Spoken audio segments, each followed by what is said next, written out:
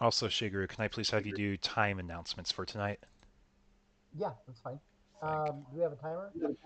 It is in Limitless. Oh, it is, isn't it? Okay. Yep. All right. 5 and 10 as well. Tournament announcements, you can use that. All right. Oh, hello. Eagle.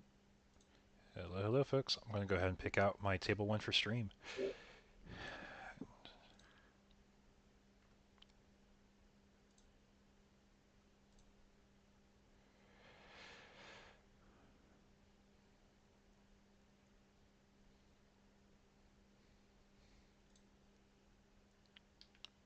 Let's see.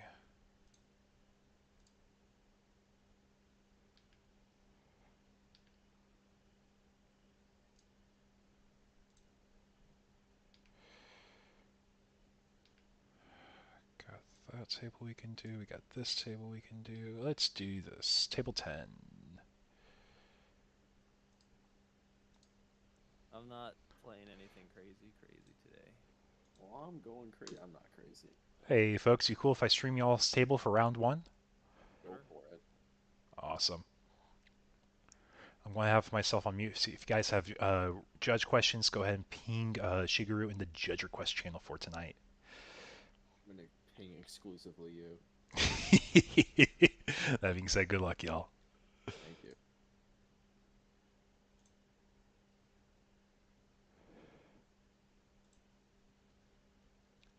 Okay, guys, you guys hear me on stream? Oh, we have a full night tonight, folks. We have 32 people. We had a wait list of 6 people. Like we had to bottleneck people for tonight. Yeah, welcome y'all. First, second stream, welcome. Yeah, we have a very exciting night tonight as we are capped out on our full win a box webcam locals. We have 32 people playing tonight. They're all competing for points in the battle pass. They're all competing for a booster box. They're competing for packs. They're competing for a good time. So we're going to go ahead and be showcasing a fun match here in round one. On the top screen here, we have Pesky Perch. On the bottom, we have SS Vane. And we're going to see they're piloting some different decks tonight that you probably wouldn't expect. And that's what's going to make it a fun match to start out with for round one. Let me go ahead and start getting some background music for y'all, too.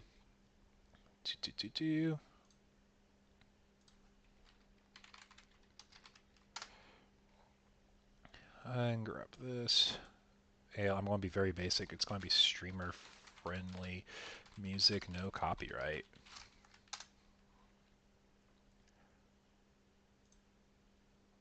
Let's see. Starts with an ad. I want to get rid of the ad.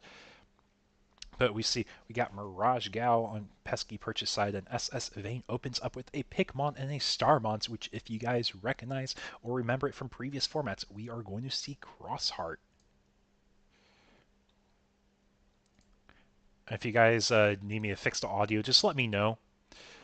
I believe I have my mic at a good audio, and I think the background music's at a good audio too. But yeah, it's going to be a fun night. But we start with a Taiki Tamer there, which means we're going to be grabbing a crosscar. I believe we add one to hand and one as a source to it. And we're going to play the Darula.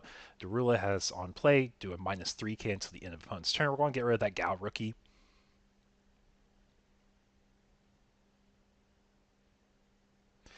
And we're going to be raising. We're going to go into our Galga, which bounces level 3s for this one. So it's not bouncing a stack, but the Mac Gal will, and we do get the memory gain inherit, which is the relevant part of the stack. Is we're not going to be passing turn. We can even go into security with jamming thanks to that Betamon. Does jam into a Buka, and we are going into the BT12 Mirage. We're going to be bouncing top security to hand because there's no Digimon to bounce, and we're going to be gaining a memory for every 4 cards in our opponent's hand here. So we're going to be doing a quick count. And it looks like we got 2 memory because there's 8 cards, but not quite 12 in hand. And we're going to start swing security Starmonts. We check Full Moon Meteor. So we get a draw, which procs Mirage to gain memory because it is an all turns effect here. And also, the Full Moon Meteor will go through still. Yep, and we do get the memory for the Mirage here, making sure we had that.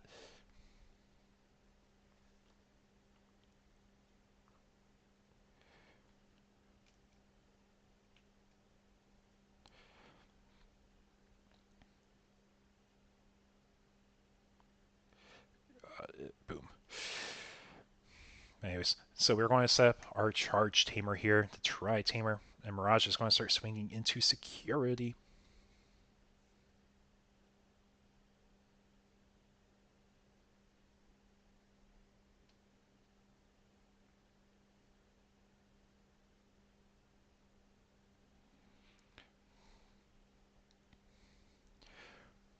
But it looks like Mirage is really going to town here in this matchup.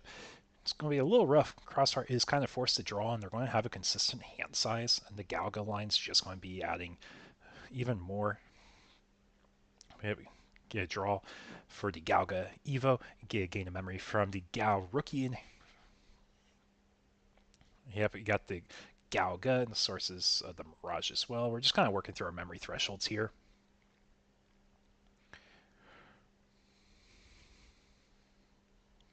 Yeah, welcome to anyone who hasn't been here in the chat before. Megalex, and we're streaming tonight's Webcam Locals. It is a very large tournament tonight. We have 32 players. We're expecting 5 rounds of Swiss or until 1 clear undefeated. And this is honestly probably going to be, uh, like I said, pretty packed tonight. I'm expecting to see a lot of different decks. We have a pretty good field of different decks for tonight.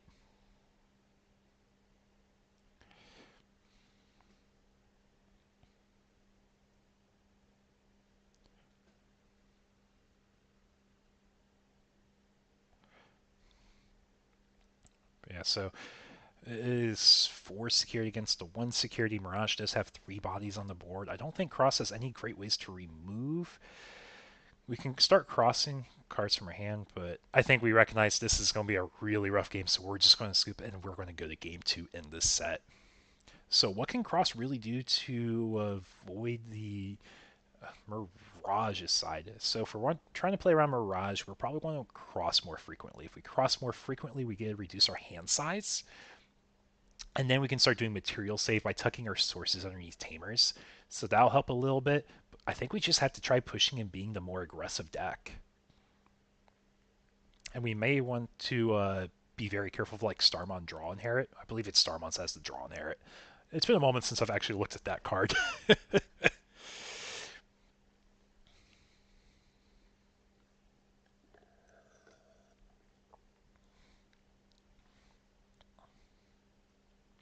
Where's the link? Let me go ahead and grab the link for y'all.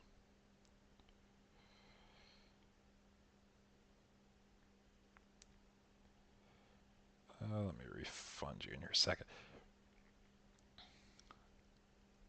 Okay. So, as I said, we did have a full cap. We had a wait list for tonight. It's not ready to host more than 32 people. If we get to that point again, we will be ready to at least run a little bit more. I just not quite sure what that would look like yet, in all honesty.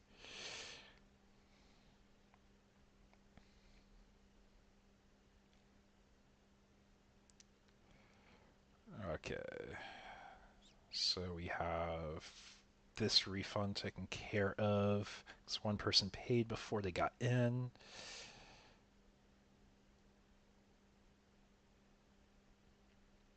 Yeah, love my community, I really do, but there's only so much I can do.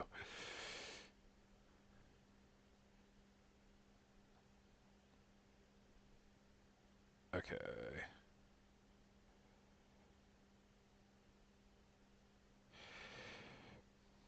Refund is complete. But I will say BT16 Uko in Crossfire is definitely something I would not expect. It's really creative. I mean, Uko is just a really good card, and we're starting to get more consistency and grabbing the pieces we want if we're trying to be more aggressive. Since Cross does require particular names to go into crossing, it'll help us find those names. And also, we're able to get more hatches.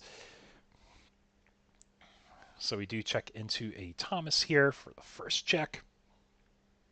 So we do keep the Starmons on field. We'll go into a Sparrow in Raising. Oh yeah, I was grabbing the link for the stream for folks.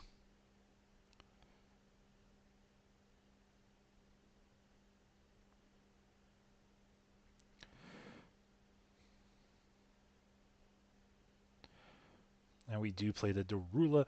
Playing out more bodies is probably going to be in our best interest here, as it will go ahead and reduce our hand size. I know the Uku basically guarantees we get more cards into our hand. And we do see the restricted of Mac Gao again. Seeing that card early in both sets definitely helps a lot here, as it bounces pretty much anything that Crossheart might have to put out.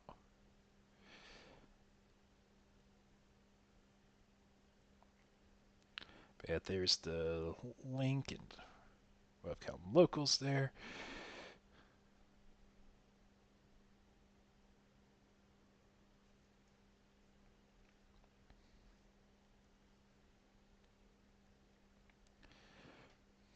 But yeah, being able to grab a Digimon or Tamer is really neat to see the application of Ukumon here. But yeah, Tamers playing out Digimon is definitely going to be the fastest way to reduce your hand size. Akari is a draw Tamer, though. The Zenjiro is the one that gains a memory. So if we play a green Tamer to play out the Ballista Blocker, perhaps help here. But at least we do not see the BT12 Mirage out yet. We're going to see save for the Starmons here.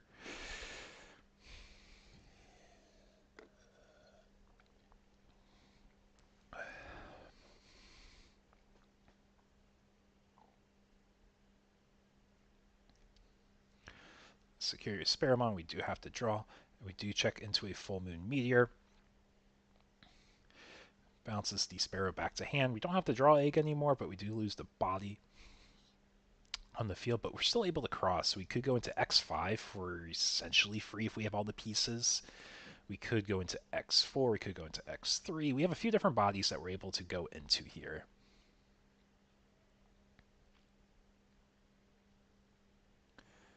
But for folks here in the chat tonight, welcome, welcome. So if I'm going to be picking matches for next round. Do you guys want to see a fun match? Do you guys want to see an undefeated table of a meta deck that you guys want to see more games of?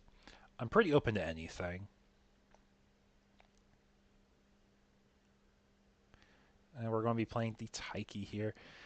I want to say, hey, if we want to cross with the sources of our Tamers, we do need a Taiki or the Kariha fixer, I believe it is, from Blue Flare, as there are ways you can access those Tamers. But we do acknowledge we have a massive hand. BT12 Mirage will get a lot of work done here. You want the weirdest interactions? There could be some weird ones. There could be some weird ones. I don't think this is really a weird interaction matchup, but it is definitely a rough one here. Especially if we go into burst mode here, it's pretty much game. Zenjiro, actually, the Tamers and Security are going to be reducing hand size. That is kind of hilarious. And we do have a blocker now. Yeah, I believe we're probably going to block here. No, we're not blocking. We get the Akari. Akari can go ahead and play out a Darula from a Tamer source or from hand, but we're going to be choosing to play it from hand, so we reduce that hand size. It's minus 3k for the rest of the turn here, too.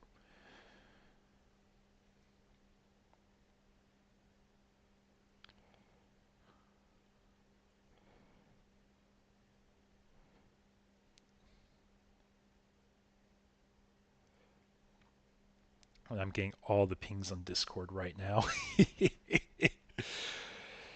Hey guys, welcome to Stream. I see we got up to 5 people now. Eagle X here, and we're streaming on Webcam Locals tonight. It is Win a Box for BT16. And first round we have Mirage versus Crossheart. It is a really rough game 1, and game 2 is looking pretty rough also, since we do have the Macgao, the restricted Macgao. We are able to see it in both games, so we're able to bounce bodies, and Crossheart's very consistent with adding cards to hand, so their hand size will stay up high unless they're able to play Digimon off their Tamers. Looks like we're going to be going for the Thomas Fixer. Our opponent will be raising, but we have to be careful. If we swing a Sparrow, it is going to force a turn pass, assuming that.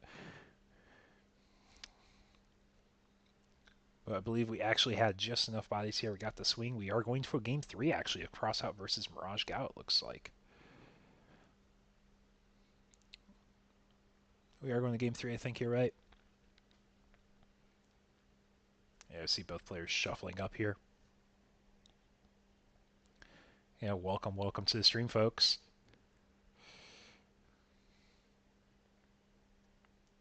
Yeah, I'm trying to think of like other weird interactions here. Let me go ahead and pull up the breakdown of what all is being played tonight. So if we take a look here, close out these tabs because I don't need them open for now. Go to our metagame.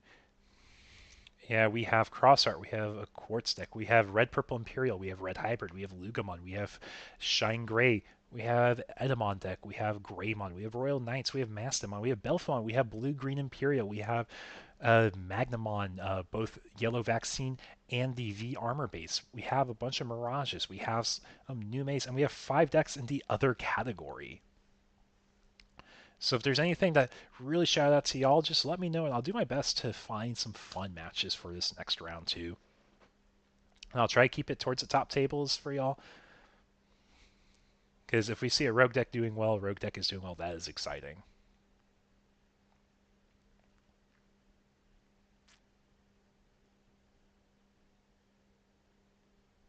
But yeah, it looks like we were just missing that burst mode though from the previous game.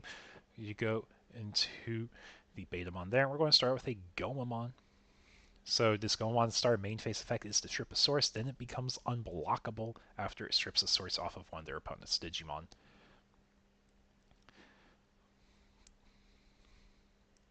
And something that I don't think a lot of people really think about, if you go second against Mirage Gao, it means you're starting with a 6-card hand, because you do draw for turn.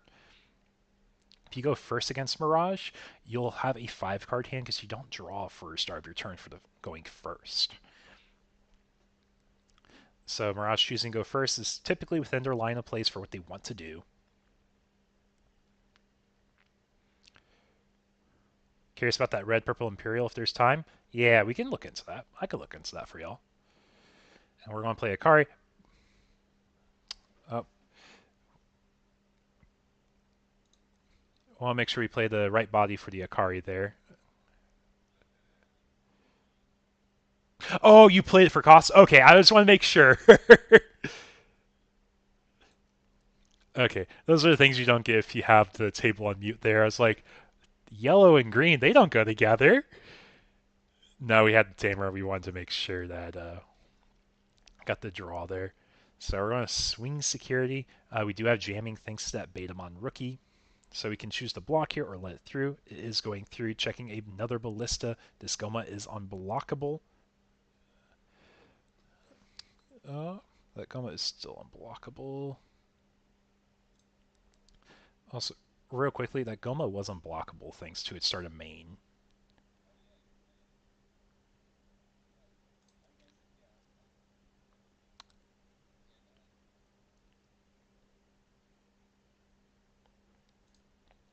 Yeah, it's not a cost to strip a source in order to be unblockable. It's just strip if you can, then you become unblockable on that Gomamon.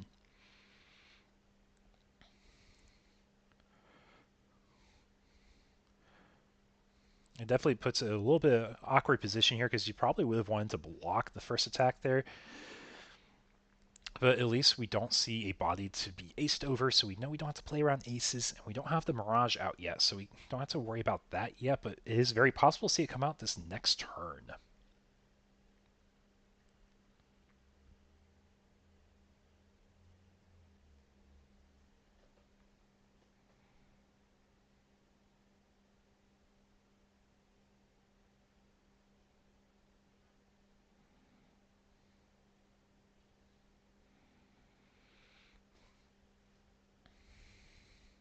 What you miss? So this is game 3 of Crossheart versus Mirage. Mirage took game 1 pretty quickly. The restricted Macao helps out a lot in this matchup because it bounces level 4s. Game 2, they didn't get a burst mode. So Cross was able to rush them down.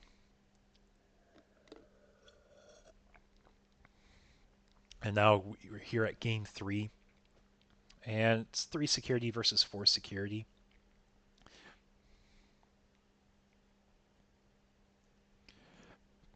But yeah, welcome everyone else to the stream tonight. If it's your first time here, welcome. I'm Eagle X, your host, and this is my webcam locals. We have 32 people playing tonight, so we're expecting 5 rounds of Swiss of Digimon, or until one clear undefeated, whatever happens first.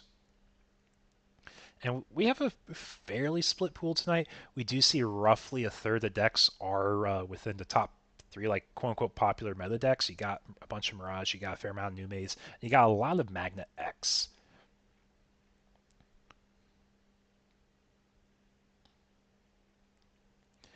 But we also have roughly 2/3 of the crowd tonight playing some different decks. It's like we got Crossart here. I thought it was really cool, and I wanted to showcase that round one. I'm happy we're able to go to a game 3 also. But this can be just either a really quick game on either side. Ideally for Cross, we want to start having the X bodies in hand so we can reduce our hand size as fast as possible.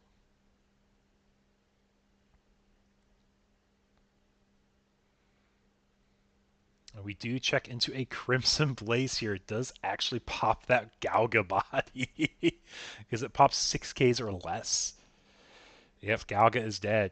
And it wouldn't be able to summon any Gomas just in case there would be a Goma in sources anywhere. As it also does prevent playing Digimon by effects for the turn. We do see another Zudo Ace is bouncing the Digimon in the hand, and I believe we have a memory gain inherit if we didn't proc that yet. But we are going to Spearmon raising on the Crossheart side, and always having a Pikmon egg's kind of awkward here because typically it's a really good egg, but in this matchup, if they have BT12 Mirage, it is very rough to run into. And I don't think Crossheart has much removal that's like commonly played at least. Because I know there's at least an option they have. It looks like we will be crossing into the, I believe that is X4, our restricted to 1 of crossbody, and we're going to be reducing our hand size by 1 card at least so far. We have the Shoutmon under Source of a Tamer. Get the Darula for another card to reduce our hand size. And then we can opt to tap our Tamers. It is costing a total of 3, gaining memory for Zenjiro, draw a card for Akari, and then we draw for Cross 4. And this body will have Rush. It'll be able to restand a Tamer. So if we swing Security and live, we'd be able to end of attack, restand Zenjiro if we can cross again from hand. But we do run into the Vikemon Ace here. It is D-Digivolve 2, I believe, and it becomes a 4K check into security, checking that Gal so it doesn't die. But we don't get that X4 end of attack effect, which is actually really relevant here. Because that would have restand either a Zenjiro or a Taiki Tamer, and it would have saved all the sources from the stack as well.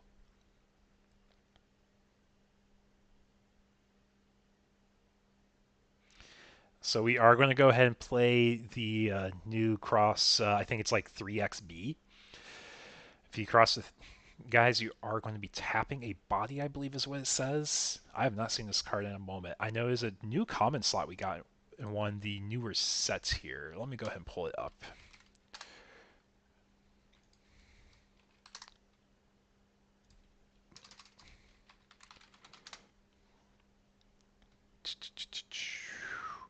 Shaman X2, that's what it is. It has Material Save 2, start a turn, you can pop him to gain a memory.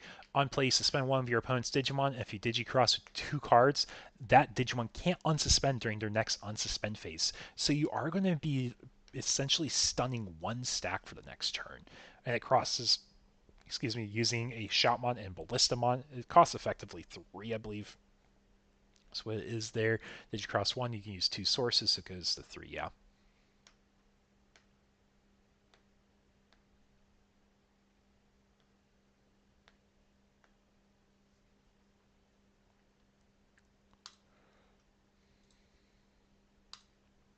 Yeah, that Vikemon Ace was a little nasty. But if we have any type of removal, then we would be able to overflow, I think it's, 7 memory on that 1 stack. So basically any big option removal, if it's a Grandel Soul, if it's a Gaia Force, just anything, it gets refunded 7 memory if it pops that Vikemon Ace stack.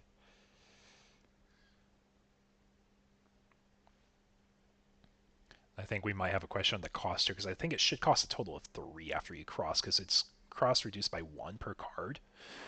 And it has a play cost of 5. You have 2 Digimon, so it'd be a cost of 3 total, I think is what we're looking over here.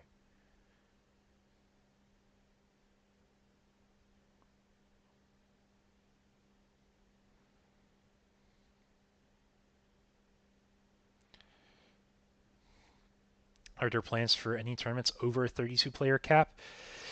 Yes, I will be looking into that next week.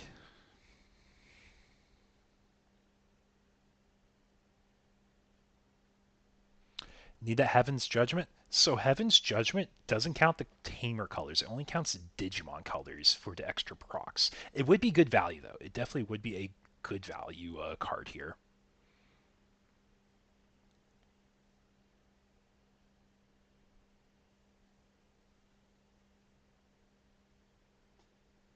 But yeah, I do see my judges here at the table, so I'm assuming they're trying to talk out what's going on here.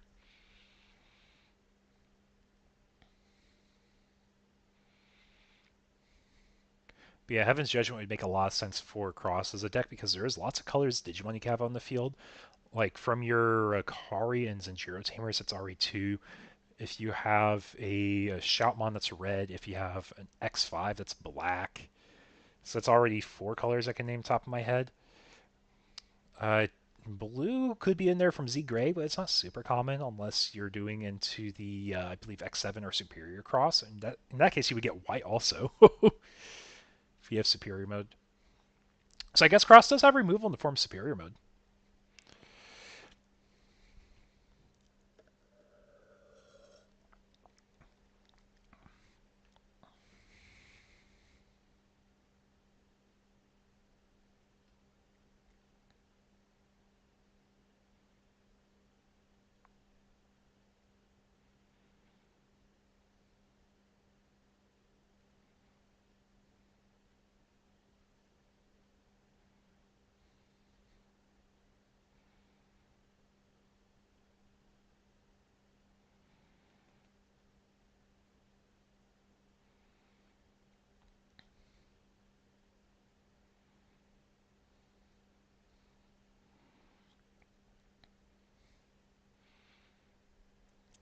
Okay, yeah, it looks like we figure out we're resuming game state now.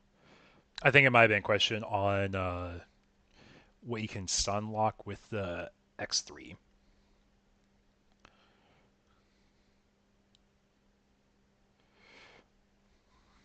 Yep, so we are going to swing secure with the Vikemon Ace here. Or not swing secure, swing over the Ballista.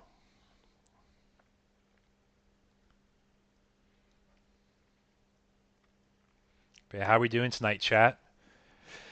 We excited to see some Digimon games? I know I asked it already, but are we wanting to see something more roguelike? Are we wanting to see something more common?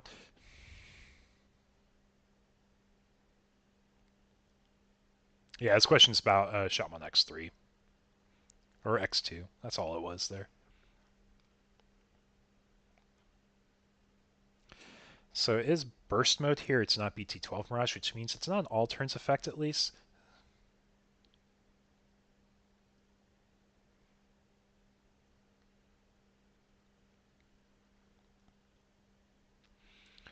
So I'm trying to think what are potential lethal angles we have. We don't have X4 anymore because that is Vike Aced away. X5 is a free body that can do 2 checks.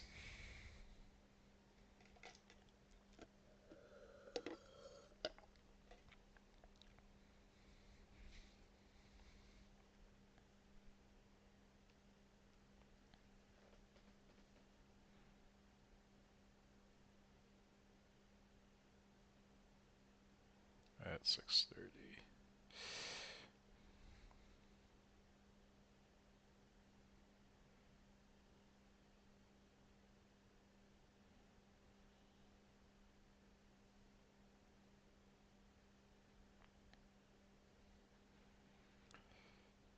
Yeah, he's all good. Yeah. So you got 13 folks here in the chat tonight. Welcome, welcome. So we did have an X3 swing security with Rush because it does have Shoutmon. That is hilarious.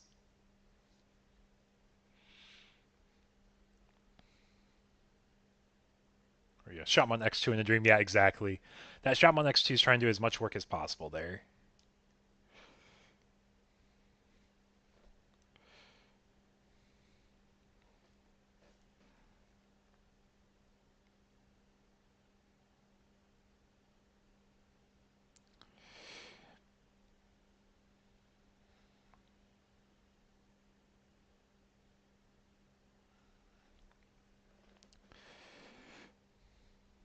Love the gumption. Yeah.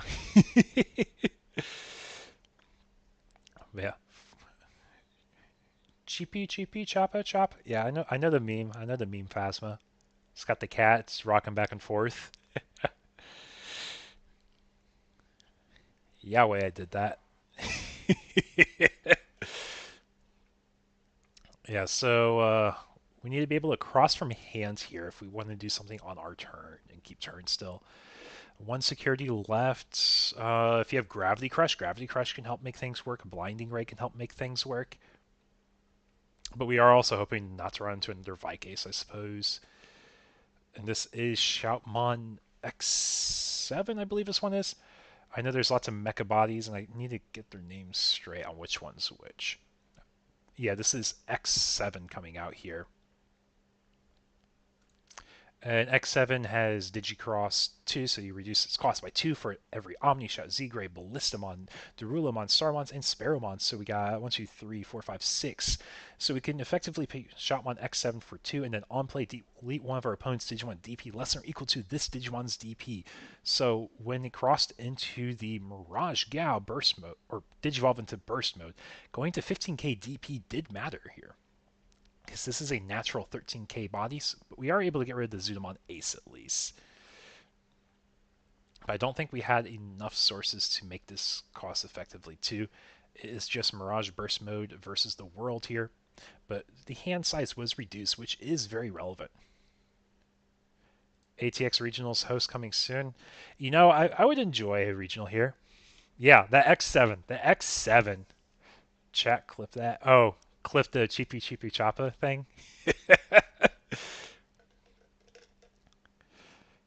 Yeah, I can't remember. Did you make it in tonight, Raptor? If you did, how'd your round one go?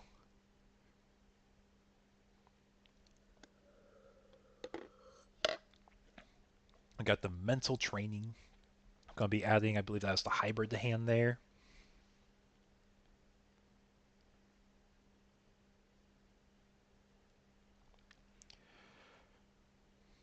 But yeah, honestly, this is larger than my actual locals at this point. 32 people. Still crazy. I'm still trying to get over that. But yeah, so keeping our hand size below 8 will guarantee burst mode can't get a restand here, which is actually really nice. Because we can swing, and we don't have enough to play a tamer. So we do check a Shoutmon there. Because if we at least had 3 memory, we'd be able to play the BT like 8 times. Yeah, yeah, you're in and you won since your mulligans blessed you and your opponent got a slow start. Nice. Congrats there in the round 1 win. I know we have lots of really good players here at the Webcam Locals tonight. So now this is basically coming down to, does our opponent have a body to cross with from hand? Because we can swing security with the X7 going to 0. And then we just need to cross with a Shoutmon for game. So we're going to swing security to Shoutmon. Security check is the BT12 Mirage. So now do we have a Shoutmon and pieces to cross into a body that keeps turn?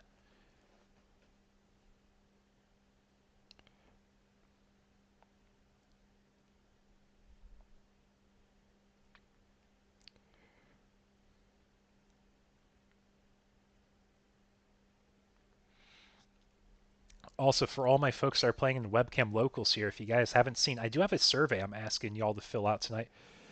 You need to get your revenge on Tessero. Yeah, he's a good player, and he's playing tonight. I'm excited to see what he brought. But yeah, as I was saying, if you guys haven't seen, I have a survey for anyone who's interested in the Battle Pass. I would love to hear y'all's feedback, as is one of the best ways to give me a direct line on how I can improve it, things I can do differently. And I'm also asking what would be a fun alternative format for y'all. Oh, were we missing the cross body? I think we were missing the body for crossing here.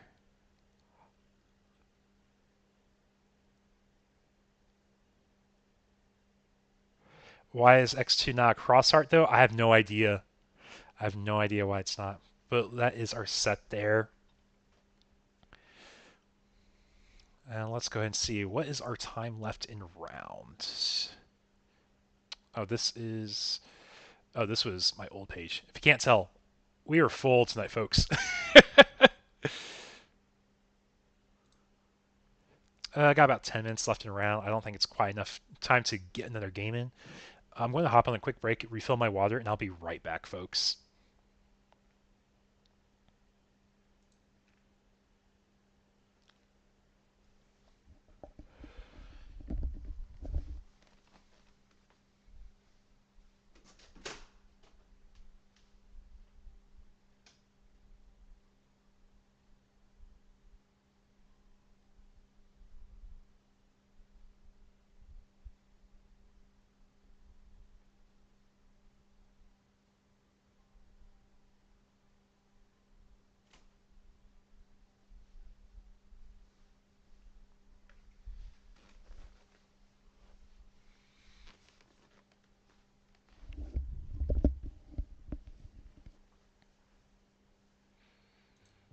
Okay, yeah, I think this is the view that y'all can see here. Yeah, so we can see we have all tables filled out tonight. Got about half our matches reported. Got 9 minutes left. Catch up with y'all here.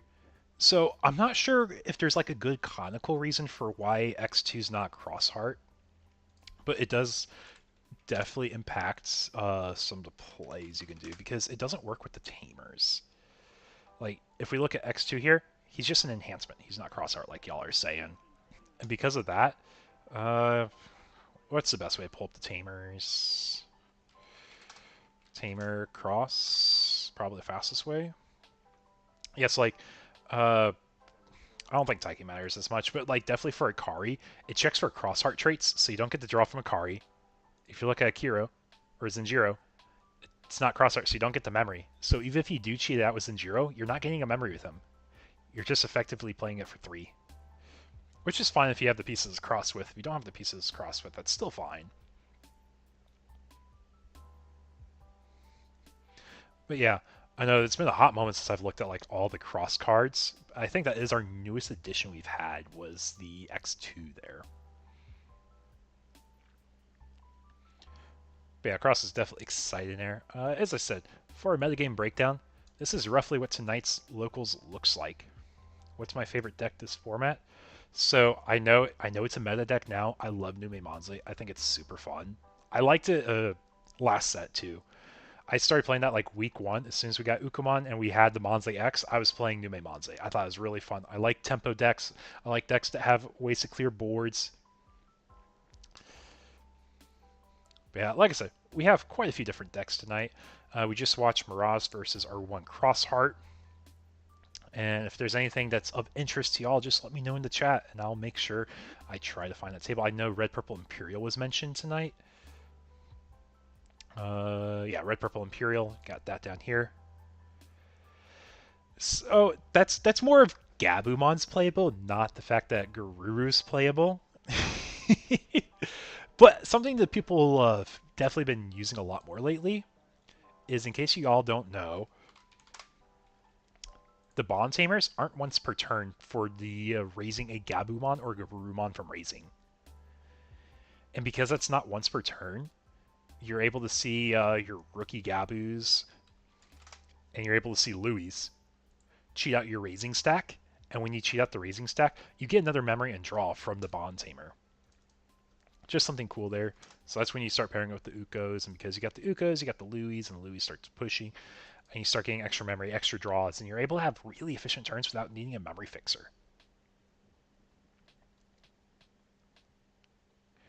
Thought you were about to fumble Crossart there. I think Crossart was just missing the final cross for game there, right? Because I think they had the Shotmon, they just didn't have a crossbody to go for lethal.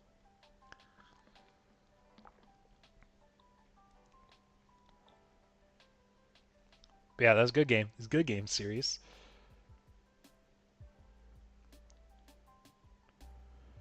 Let's see.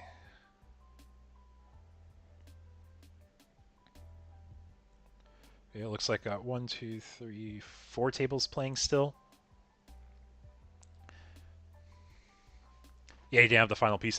Yeah, that's. I think that's the cool part about Ukuma on the deck, though. It helps find those pieces. So it's just one of those things where it's like such a little thing adds a lot to like the deck, which is where people have been talking about ban lists lately. And this is my hot take. I don't think Ukumon's a problem. If anything, I think it's the decks that don't need to build a stack and raising or do traditional stack building that are the problem. AKA Nume Monse is a problem, not because Ukumon's a card, but because it doesn't need to build a body in that raising stack. And because of that, you're able to abuse more Ukumons. But we also see the same problem moving forward too. Like with Blue Hybrid does the same thing. They run 8 Ukumons. Because I don't know if you guys have really paid attention. It's Ancient. Garuru, it's BT16, this body here. Because you don't need to build in raising for hybrid decks, you'll be playing out your tamers, and then you have bodies like this Ancient Garurumon, which you'll be warping from the Lobomon. If you have your whole combo, you're unblockable. You bounce a security to your opponent's hand. So you have lots of aggression. So this is another deck that's like abusing 8 Ukumons. But then you look at how the BT16 Uko was actually really nice to see in cross art, just because it supplements the deck. Like, I acknowledge the fact having 8 Ukos definitely feels a little crazy, and it definitely speeds up the game, but I think having aggressive decks is healthy in format too. Yeah, like, fitting in the thematic rookies doesn't always feel good, but Ukamon feels a lot more natural to fit in these decks. But yeah, just going back to the original topic of, like, I think if you hit a card in Numemon, you hit Nume X. I think this card cheating out level 6 is probably the most egregious thing, and it also keeps sticky boards. I don't think there's a world you hit Monze X. If you hit Monze X, you kill the deck, because it is an answer or a check to Magnamon, which Magnamon becomes less relevant in the formats moving forward because there's more unblockable Digimon. I think unblockable is the keyword we can use. Yeah, like you can use Old Mirage, technically. That's also what the Macgao is good for. That's why you see people shifting to this Macgao in Mirage, because it's unblockable, and you can't be redirected either.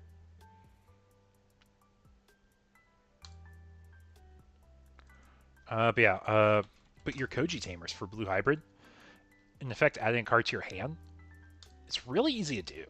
Like, this your turn effect's really easy to do once we get the new cards. We look at the Kendo Guru in particular. When attacking, you draw a card.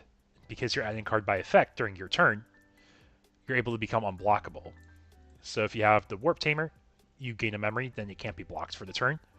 When attacking happens before the block window and before aces, so your opponent won't be able to block you. If you have this Koji, you gain a memory, then you gain jamming. So not quite unblockable there, but you are very aggressive with your stack. So yeah, the blue, yellow, and red hybrid deck in disguise looks very strong, getting back all the resources after going on. Yeah, I don't think there's enough drawback for the hybrid decks, but also I think it's cool seeing how the hybrid decks are being built now, because it wants you to be more cross-color friendly. But like, this card here in blue hybrid, just getting jamming or being unblockable is the reason Magnamon X is also seeing less play, because we see this type of aggressive deck too.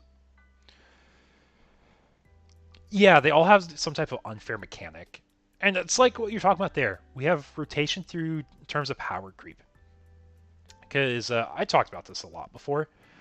If you guys try thinking about rotation looks like in Digimon, if we rotate, let's just say all block 1 cards, how many cards are seeing play from block 1? Here, let's see. I don't think we have a search for block 1. But basically, when I'm saying if we rotate block 1 cards, let's just go back to an old set, for example. 1.5. This is block 1 cards. An example of block 1 cards. How many of these cards actually see play? I'm looking here. The only card that's playable here, Holy Wave. And that's only in Stalkon. Okay, so let's scroll down to our next. We're looking at 1.5 still. What's playable here? Argamon. It's a free Digizorp level 5. That's 1 card. You don't see Javelin too often. Shine's nichely played. Rise is nichely played. Salmon, that would matter. That one would matter. But it did get reprinted in RBO1, so it has a new block printing already. But if we did rotation, 1.5 as a set doesn't matter. So rotating block 1 cards is almost completely irrelevant. Like, there's nothing that you really care about.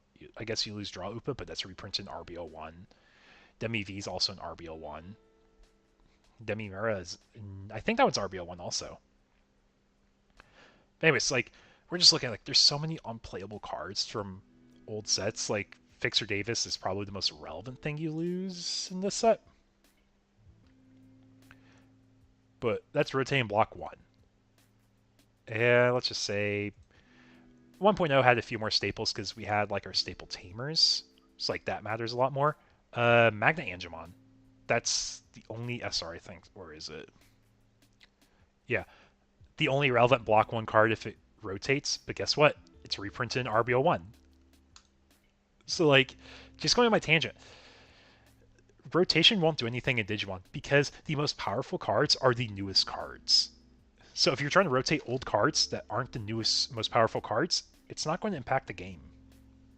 Like, sure, you lose, like, some niche cards, like, all these tamers are reprinted RBO1. Doesn't matter at that point. I'm just trying to even think of an example from a quick glance here. Oh, this is actually a goofy one. I don't know if you guys have realized this. This card is a block 1 card. If rotation happened, this is the most relevant card that probably rotates out. Purple loses their memory blocker because this did not get reprinted in RBO1. The campaign art did not give it a block 2 symbol. Can we get a real Nidhogg deck? It's been 13 sets. Yeah, was it like, got purple Nidhogg? Anyways, let's take a look at our pairings here. We're finishing up our few matches in overtime here, so we'll give that a moment. Got turns, got overtime. I know once we get that done, my judge will let me know. But yeah, anyways, back to the point though. The most relevant card we would lose if we rotate block 1 is Gazimon. Purple won't have their memory blocker anymore, which is kind of hilarious to me.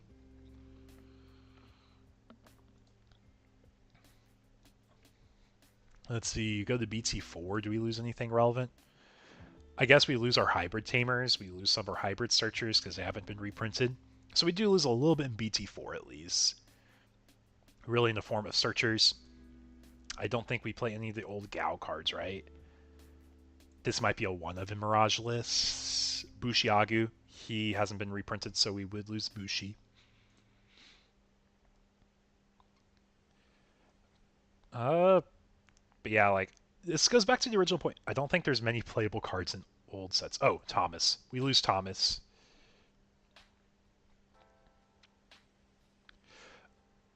Yeah, for Tier 0, we haven't had that many Tier 0 decks in Digimon. It is really just the fact that generic design was pushed way too much to its limits with Apocally. Old Mirage sucks. It's not your main Mirage. If you play it, it's a one of Mirage, just because it's unblockable. Hey, that's its application. But yeah, Apoclymon, this card is a mistake in its current design. If there's a previous design that we didn't get, that would make a lot more sense. But yeah, like, this card just wasn't designed well. And the only time that, like... And I'll be honest, I don't know if it's, like, a true Tier 0. It is a crazy good deck, but Nume Monze actually beat it in every event that it was legal here in the US, or NA events that I was aware of. Apocally is very common to top with, don't get me wrong, but the fact he can spam Chikuris in Nume Monze at the time, kind of funny. But I also know Nume Monze wasn't a quote-unquote deck in Japan until the end of the format.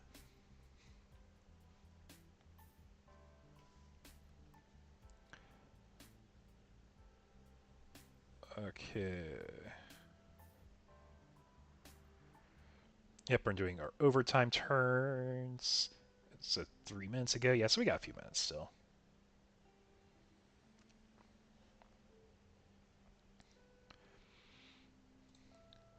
Let's see how many tables we got left. Got 13 of our 16 tables.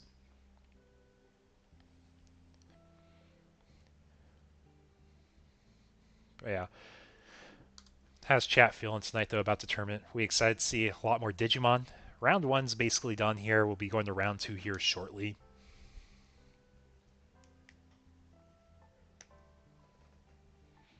Yeah, anyways, that's my tangent, though, about block rotation.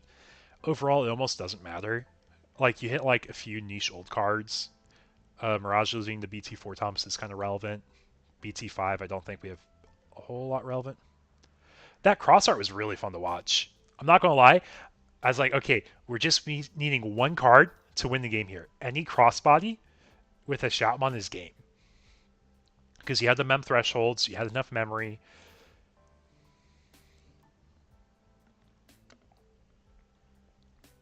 BT13 Mirage does come up a lot. Yeah, it does come up because bouncing a Tamer is good. And then you get to play a free Thomas, that's really good. Because then it gives you fuel for a free burst mode.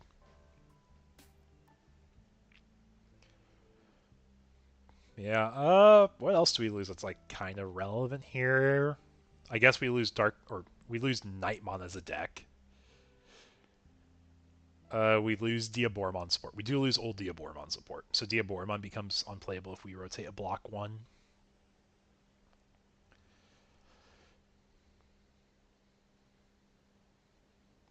Enjoying Digimon vicariously. I'm glad you can enjoy it. I'm glad you can enjoy it. Oh yeah, our only ban to zero card. Man, I don't know if you. How many of you guys were around when this card is actually legal to play? Because I've been playing the game since like 1.0, legit. As the game started, I've been playing the game. I remember this card being playable. I remember how fun it was in Lilith Loop, but you had very long turns. You definitely had some very long turns.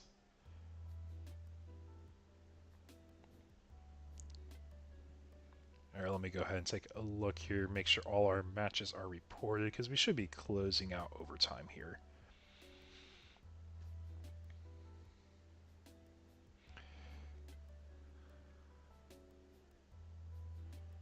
Yeah, it was a very horrendous card. Yeah.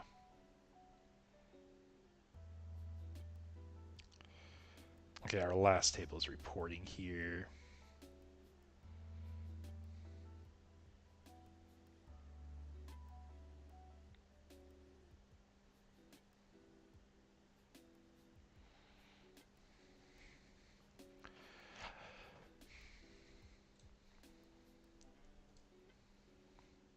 Awesome, and our round two pairings are up. What's Tessera's actual name? I'm not going to be giving out actual first names, just because I want to respect privacy for players, so we're going to refer to him as Tessero. If he refers to himself by his name, I'll let him do that. But you'll see Tessero is a player in the tournament today. Imagine MDF. Anyways, round two pairings are up, so you guys can go ahead and hop to your round two tables for anyone who's playing. And I'll go ahead and look for a match to watch. So we're talking about Red Purple Imperial, I know.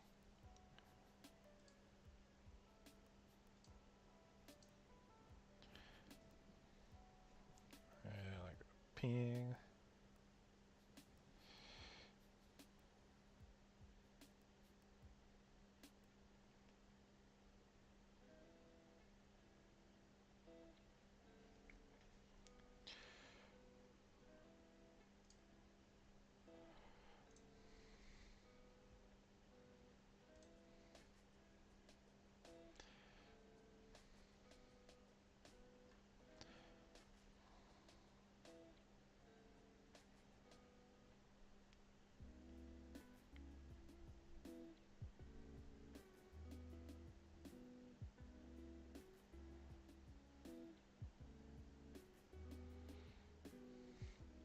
Okay, anyways, back to our round two. Let's go ahead and see.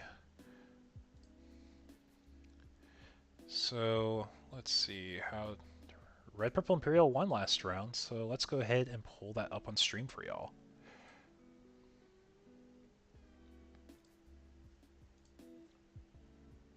Have we played against each other? Hey guys, y'all cool if I I stream gotta y'all's turn my light table? on real quick. Yeah. Go on, Eagle.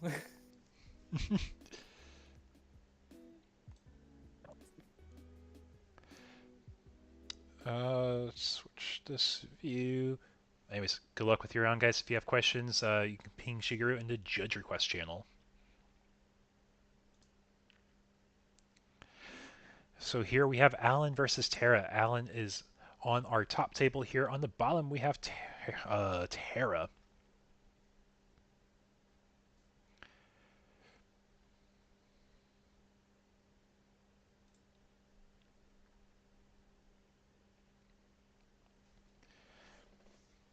Yeah, so one of these players is playing Red Purple Imperial. Y'all will find out who it is here in just a second once they flip over their eggs. Or if you know these people, you probably know the decks they are traditionally playing.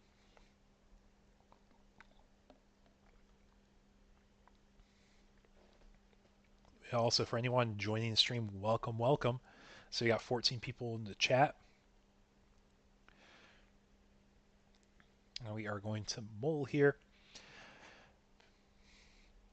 Yeah, for anyone here in the chat, tell me, what deck are you most excited for in the BT16 EX6 format? Is there anything you're looking forward to building? Is there something you enjoy getting support? Or are you just playing one of your good old favorite decks that's good old reliable? Because I know I was asked, Nume Manze is definitely one of my favorite decks. And I'm really excited to actually finally get to play it. I've been playing Mirage the last few weeks. But we do open. We got a Wormon and Racing. And we know Terra is playing Red Purple Imperial here. You completely missed this being posted in the channel. Yeah, I just posted the stream. My goal is to get the tournament running on time first. The reason I want to do that first is just because we have so many people. I want to respect everyone's time. And then stream content can come after. I can always stream a table in the middle of a match. Dexter Agora. Okay, so I don't know if you watched the Singapore Cup. That is BT17 format. There was a Dex Doragora mirror match, and I just did the commentary for that. Keep an eye on the channel tomorrow. You'll see gameplay of that mirror match. But that was a deck that took me a moment to learn exactly what it did, just because, first of all, I never played an SOC deck, so I don't know what half the cards are. And when I started reading it, I'm like, okay, so I see the line here, but it's a very combo heavy deck, but there's lots of cool lines you can do with it. Nume Manze rips too hard now, so I backed off to Niche Purple. Yeah, I understand that. Like, there's always the fun part of playing like your own deck, but if it's no longer a rogue deck, it's like I don't want to play it. I don't want to play meta. Yeah, you watch it. Yeah, it was a really fun match because the collision keyword forcing blocks and then forcing either yourself or your opponent to die is hilarious. Suicide Birds, not the cat birds, is going to be amazing. Yeah, I'll be honest, there's so much I'm excited just to try out. I want to try the Demon Lord deck out. It looks fun. It looks fun.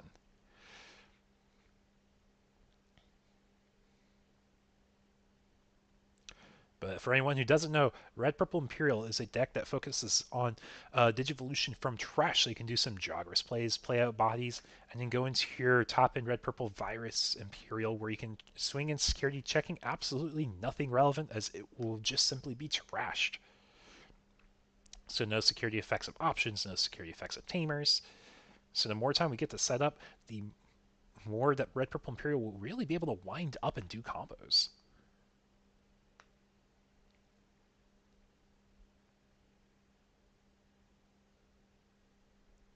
So we got a red body, we got a purple body, we're able to DNA, and we're going to see DNA into, I believe that is the Pyildramon there.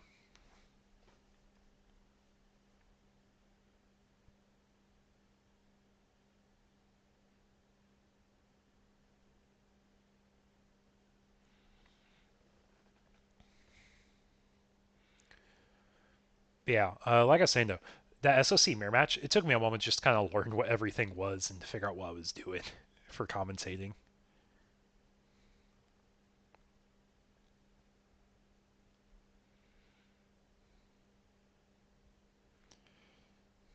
But we were able to get to our Virus Imperial already.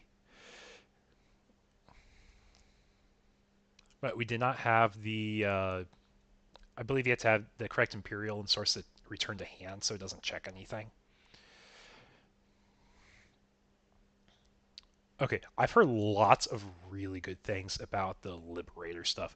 I haven't heard a lot about Seekers. My locals didn't really seem interested in it, but I am really excited to see more of the Liberator stuff.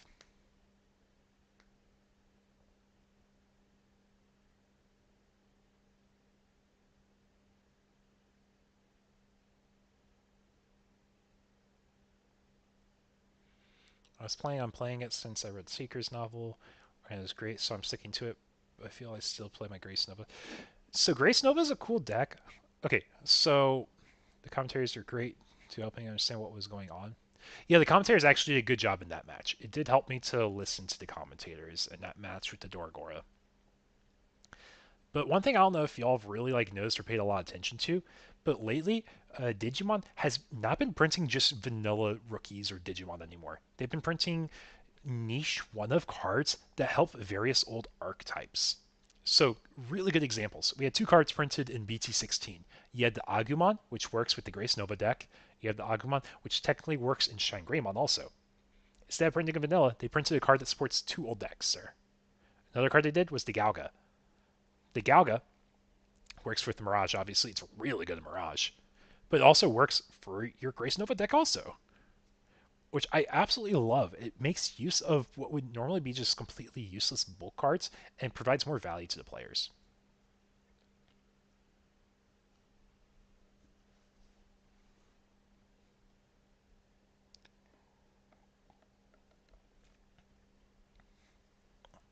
But yeah, Mastemon versus Red Purple Imperial. I'm not sure many people were expecting to see this in round two.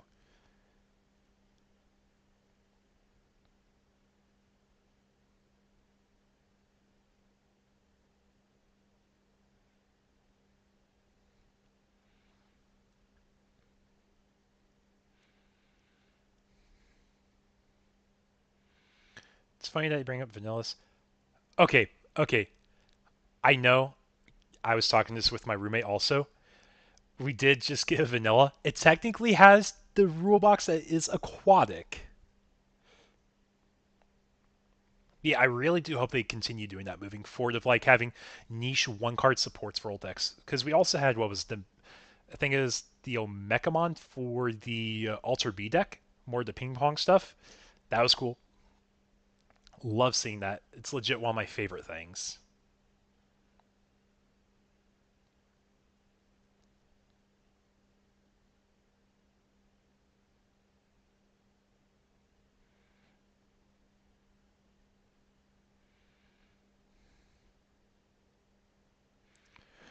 Okay, so I'm not familiar with Digimon lore. I don't know a lot about Digimon. What all is Olympus 12? Because I'm not quite sure what Olympus 12 Digimon are. Here, I can pull up the list. Or I can pull up DigimonCard.dev. Nothing pops up when I type in Olympus.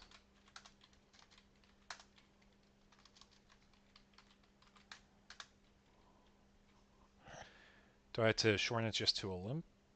Oh, I spelled Olympus wrong. That's why. So we have, what is it? Ceresmon, Neptune, Marsmon, Venusmon. I recognize Venusmon. That's a good card. Minerva. That's a good card. More Mars. Apollomon, Dianamon, Marukimon, and Junomon. Okay, so there's been some Olympus 12 Digimon printed. I think Venusmon's the most relevant one, followed by the Apollo Dianamon ones.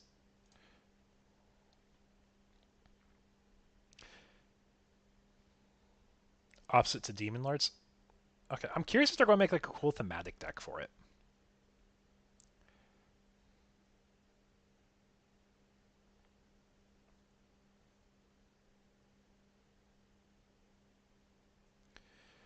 Because I don't really see like any theme going for them. So if they do, it's just going to be like an entirely brand new set they would make for it. I will say we definitely made use of our Mirai Tamer here, playing off a free Angel Lady or Lady Devi.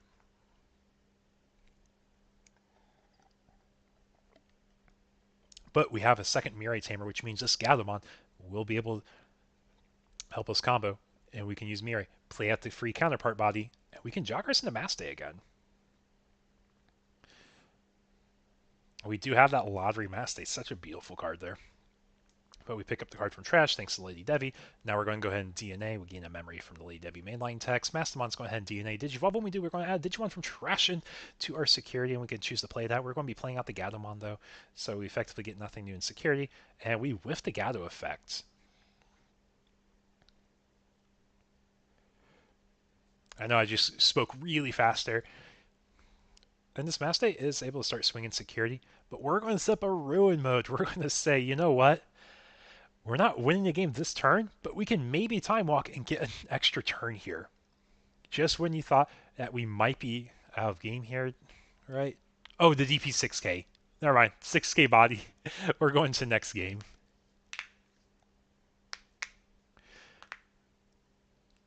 Be a secret Titamon. Is Titamon like the boss monster at the Olympus 12?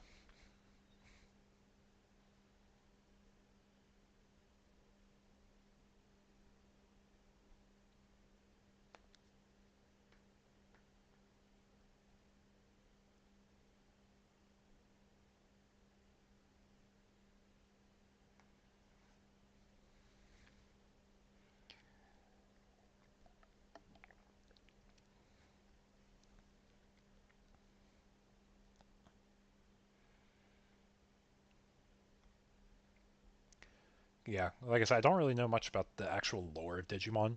Makes sense, like what y'all are saying about what Olympus 12 Digimon are.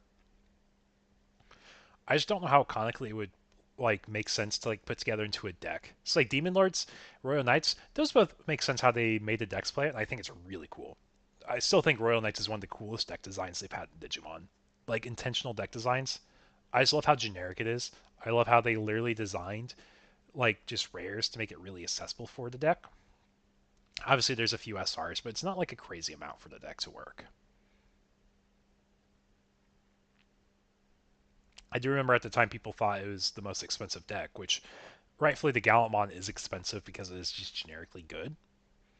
But your Omnimons, they're like I think $8 now. So if you want to build a pretty budget competent deck, Royal Knights is pretty up there now. I would argue Royal Knights and Hunters are two of the most cost efficient decks now. Mirage is definitely up there. Mirage is up there. But I think you can build a cheaper version of Royal Knights. I don't know, what would you guys say if you had to introduce someone to Digimon with a budget deck that was like competitive? What would you recommend? Hunters isn't in a great spot right now, but I think Royal Knights is in a decent spot, and you can spend less than $75 to build the deck. Like, and I think you can legit fit in at least one Gallantmon in a $75 budget build too.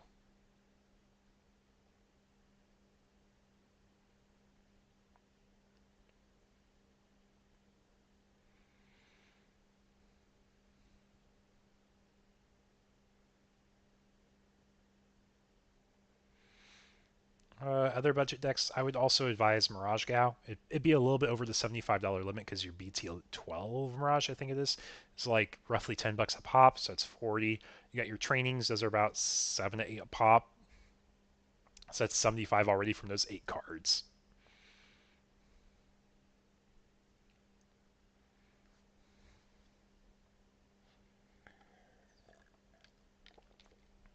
But it's definitely the cheapest tier 1 deck. Nume Monze would be cheaper if it didn't run secrets. But the secrets in Nume Monze are expensive. RBO1 Numes, you can get by without or with fewer copies. It is a really good card, though. It's hard to replace.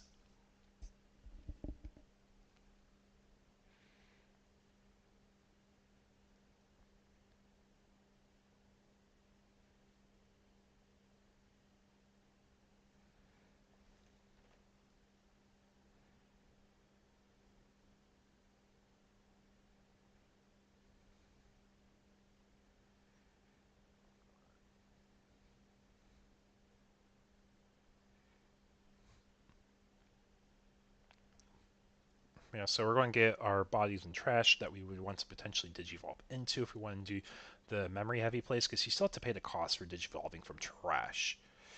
We see Gallows going to go ahead and swing security. We acknowledge we have to start putting pressure on in this matchup, and we go ahead and play our Mirai Tamer there. Start of turn, we will be gaining a memory. So I think our goal here is to have the Gato crash, so when we raise a Patamon, we are able to use Mirai to play out a free level 5. But getting a check and having it live's not the worst, it just means you'll swing with it again next turn. Or you swing with the pad or whatever it evos into, it just kind of depends what you get there. Unless Terra's able to remove the Gatomon, that would be the other thing that can happen here.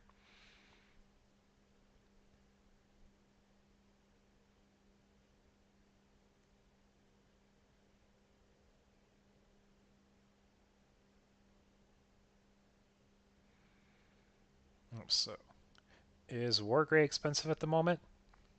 Let's think about this. Agu X is like $2, I think, now, and because it's had a few new printings, you have the alt art, you have the Judge pack. Yeah, I think in regards to cheap newbie deck, I think Wargrey is probably there now. Because like even the Secret Wargrey from like BT14 is like $2 to $5. Like, what would be your expensive card in that deck? I think it's literally like X anti-line stuff that would be like your quote-unquote expensive stuff just because it's generic. So, like, if you opt for protoforms, which you probably won't, it'd be the X anti option since it was mostly BT9 design.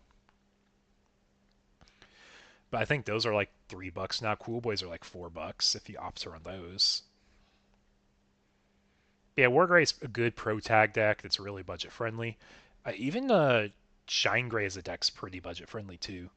Your Marcuses are just rares. The most expensive cards in that deck is probably Trainings at this point. Ruin Mode if you run it, but it's like a 1 of in that deck ever.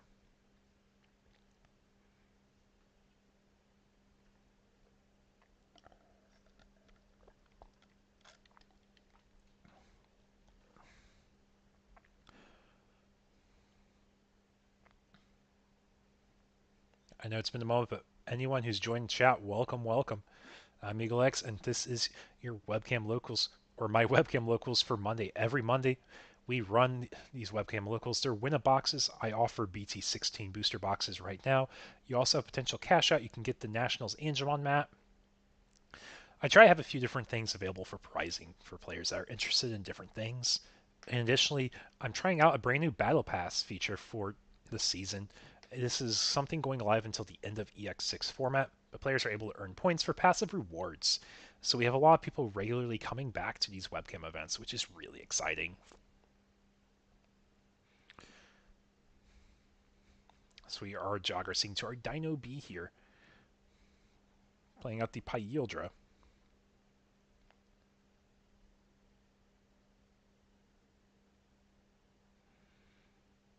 That is the Kari Fixer. That is a very pretty art. I think it's a Tamer Party art of Kari.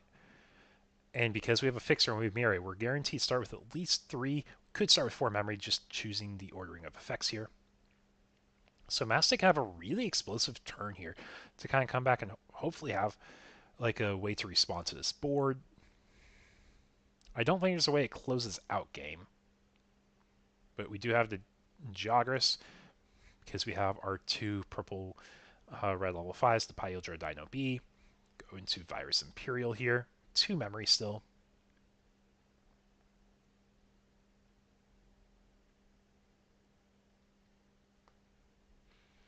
But yeah, game 1 was taken by the Virus Imperial. I'm curious what this matchup typically is on paper. I feel like it should be Mastay favored because it's a slow windup deck, but also because it's a slow windup deck, it means that Red Purple Imperial gets time set up because Mastay's not going to be killing it. It's not that aggressive normally.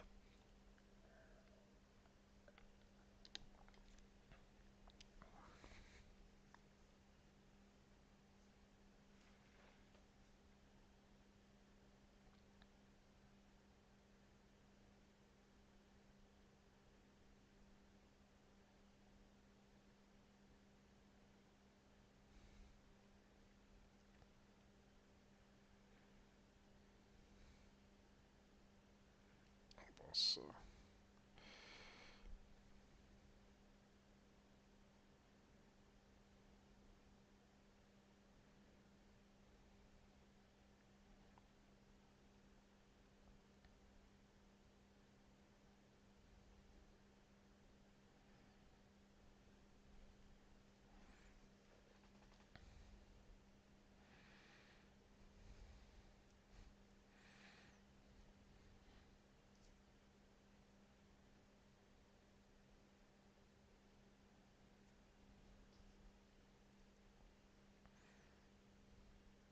Oh, I forgot. Angemon has a when attacking effect. If opponent has a virus Digimon, you can tuck it into security. It's actually hilarious here. You will be able to partition still, which it looks like is happening. Tuck a bomb security. Angemon goes bomb security. Hatch an egg. So we saw the Shadramon played out from the partition. We saw, I believe that is... I'm actually not quite sure what the level 4 is. It's a little hard to see with the glare there. I think it's actually both Shadramons, right? Or Flame Dramon, Shadramon.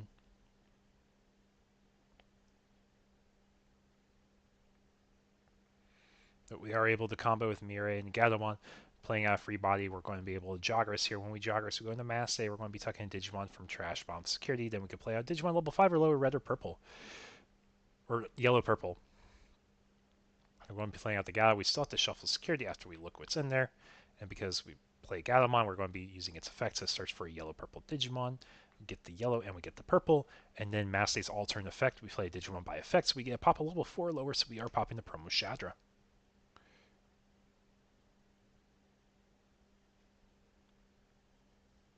They're both Shadras? Okay. Again, another analog here. There's a Valkyrie Ace, spicy card there for Imperial there.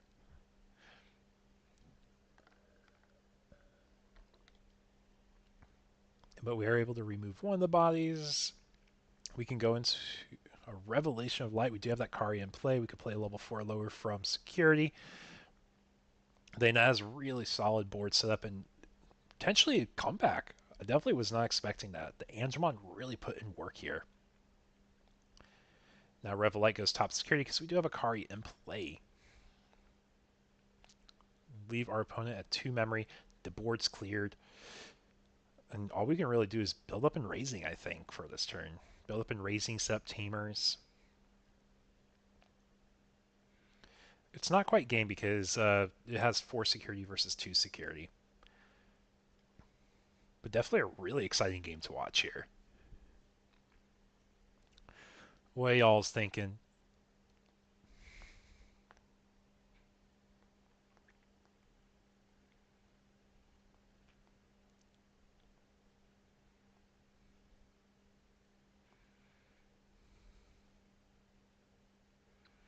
And I think we're just reading through the effects of various Digimon, explaining what happened here because of Revelation of Light.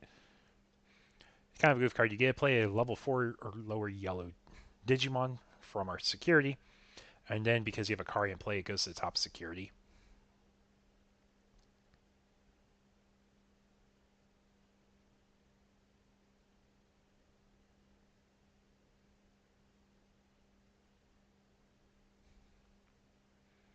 Yeah, let's make sure it's a clear board save what's going on there. Because there might be a lot of cards people aren't familiar with. Yeah, Master is definitely a deck that gets away with the most greedy lines where you can run lots of 1-ofs or 2-ofs, and people don't really question it because you typically get to the late game where you're able to grind with the decks.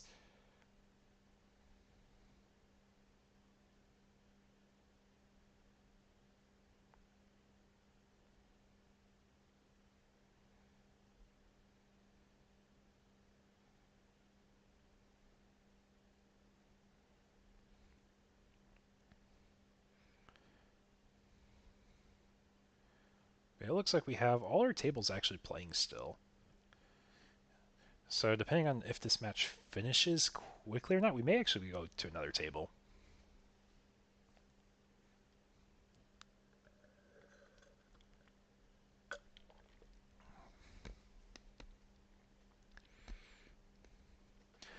Because yellow's been pushed into this direction of generic yellow decks and vaccine, it's definitely shaped how yellow can be for this foreseeable future. Like, it kind of limits that a little bit. So it's really cool. I love the generic design. It allows lots of cards to see play that normally wouldn't see play. But it could potentially be a problem with how generic it is long term. It just says, hey, we have to be really careful if we ever print vaccine cards again. Oh, there's a chance they are running the Angie Ace. We haven't seen it yet. Like I said, Master decks can be pretty greedy with 1-ofs. And we do have two level 4 step on field, so it's very vulnerable to acing right now if we get a swing towards security. We're going to go ahead and jog our bodies here, DNA Digivolve, into, I believe that is Dino Beamon. Going to play with the Pyildramon counterpart, and I think we're just double checking where we are in the memory gauge here.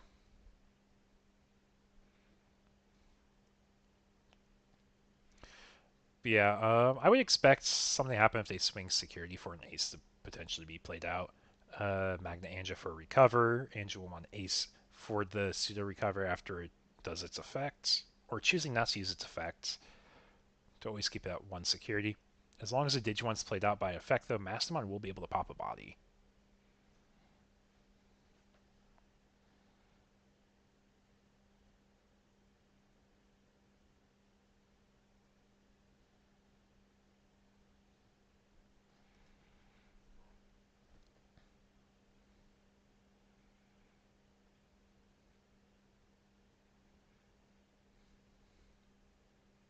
Okay, so now there's no more potential play for aces this turn.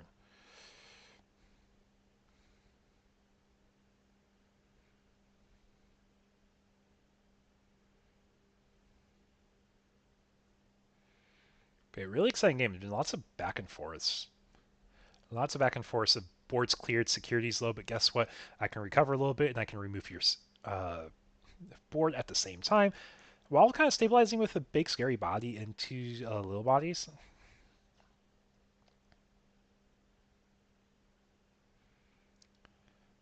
So Virus Imperial is going to be swinging. I don't know if we're going over the Maste or we're going security here. We are going over the Maste. We said, you know what? Get rid of your body. That will put us in the safest spot for this. But the stack does die as well, so we have 2 stacks that crashed here.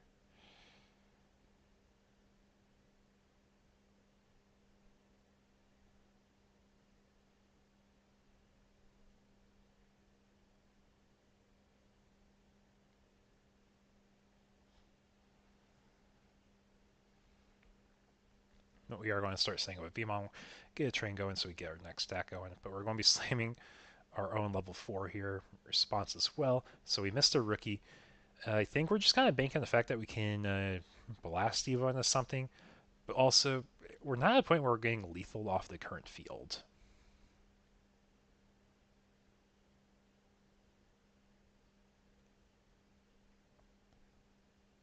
But there's also no memory plussing on the Red Purple Imperial side either. So I think we are strictly at that 1 memory. I don't think... Yeah, because those are the old bodies, and I don't think either of them have main phase effects to get extra memory or cheat out plays. It's just you're going to be doing your good old traditional Red Purple Imperial lines.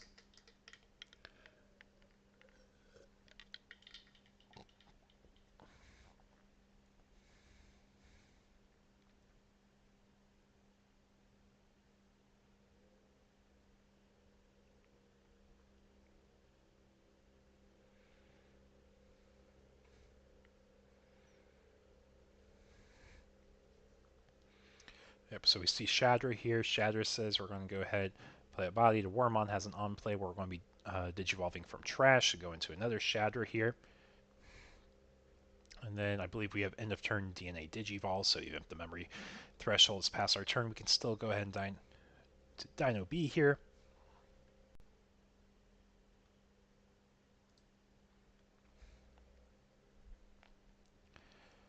Yeah, I got lots of sequencing for a turn for what's happening.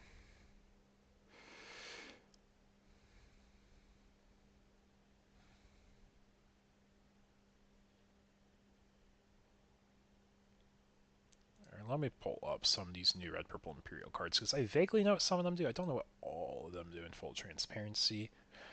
Because I think the Dino B has a way to nuke himself. If I'm not mistaken.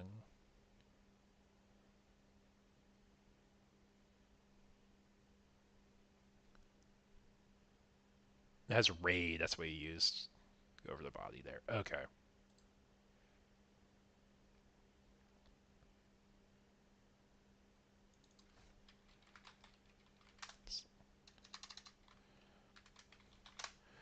And then we got our Shadras. We can DNA at the end of turn. Might be a lingering effect from there. Seth wants what nukes you're on Digimon. Okay, gotcha. Yeah, I was going through. I'm like, okay, I know you're doing lots of end of turn digivolving from trash effects. I see, that makes sense. So we're able to partition and we can play at the bodies. Okay. Appreciate that.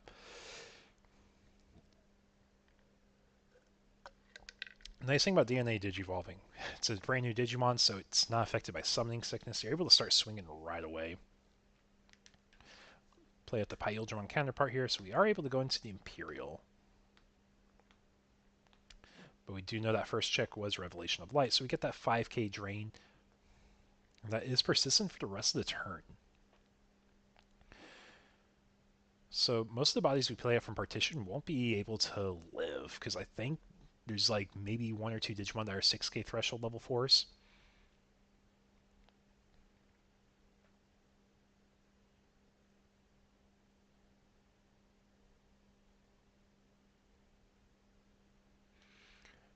So chat, what have y'all been playing so far this format?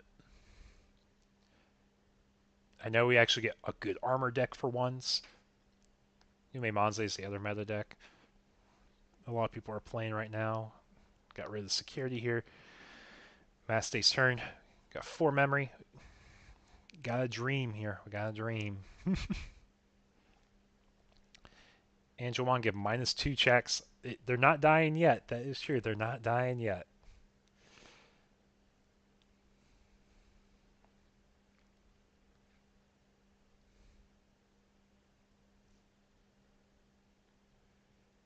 Tidamon shenanigans.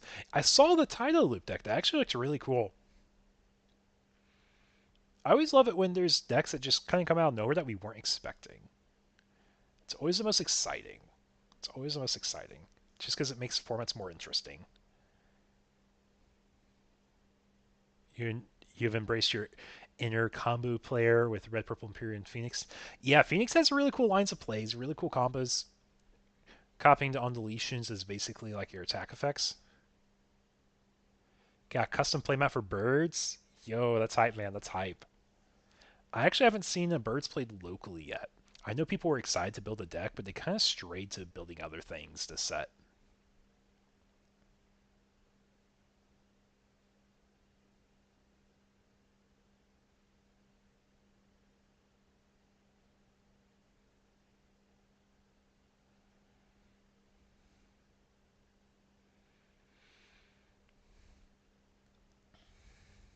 Yeah, we are going over the Imperial because we have the correct Imperial name, so we can use the alternative evolution box here.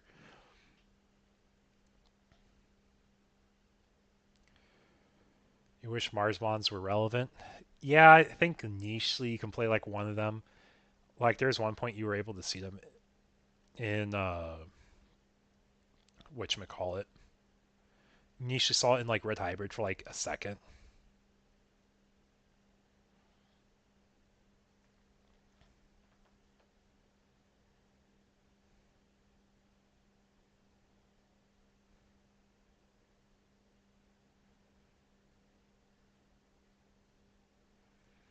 Yeah, it looks like we finished our set there. Give me just a moment. I'll be right back, folks.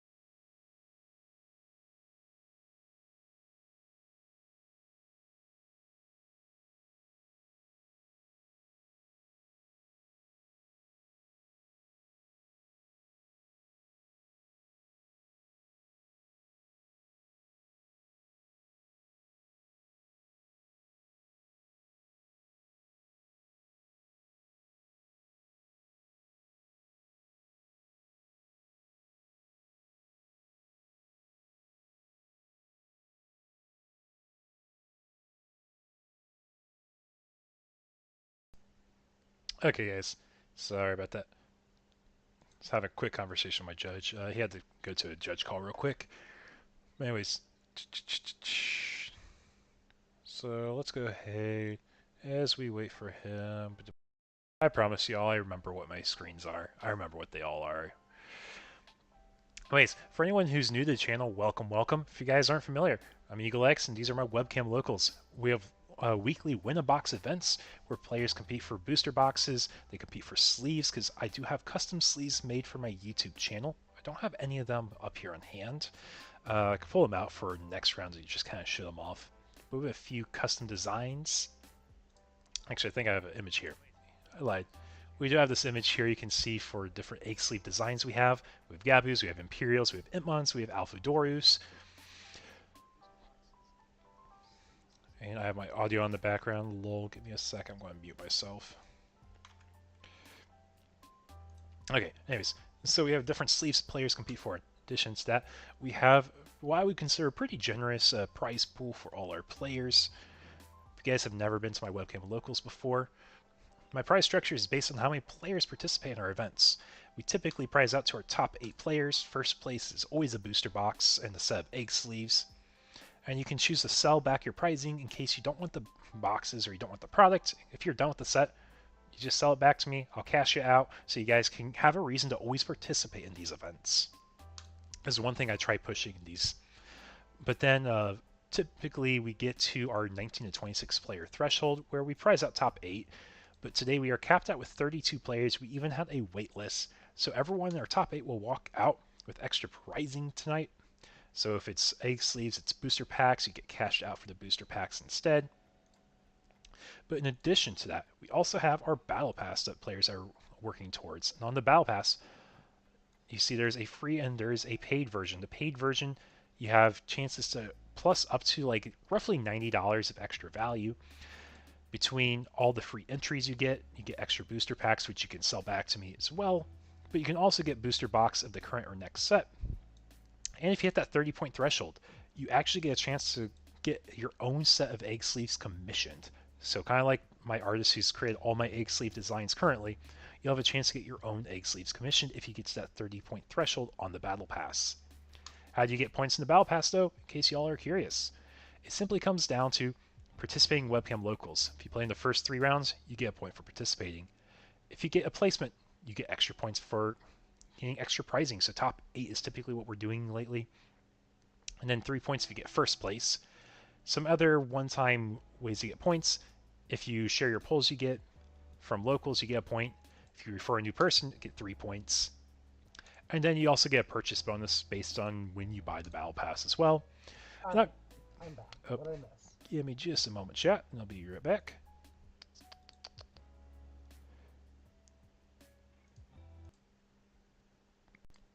Okay, you're all good. You're all good. Oh no, I was waiting for you to come back. I just wanted to talk to people. I waited.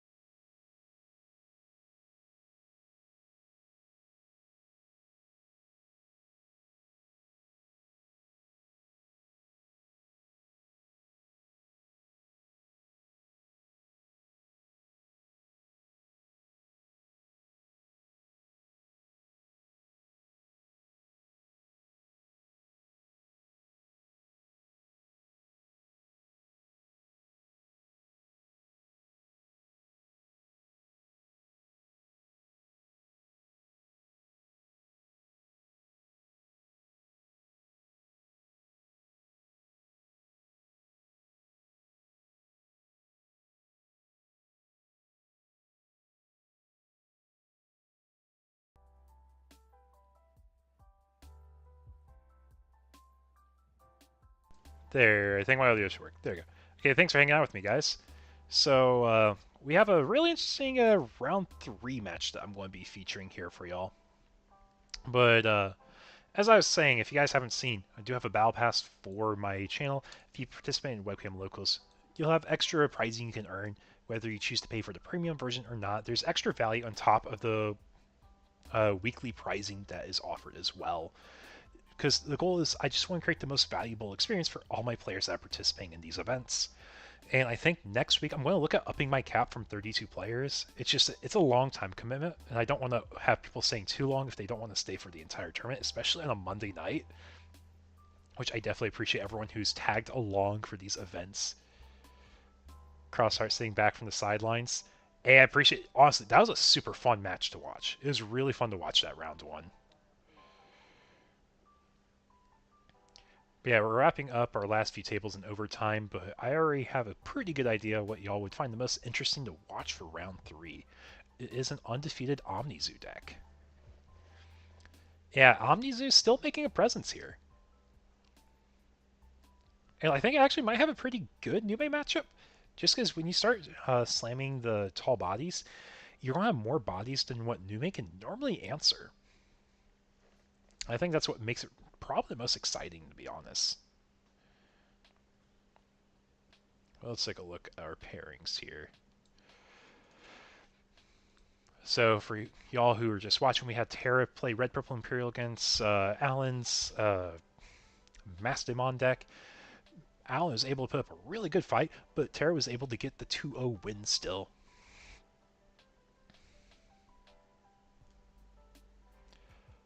If you had a good time, man, that's what matters at the end of the day. Because, like, these webcam locals are meant to be fun. I want people to enjoy the experience they have. Yeah, Zoo, I know, right?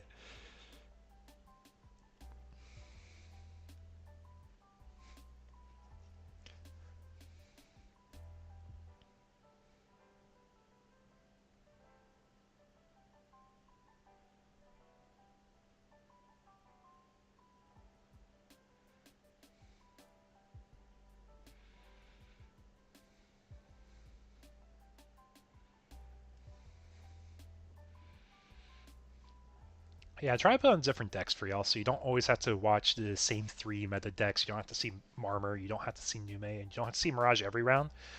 Well, you will probably see at least them on the opponent's side, but it doesn't have to be on the side I'm choosing to choose the match for.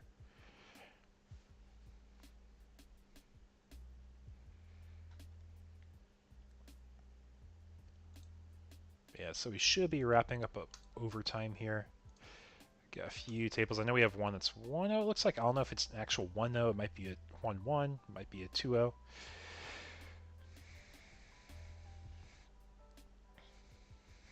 I can make sure you're dropped. I know Michael can also make sure that if he's just kind of vibe. I know he's wrapping up his game still. Admin, participants. So these people didn't make it off the wait list. Let me go ahead and Vane, I'm going to go ahead and drop you then. Appreciate you letting me know. I believe Michael74 was the other drop request we had. Let me take a quick look at that. Drop requests, and yeah, that is Michael there. So I'm going to go ahead and drop him. So they won't be paired next round. Oh. And be right back with y'all, folks.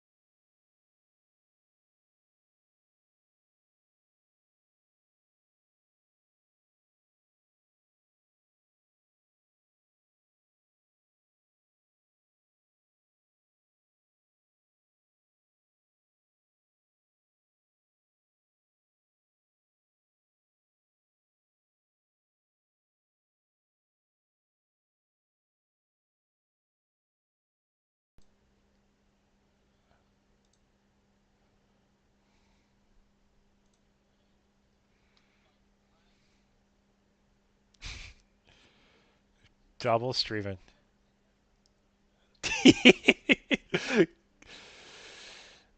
Yeah. Good luck, y'all. If you have a judge request, make sure you ping Shigeru in the judge request channel. Okay, so chat, we're back. We're back with round 3. On the bottom, we have Spent Spark, who is piloting OmniZoo. On the top, we have Marshmallow Ruffian, our champion from last week, and he is piloting, I believe, Nume again. So we're doing roll-offs, see who's going first and second here. Really exciting match to watch. Really exciting match to watch, as we're seeing something different still.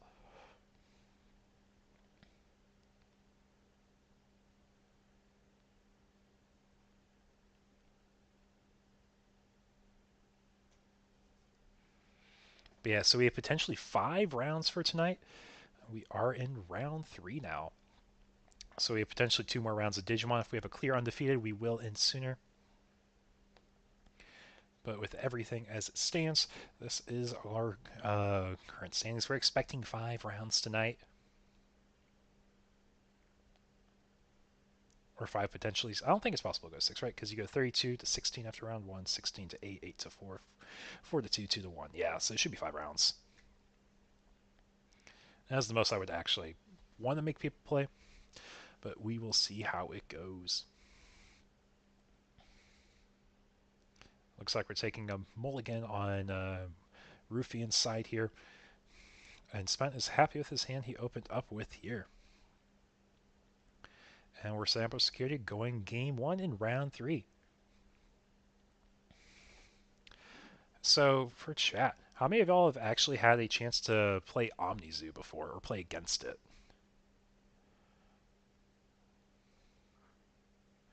Pretty quirky deck. It's a pretty quirky deck here. But the whole gimmick is we're playing out our level 5 Dark Master dudes that are able to mirror level 5s into the raising area. You place them there, and then you're able to go into your large level 6 and 7 bodies where you're able to threaten aces every turn.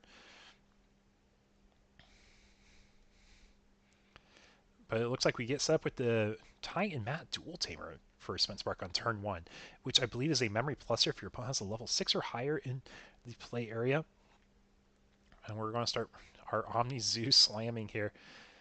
Got a Grand Quagga Ace, which we're adding to our hand. The rest of the cards bomb the deck. So we know we could threaten a potential ace here. And we're going to go ahead and get our Piedmon set up in the raising area. Because I believe all we had to do is delete one of our own Digimon, which Mother does count as a Digimon here. Because that was the Giga.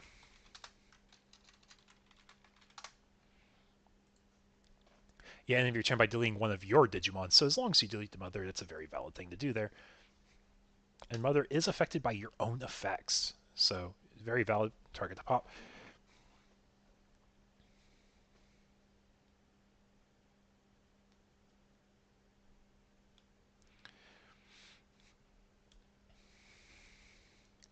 So we're going to be playing our BT14 Nume here. If we have the Satsuki, we can give the stack rush. I don't think we have it from how we're playing, but we don't necessarily need to play it either here. And we're going into the Edamon where we're going to force an attack on start main phase after giving a 3k drain in the Gigadramon, which means we're probably setting up a Valkyrie Ace here. Very hard to play around that, but we do have that Piedmon and Raising, so we will be able to respond to a board still.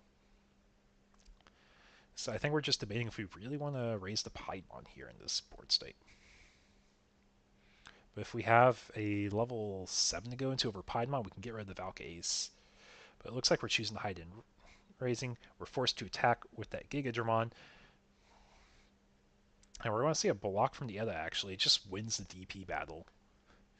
No need to ace here. And we're going to force our own Edamon against the new Monse player here. We're going to force an attack on one of the stacks after giving it a 3k drain. And we know that there's aces in OmniZoo. Which ace we see could be a plethora of different ones here. Because we could go into our own Valk ace. We could go into a Mega Garga ace here.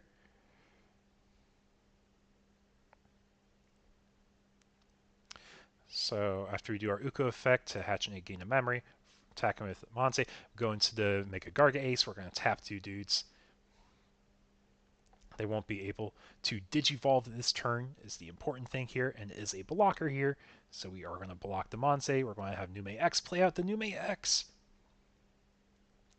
But being able to force your opponent not to digivolve is actually really nice here, is it provides an avenue of like giving you more time to set up as the OmniZoo player, and you have a source for black and green level 7s. So you could go into the Alter Omnis, I know.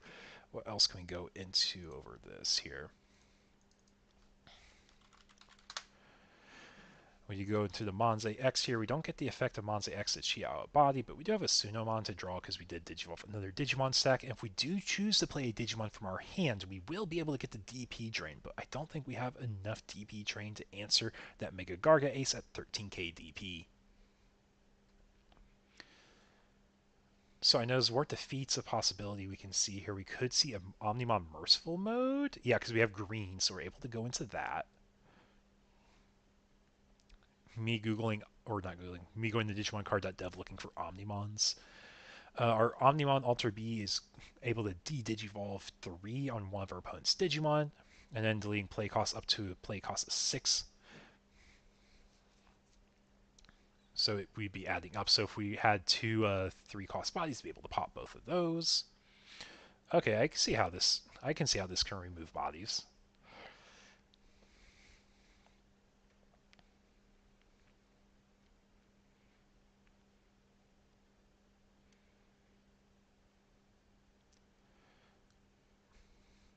Now we do play the Louis here. We will raise, gain a memory back. So we got that Shumon. Now if we play a body with the Monze X, we are able to do a 10k drain. If we have a Starmons, it could be a 15k drain with Starmons here.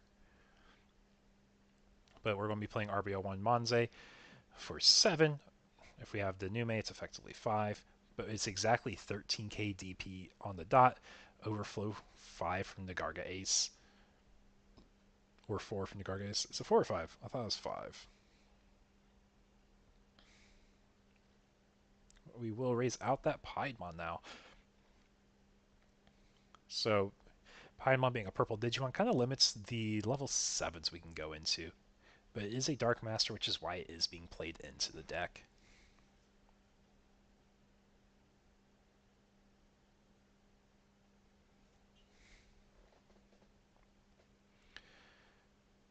So we will see Piedmon swing, and this does leave us vulnerable to any ace targets here.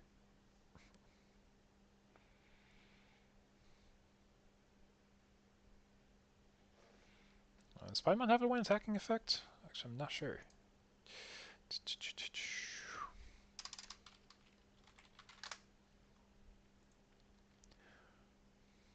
Yeah, on play when attacking, delete one of your opponent's unsuspended Digimon.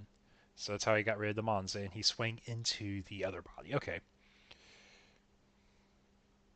And this Digimon has to Digivolve into a white Digimon, but at the end of opponent's turn, you can delete this Digimon and play another Digimon Dark Masters other than Piedmon to the Raising. So you're able to still set up your stacks. And we went into Omnimon Defeat, so we popped the Louis for 3 memory.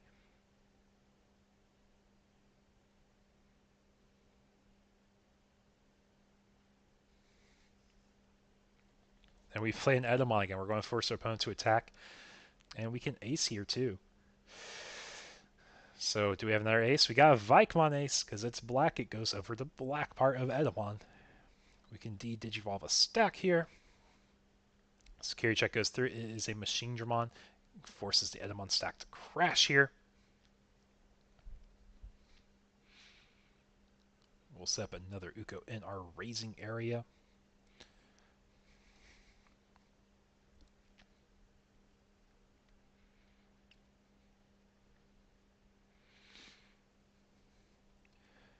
But who would have thunk OmniZoo actually has a pretty solid chance against Nume Monze? We're seeing a really good battle put up here, but we just need to be able to progress into a game state where we're able to start pushing for damage.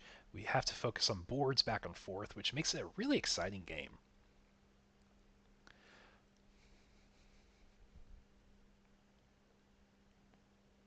And I know we've definitely expended some of our level 5 resources we've had. So having less level 5s makes it a little harder to start doing things as Nume Monze. So what is our route here? We can do an 8k drain if we go into a Monze X. 8k is not enough to get rid of anything.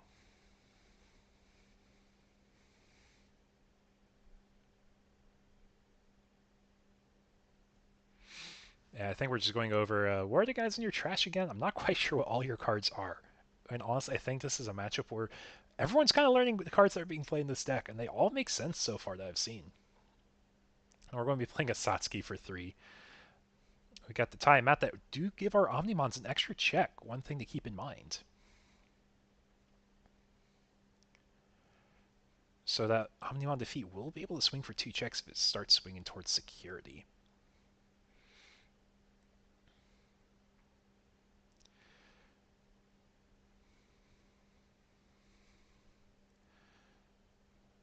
So what do we aim to do here? I'm going to swing security the Vike Ace. Finding a Platinum Nume, so it does lift the check here. Defeat will swing security for 2 checks because the Tiamat, checking an Uko and a Nume, because these are large thresholds, they will be living their security checks more often than not here.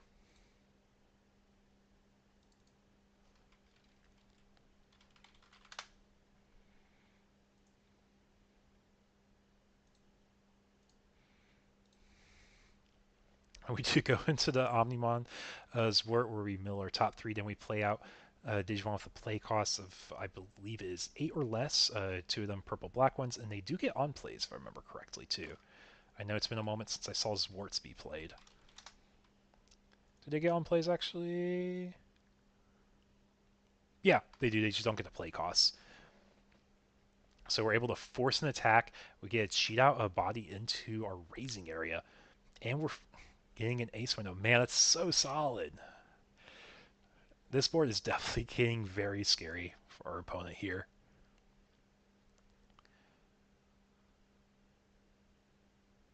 The Gigadron will kill himself so we can put the Machine Dramon in the raising.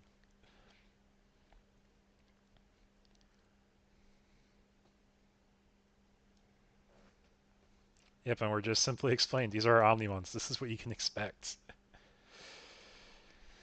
But you do have memory to work with here. So we'll see how the Nume player can respond. Uka, raise, hatch, gain a memory. Satsuki, star main, gain a memory. But we got 2 security left. We got 3 bodies. Oh man, there's so much, guys. So much to see here. Go to RBO1 Nume. Get a draw for Evo. Then we get the Sunamon draw from the Ukamon stack.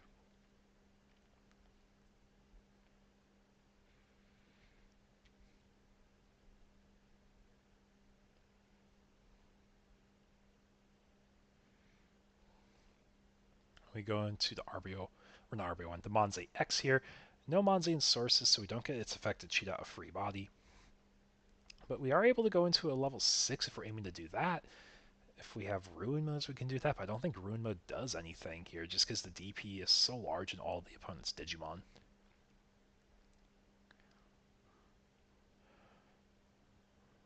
So we could get rid of the Edamon stack, but we're still dead to board. If we have a Venusmon, it can give us a turn, and that's what we're doing. We're going to Venusmon, give -1 security check to all the Digimon, but the Omnimon still have 2 checks, -1 checks. They both have 1 check each. They just don't get their win attacking effects for all that matters at this point. And the Edamon won't be able to do any damage either. So if we're able to Digivolve Machine Dramon into another Omnimon, we actually have game pending, because there's no blockers, there's no aces. All thanks to that Dual Tamer. That Dual Tamer is putting in work, guys.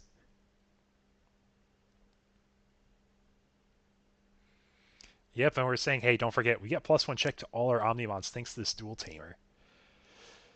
Honestly, if we... Yeah, I think we're going for game here. Swing security for 1 check, no win attacking effects.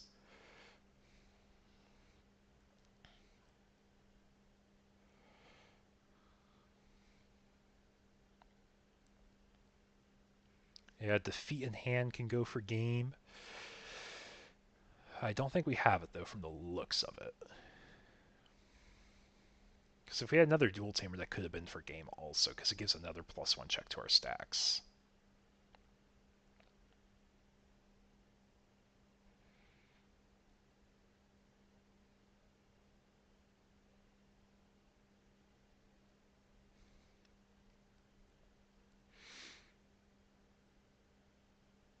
Gonna swing another check with the Zwart. Finding a Monze. And 4 memory on the opponent's side here. What is our goal here? What are we doing? Because we do have 4 security. We're actually pretty healthy right now.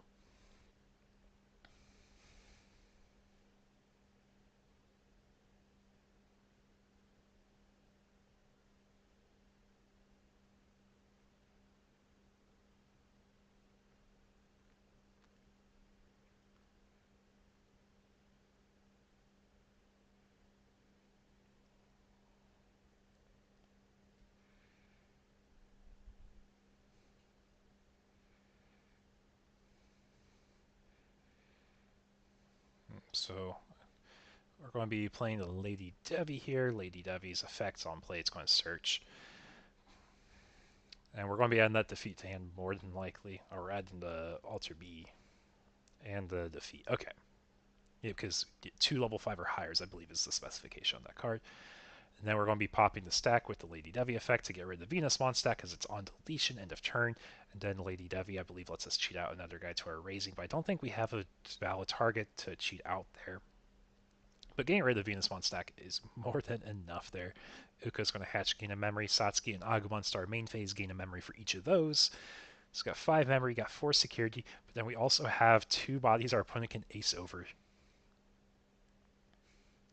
And I want to say ace a lot, but ace is super relevant in this matchup. We can see a Garga ace, we can see a Valk ace. Valk ace just nukes this board.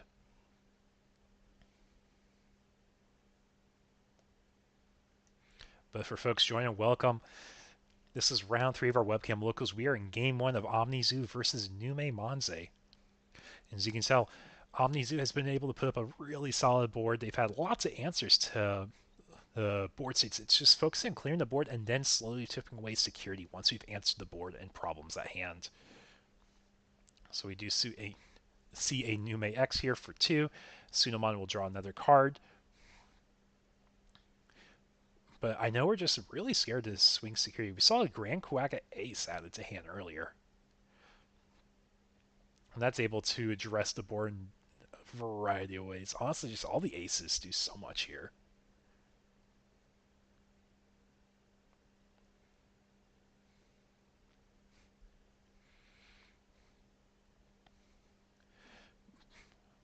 So how's our runs been going tonight, folks? Anyone who's playing tournament have exciting first 3 rounds so far?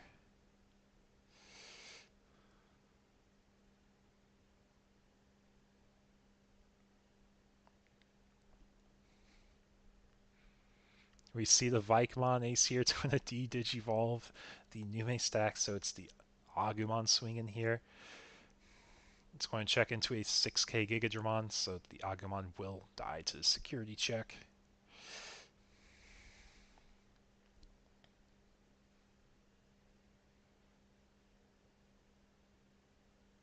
Yep, and we're saying, let's go to game 2, man. I don't see a way out of this one. With a board of 4 level 5 or higher, that's pretty rough to come back from.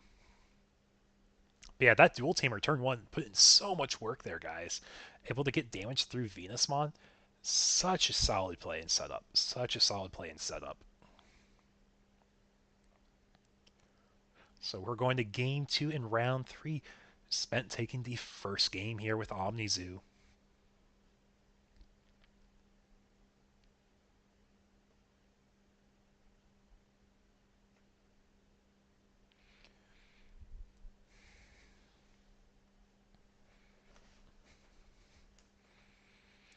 So let's see, how are the other tables doing here? Also, I do want to say thanks for the sub, Delta. Just want to make sure I acknowledge that.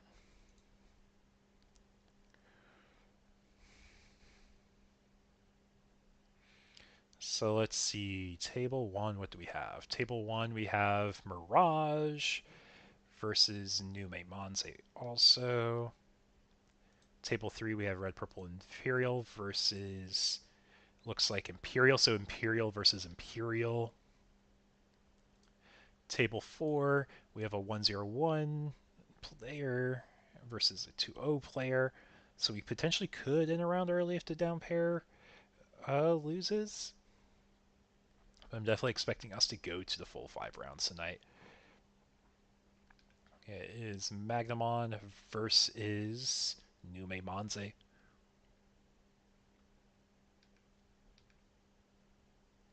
Yeah, so we definitely got Nume Monzes on top. Zuzu's, I know the Zoo deck's winning. Thanks so much for the sub, Adam. I appreciate it, mate. Trying to get a channel going up again. If you guys haven't seen, I've been doing commentary battles on the Grand Asian Open Singapore Cup matches. I know East just did some commentary over the first like 5 rounds today, all in like one video ago. I've been separating it into different videos. I'm trying to get a video each day.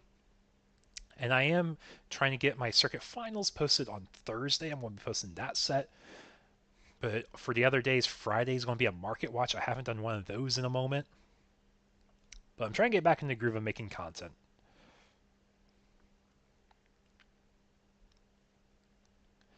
Yeah, how exciting has this set been? Like, just seeing decks that you don't see to make it. But yeah, it looks like Nume Monze's choosing to go first. They're going to the Uko for 1. And then we're going to see Spence take off their first turn with 1 memory as well. They're going to choose to hatch the Mother there. And then we got the Digimon Emperor. We said, hey, you got an Ukomon? I got an Emperor, guys. So you're going to raise. Uko's effect will go first because it is a turn player effect, and then the Digimon Emperor will go off. But we effectively say every time you raise a rookie, it's going to cost you 2 memories, sir. So just any any tamer has been super solid for Spence so far in this set. Now we're going to go ahead and play the Garamon for 3. On play, pitch a Nume, draw 2. Pitch RBO1 Nume, draw 2 cards. Going to raise the Mother. Now we're going to play one of our level 5s here. On play, we get to search our top 4 for 2 level 5 or highers. Easy choice, we get Vikemon Ace. Or level 6 or higher, sorry. Then are we going to use the end turn effect? Looks like we're not going to. But we got a blue level 5 here, which means we can ace into that Vikemon. Is there other blue aces I can't think of right now? I guess you technically have the RBO1 dudes. You have the Jelly level 6, but I don't think you would see that played here at all.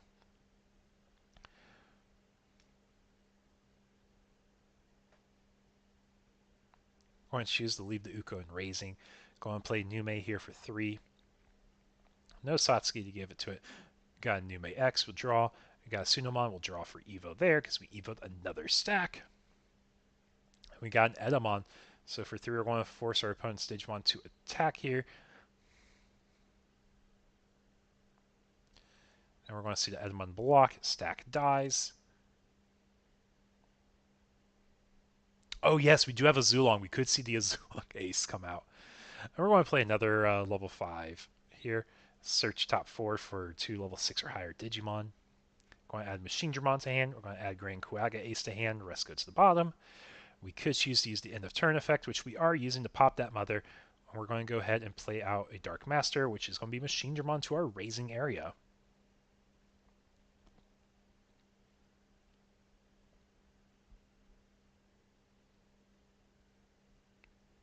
But yeah, I forgot Zulong Ace was the thing.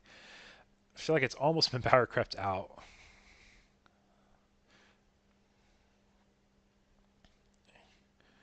Yep, so we get our Uko effects here. We're going to be resolving turn player effects first, and then our opponent's effects. Digimon Emperor is kind of pending here once the Uko's resolve, but we know we're going to end that 1 memory after we resolve everything here.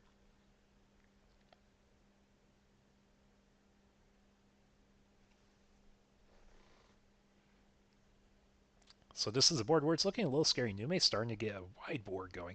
So if we want to answer the wide board, is there a blue ace? Like a Zulong answers one body. Vikemon kind of answers two bodies, or one body because of D Digivolves. We're going into another Edamon here. We're going to force level 5 here to attack. So we're debating, do we want to raise our level 6 machine? It looks like we will. We are forced to attack with our level 5. Swing into security here. Just going to be a block because it's enough to answer the stack. So what can machine go into that can start clearing board or start setting up something defensive? Because we don't have the black Digimon, black or purple Digimon in our trash for Zwart to do much yet. I think that's what we're going to check. But yeah, it's just our blue level 5s that we've gotten out.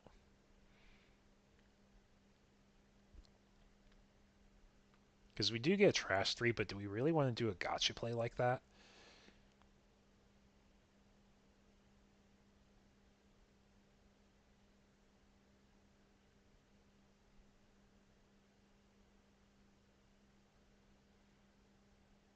We're going to attempt to trade over that Edamon, it looks like.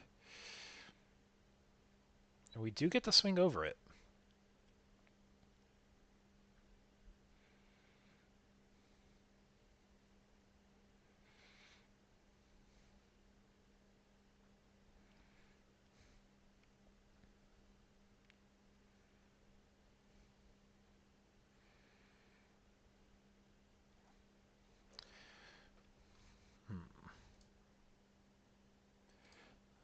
So let's see.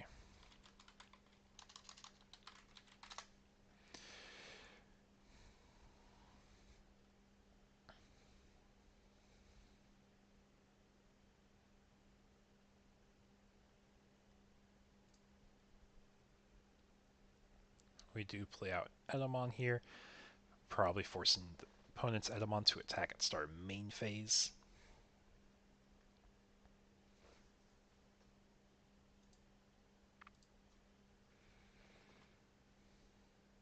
Now we're just debating, do we want to raise that Chumon, which we will be promoting. Chumon's effectively losing a memory just because Digimon Emperor is for net 2.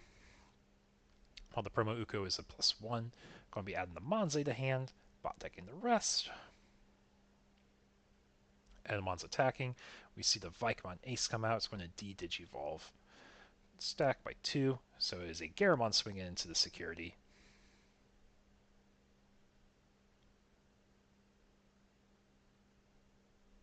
Actually, I think the Vikemon Ace popped it too, because I think it's when attacking and when Digivolving to pop it thing. Play cost 6 or less.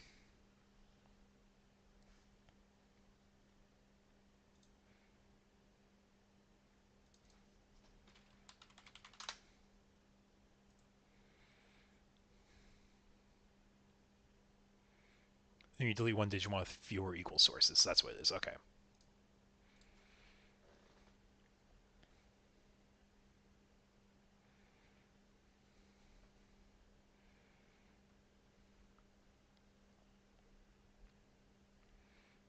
And we see the Digipolice Nume.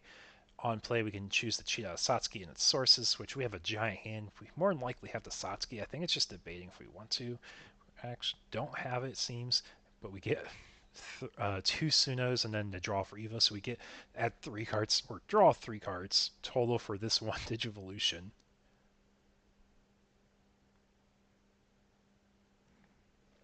Then we're going into the Edamon. We're going to force an attack again.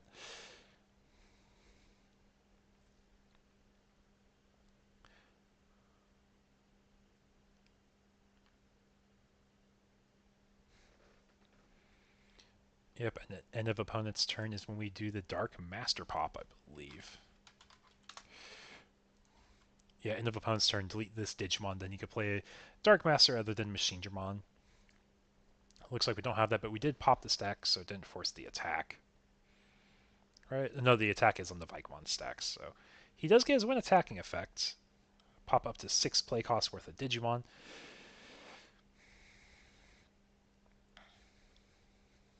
Or it's the sources, actually. I always have to remember which one's which. But we do see the Valkyrie Ace come out here, give a 5k blanket drain the opponent's side. And it is a blocker, so it is going to win the trade here. We'll see an overflow, pin the opponent to 0. Digimon Emperor, Tapskas did delete the rookie. Yep, so we do get that still, we do get that.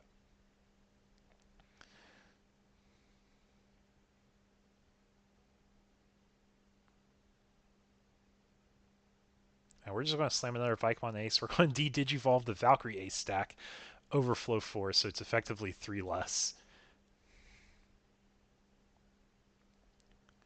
So we're still tempoing board. We're still tempoing board. May not be as straightforward of a board as it was the previous game, but we're able to keep up. So we do a 3k drain -1 check on the Vikemon. Draw 2 extra cards for the 2 Sunas. And we actually might be close to a deck out in this game. Closer than we realize, at least.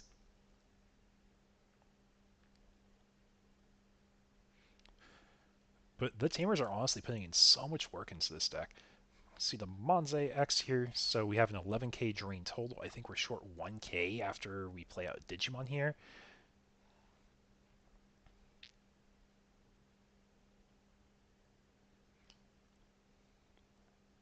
Yep, all DPs on that Vikemon stack.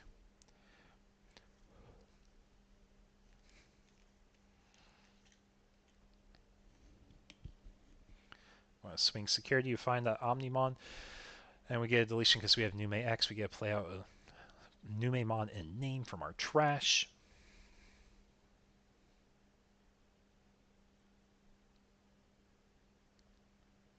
And we're going to be cheating out the Nume X because it has Nume in its name. We'll go into that Monze X. We'll get the 3k drain to finish off that Vikemon. We get Overflow 4. Then we go into the Platinum for 3. Draw effect. If we choose to pitch a Nume, we will gain 2 memory, keeping turn. But it looks like we're going to be choosing to pass our opponent to 2 memory.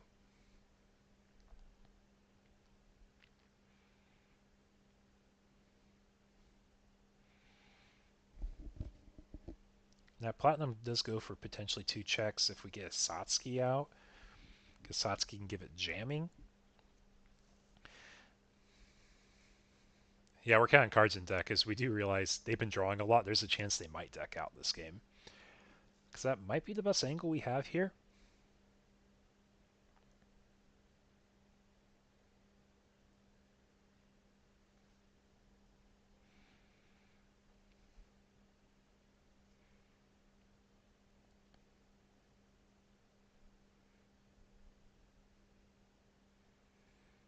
That is a massive hand. Holy calf.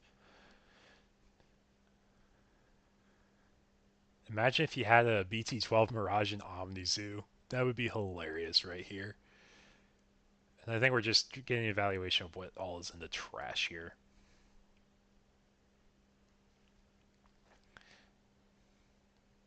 I think we're just trying to assess how likely it is he can play off something off this plat. So we're going to see the Grand Kuaga Ace play down here.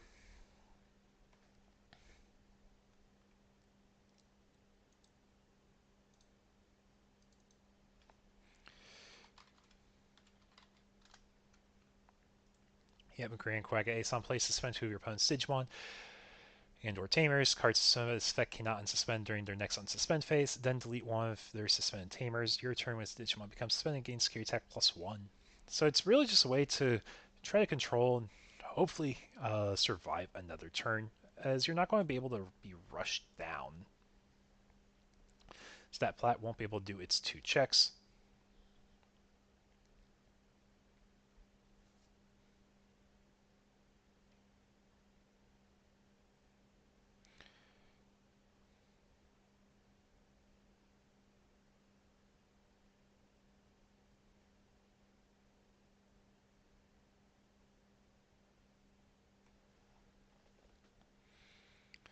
Man, those Pseudomons are drawing so much, it's kind of scary if we choose the Evo here.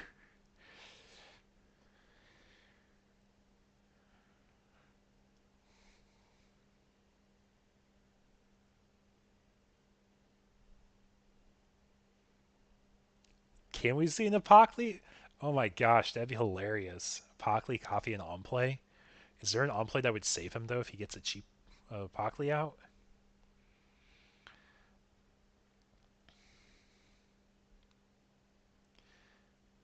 On Evo again, I think we're just going to try removing more of the board if we can here. Monze X can clear it now.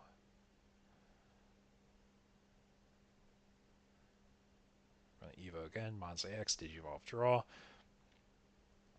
Play out the Nume on play. We can choose cheat out Satsuki, which we are cheating out the Satsuki here, giving probably that stack rush. Grand Quack at Ace overflows 4 memory. Yeah, I think that's the angle that OmniZoo's trying to get here, just because it is so close. But I don't think there's enough damage on the board. We got 4 checks and a Louis for a 5th check. Yeah, it's possible. It's possible to go for game. But we have to have Louis. Louis is our out for game. Pending no options, that is, too. Omnimon first check, Uko dies. Second check, Lady Devi, Chumon dies. Uko swings, level 5, dies. Nume swings jamming, Digimon Emperor. Yo, that means that a Louis effectively will make stuff cost like 4.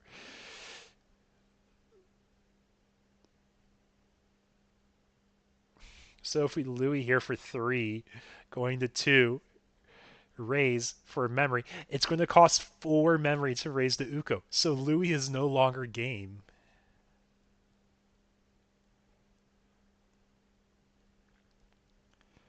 But the opponent's not decked out yet. It's saying we got Uko only gives a memory here, right? Or, oh wait, I forgot the memory on Uko too. Yep, so it would be enough for game.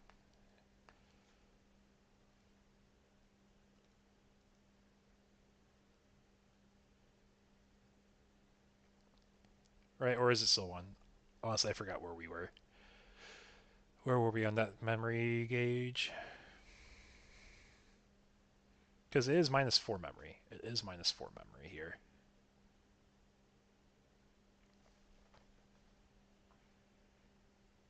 Yeah, they're calling my judge here. I think I just want to make sure. But Digimon Emperor doesn't specify breeding phase. I think it's just when you raise. Yeah, opponent's turn. When opponent's level 3, Digimon's move from breeding area to battle area, gain 2 memory.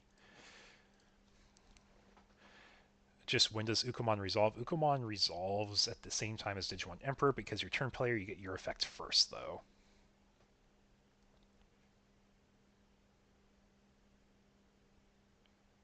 Yep, and then they do go to game 3. It is OmniZoo versus Nume Monze. Going to game 3, folks.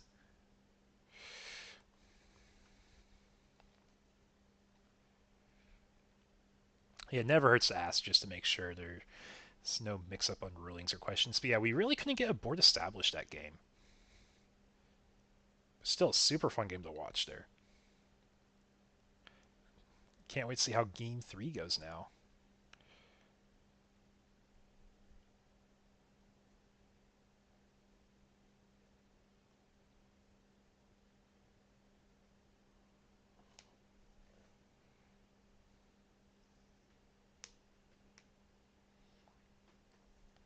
Let's see, how much time do we have left in this round? I think we'll be able to see the full game played out still. Let's see, pull up standings here on my phone along with the round timer. Got 6 minutes in overtime, so we gotta play fast if we're trying to play out this game. So there's a chance the table does tie out here.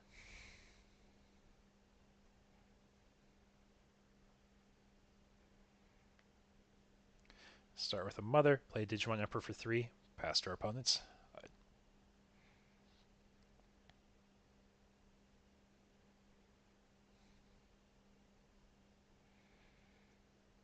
Got the promo Uko and raising, got 3 memory to work with. And player Fixer Matt, he's basically saying, hey man, I want to make sure I have enough memory so I can keep raising my rookies now. You gotta have double Emperor to really make a threat to me. So we're going to play our Giga Dramon, search top 4 for 2 level 6 or higher.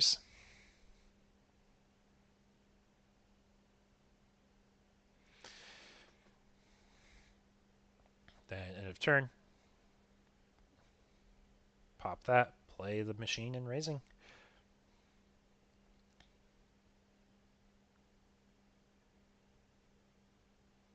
I was just saying, if you choose a raise, you're going to be losing a memory after you gain your memory, basically. But we're going to choose to play the Garamon. On play, pitch a card with Nume in name. Garamon counts as a Nume. Get a draw 2, and then we can choose to proc map because we did trash a card from hand. Gain a memory going up to 3. We go into a Nume X. We'll draw a card for Evo there. Go into our Monzays without passing turn still. That is relevant. That is relevant here.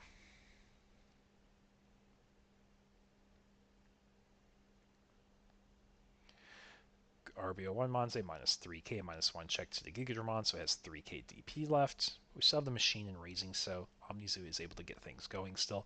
It's going to be a 4k drain here once we play out another Digimon. So it will finish off that Giga.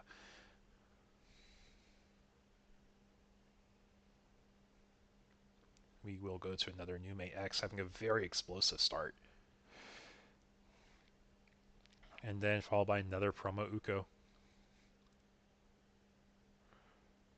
So this is a scary board to see set up already. I want to raise that machine. So what is our play here?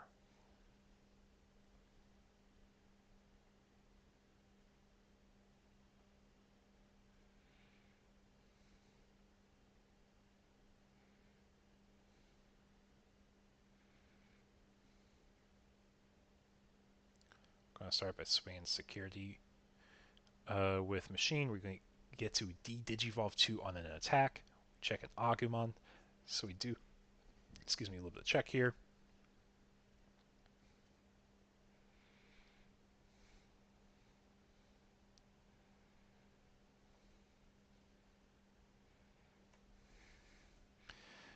We will play our level 5 here. Search top 4 for 2 level 6s or higher.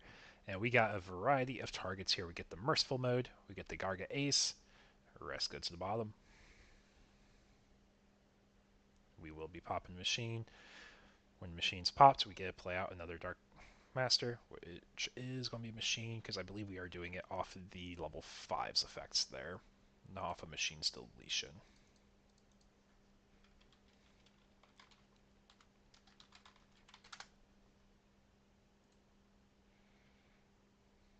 Yeah, it's from the Scorpiomon's effect.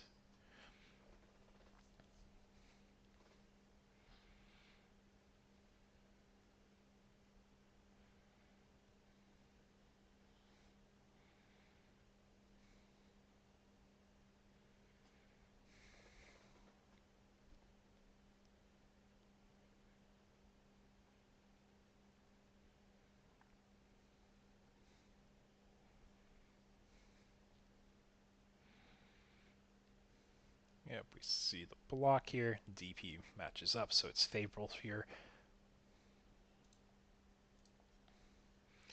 And we play our own Edamon in response to that, bro. If you're going to Edamon me, I'm going to Edamon you back. And we know we have aces in hand.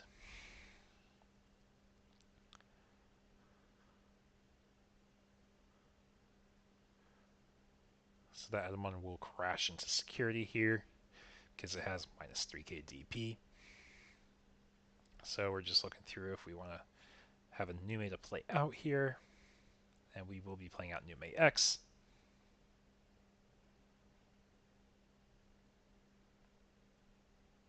Going into our Chikurimon and raising.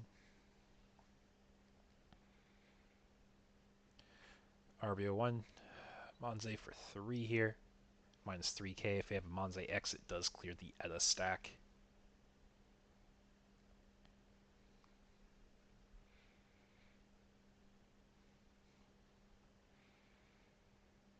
Got Platinum Nume for 3. plat effect, we can pitch a new mate and name to gain 2 memory. Matt can gain us another memory back, so it's effectively a free level 6 here. This guy can go for 2 checks.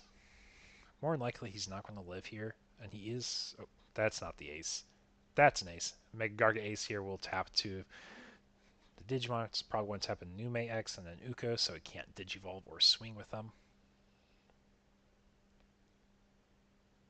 And then this is a blocker, so we could block the plat. The plat's most likely going to die to a check here. So it's, do we want to conserve our life, or are we just going to block the swing? It looks like we're going to let the swing go through. Plat dies to the Vike ace. And we're going to resolve Nume X and Platinum Nume. Nume X first to play out the Garamon. Garamon, oh, I think we're debating if we want to do the Platinum Nume first before Nume X. Yeah, we are doing Garamon. We're going to be pitching Nume, draw 2. Now we resolve Platinum. Because we resolve the news trigger, getting Garamon out. And we're going to play up Monze X. Because there's a Monze in name.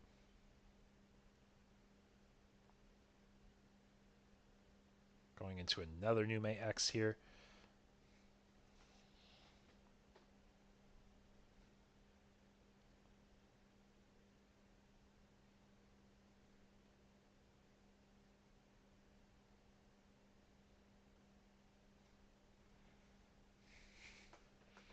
Yep, and we're able to remove the Garga Ace here. Yep, overflow the 5 memory. After we played Digimon, yeah, we played the Valkace, it looks like here. Got massive board. Machinedramon versus the world. Machinedramon versus the world, folks.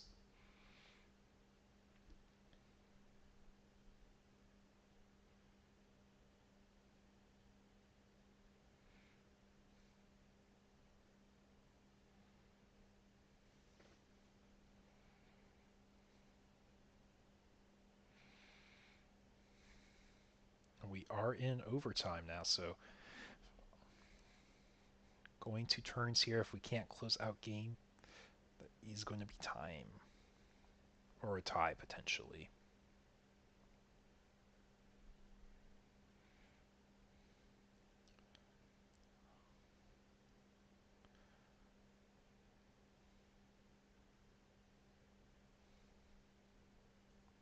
If we do go into the Omnimon Zort here, we'll be playing out our bodies.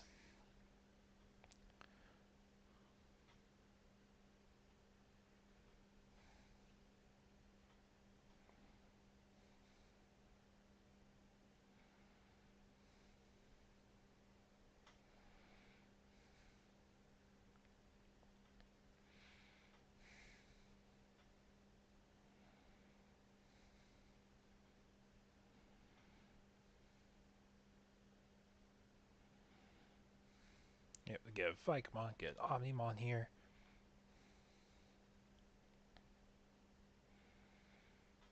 Then Edamon, get minus 3k. We're going to force a swing.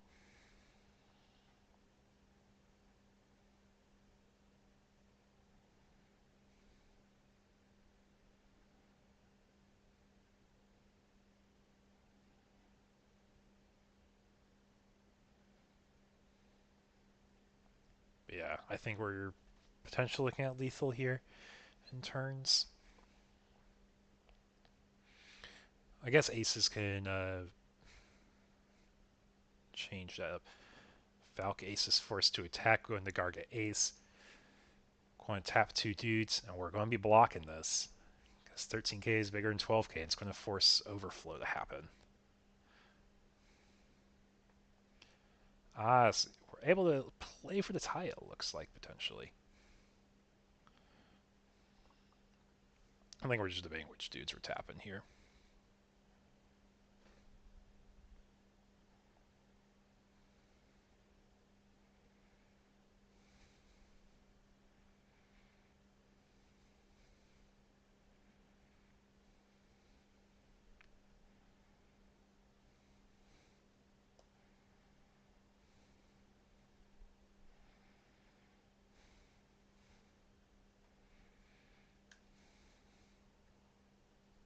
right. I'll be right back, folks. Got a judge question here.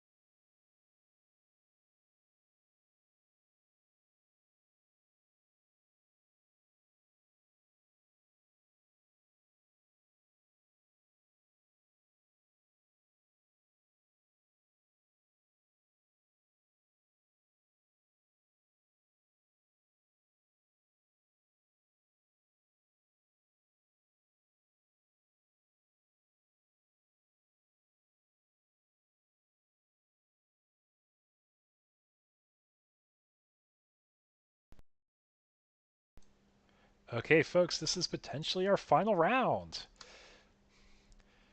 So we're back with Red Purple Imperial, and we got Wukong on the other side here.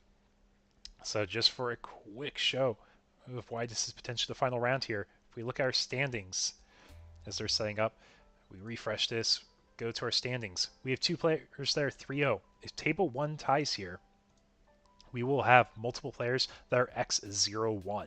We have a total of 3 X01s at the second. So that means we will have it, pending they don't draw also, I guess that is. But it wouldn't be a clear undefeated if we have these two tie. So if the game finishes, that is the end of the tournament for tonight. Anyways, let's go ahead, pull up our webcam locals here. But welcome anyone joining the stream here. Got Terra on the bottom, got Wukong on the top.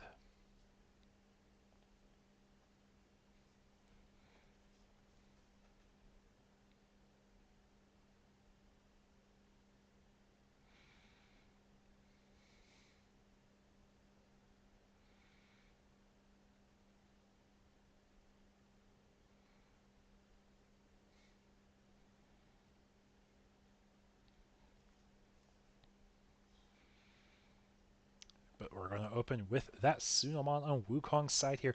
Wukong finished, I believe, at second place last week.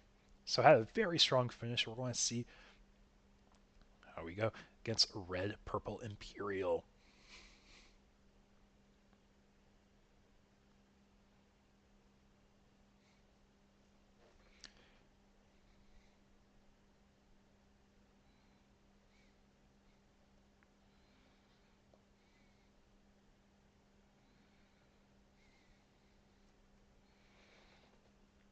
But yeah, so the OmniZoo was able to get the tie thanks to aces and overflow for seeing the turn to pass for one of the turns in overtime.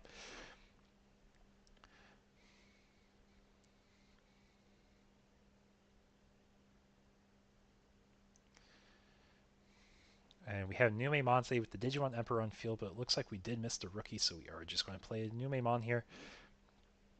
Let's see what we can get set up. So if we raise that Wormmon, it won't pass turn, but it will put us to 0 memory.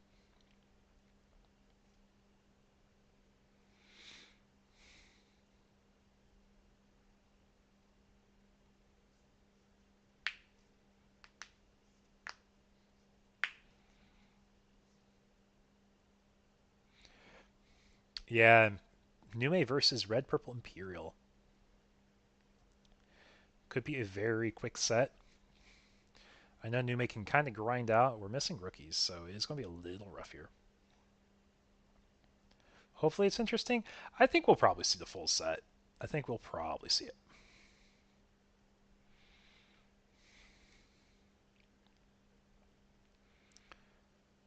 So we're just going to start swinging with the...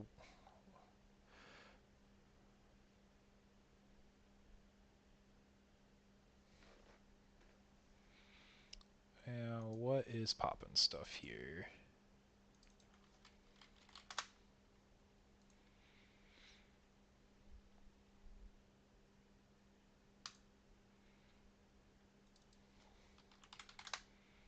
Because I don't believe this Nume has a mainline effects.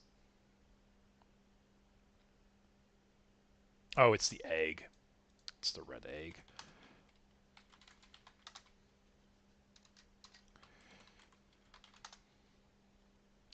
What is that red egg being played? I actually am not quite sure. It's probably like a Poromon, if I had to guess. Delete a 1k or less type of thing. Oh, if you have 2 more colors, pop a 2k or less. That's what it is. New Poromon. Okay, I see what's happening. I see what's happening. Didn't even think about asking what the egg was in Red Purple Imperial there for a second.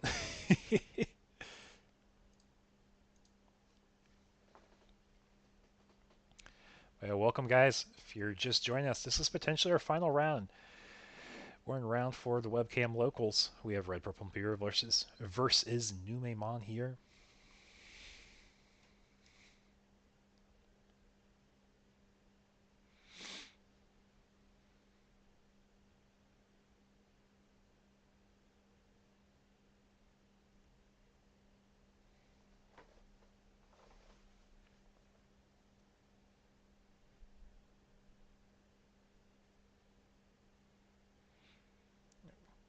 Garrison, we get Promo Uka, so we're starting to finally get Digimon set up on the Nume player side.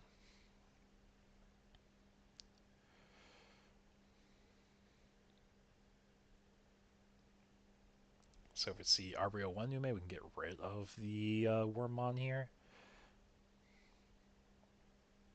Going to the Edamon, and it's going to be a 3k drain still on the stack. So rules processing will remove one of the bodies regardless what happens here.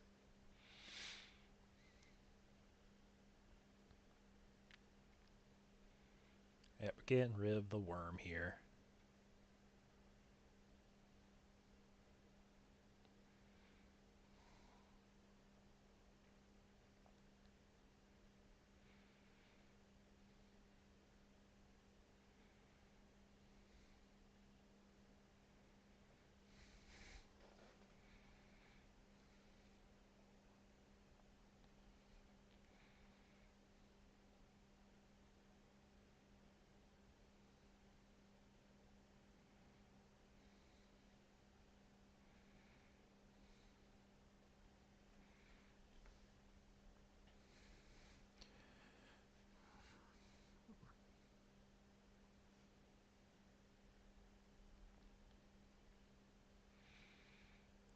We are going to Shadra effects.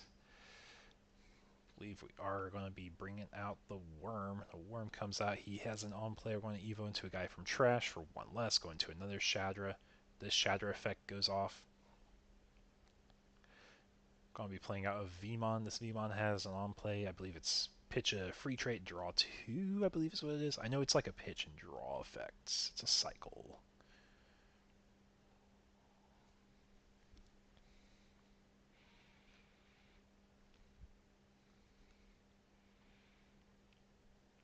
Okay, how many of y'all were expecting Red Purple Imperial in the finals here? I can't say I was. I know people have been playing the deck because it's been one of the new fun decks lately.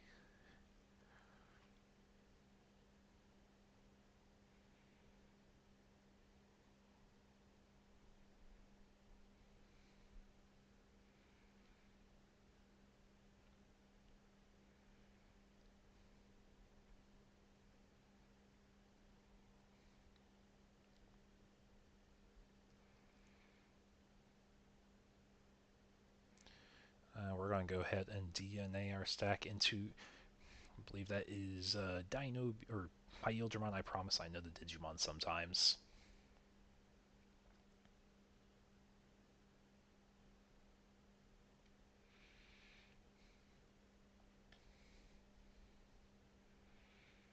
So I think one thing we're acknowledging is the fact that our opponent can ace us at any point here over that Edamon. If it's a Valcase, it's going to make math work. When I say it's going to make math work, it's going to set up a very basically favorable trades everywhere.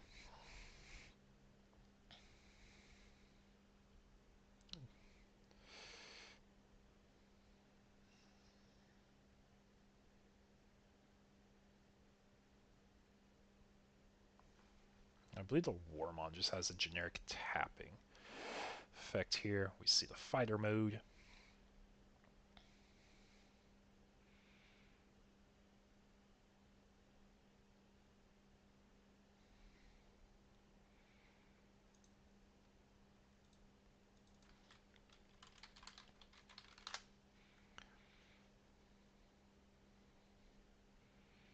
Yep, and just going through all our effects there. But basically, for y'all who don't know, Imperial Fighter Mode can go over Imperial Dramon Dragon Mode.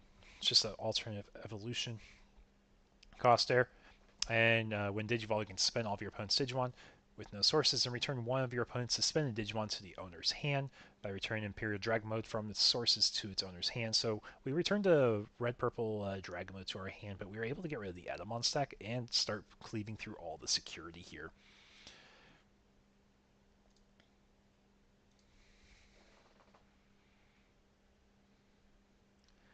I want to see the Digi Police Nume here. We are achieving the Satsuki underneath, which means we are giving a Digimon Rush. We are giving the Digimon itself Rush there.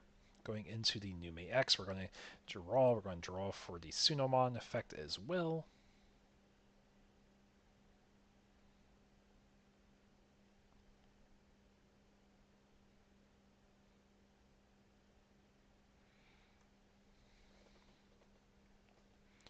So what can we go into here? We can go into our level 5s. We can DP drain. Just being at 0 security this fast is really hard to answer.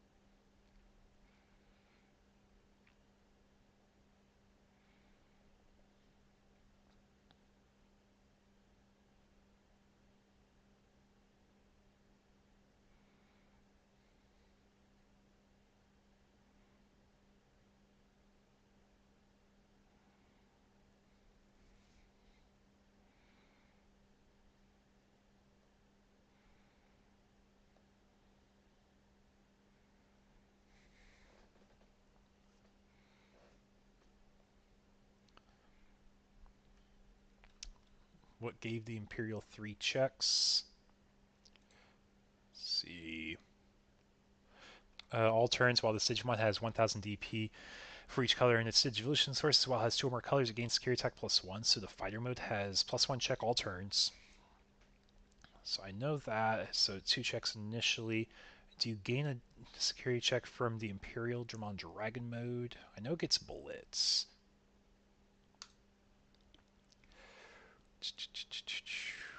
I know we have our judge at the table here as well. Look at all our free red traits here. I think it was Dino B maybe? No, it's just Rush Partition. Actually, not quite sure where all our checks came from. Oh, it was Pyildramon because we have a scary attack +1 because we're Imperial in name. So it's combined with fighter mode and the Pyildramon inherit. This is game 1. This is game 1.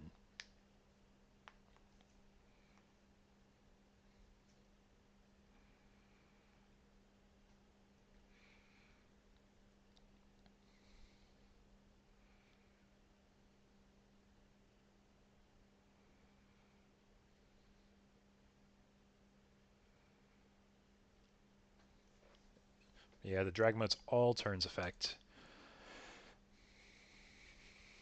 Yes, I believe that is BT12 fighter mode.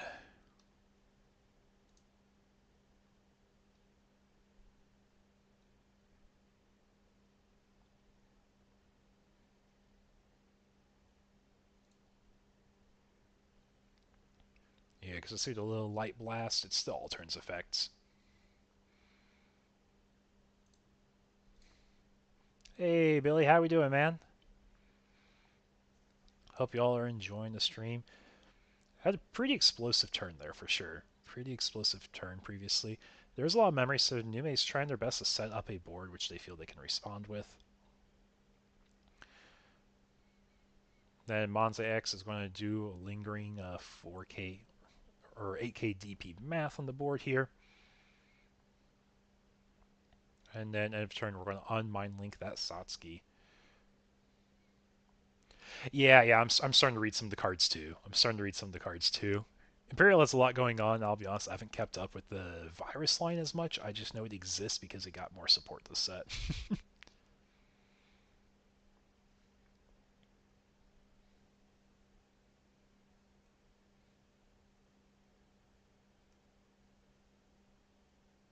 Yeah, this is just game 1. This is just game 1.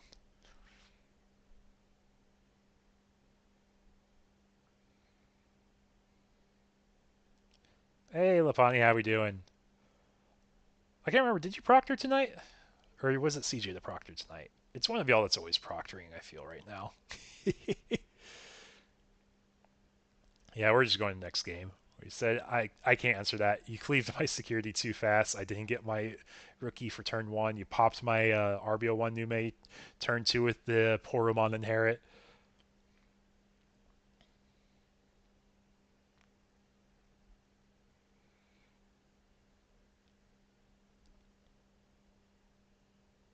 It was CJ tonight? Okay. You had the night off. You had the night off. You know, honestly, I was not expecting. I hit cap tonight, and I had a wait list tonight. So I'm going to look at what it potentially could be for adding more players. Uh, I just don't know how that looks. I appreciate it. Thanks for taking the Saturday. Thanks for taking the Saturday.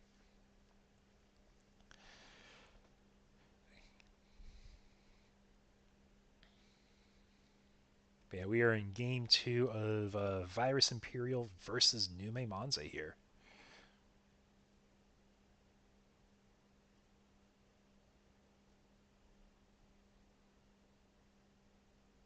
I don't know. He might have been trying to go for some DP angle. I'm not quite sure. Because Valkes would have answered the Rookie in Raising, a Ruin mode. I guess between a Valk and a Ruin mode, you'd be able to do a board wipe. So that's my guess what he was trying to get to. Okay, so I used to do all the 2 a.m. sessions. I used to do them all. But then we thankfully got a bit larger of a staff, so I didn't always have to do them. But I enjoy proctoring. Proctoring's fun. It gave me a lot of people in the community.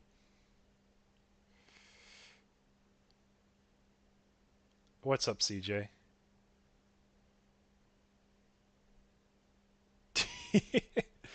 So, it's not a skill that we necessarily see in Digimon as much. I know in Pokemon, it's very common. If you're in the middle of a game one or a game two, you know you just can't win, you will scoop because you want to try finishing the best of three. I think it was fine to take the time there to try to figure out if there's a way to break the board. Like I said, I'm pretty sure it had to be Valkes in the Ruin mode to answer the board with the Monze X. But in Pokemon, it's really common because you will go to time. If you don't scoop in a game, you just will lose. Because you can tell where the tempo's heading pretty quickly in a lot of those games. You took it so we can sleep. Appreciate it. Appreciate it. You know, I rarely sleep anyways. I think that's the same day as Mesquite, right?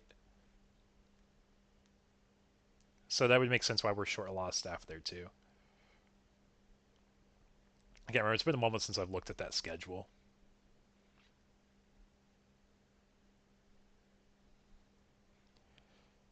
But nonetheless, definitely appreciate Lapani.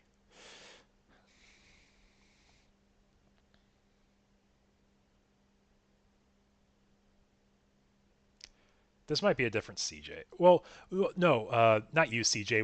There's another CJ that works on Bondi organized play.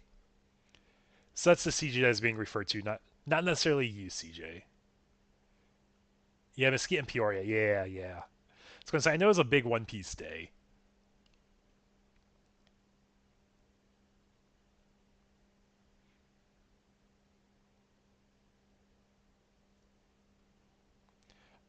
Yeah, I was gonna say I'm pretty sure it's a different CJ here. Different CJ here.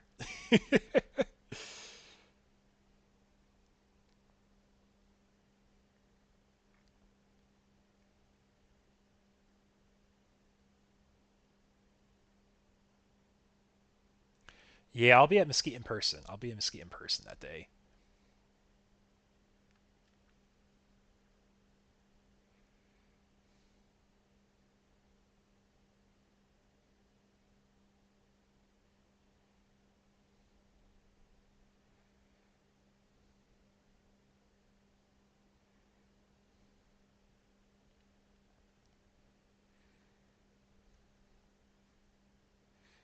But yeah, that Venus Moss times pretty well. It basically says you're not going to be getting any of your windage evolving effects this turn, so you can't explode with Promo Shadras yet.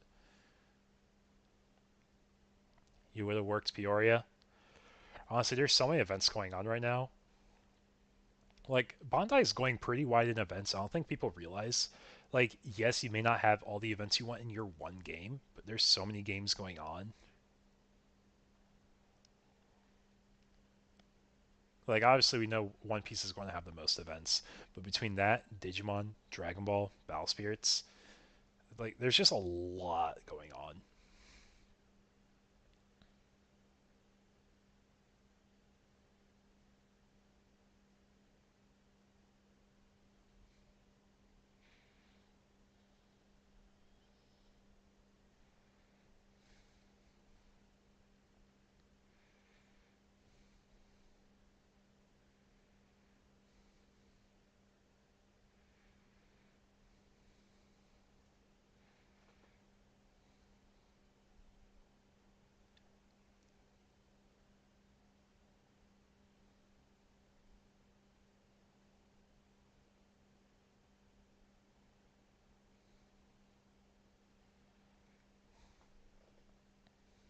Yeah, we do have a blocker with that Monza X, though.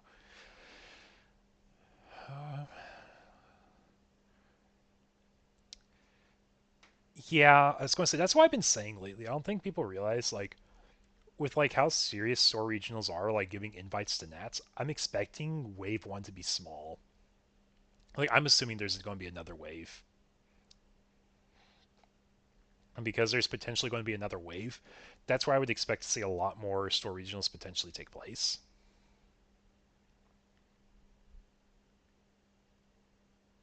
Building your deck for EX6 still, though? Fair enough, fair enough. Yeah, I won't be trying out a few different decks. I'll be trying out a few different things. Like, I know I'm going to be streaming tomorrow. I'll be, or not tomorrow, on Wednesday, I'll be streaming. Going to be playing some DCGO, just playing some games, try out some rogue decks out, see how they feel. Might try out the winning deck list from this event if it's interesting.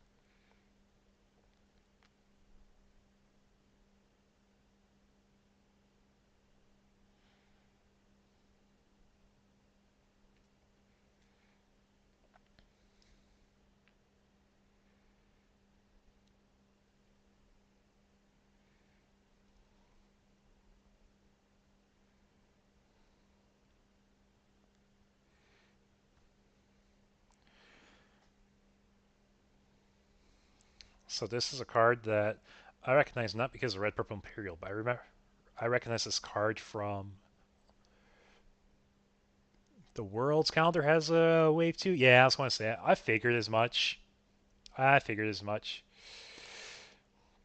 See, like, that makes sense for what I was saying, though. Like, what I've been telling people for a while now. I'm expecting this one to just be a small wave test. But as I was saying, I recognize this card, not because of Red Purple Imperial, because I played it in Dorbrick OTK.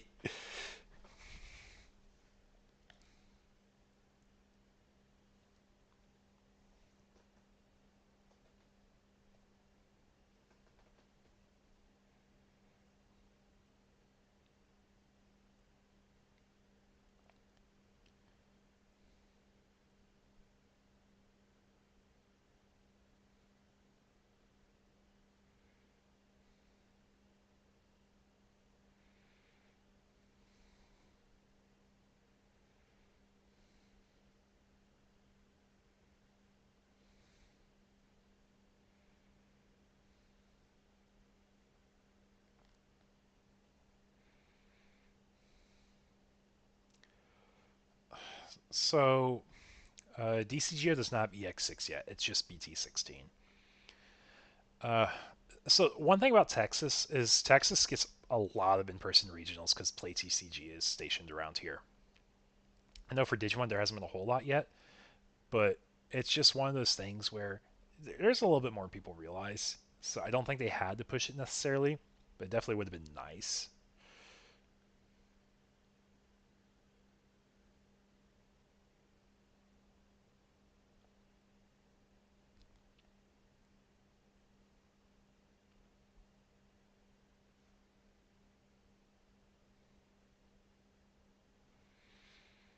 Yeah, no, DCGO, it typically updates about a week or two after the set's release, if I remember correctly.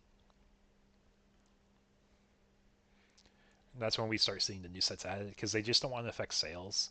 They want people to actually play with the actual cards rather than just defaulting to the sim.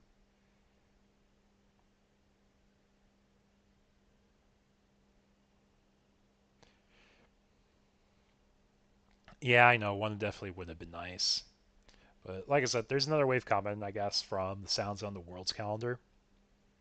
So we'll just keep an eye out there, see what we can get mustered up.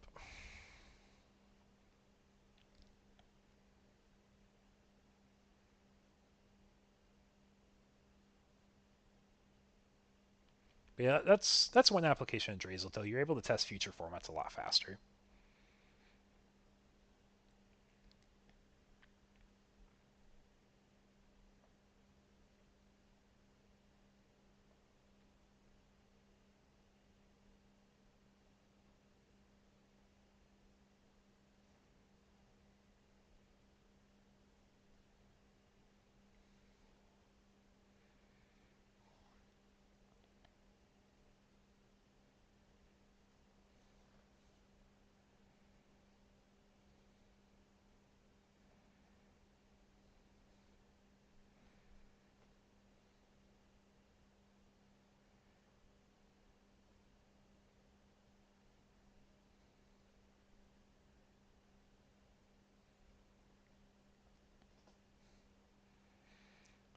Honestly, DCGO is just gonna have bugs regardless.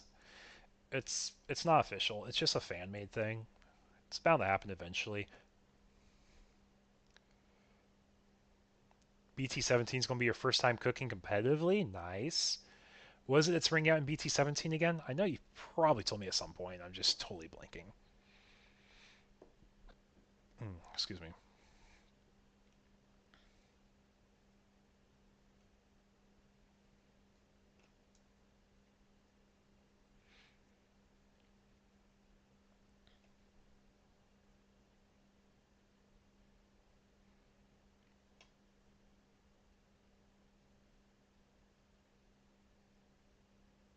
Oh yeah, that's right. We did talk about decks. Did talk about decks. Yeah, because talked about earlier tonight. You said you watched the GOA match. Excited. I have the commentary coming out for that tomorrow. I kind of know what was happening. I don't know everything that's happening, but I did my best to research the deck so I had an idea what all the cards were doing.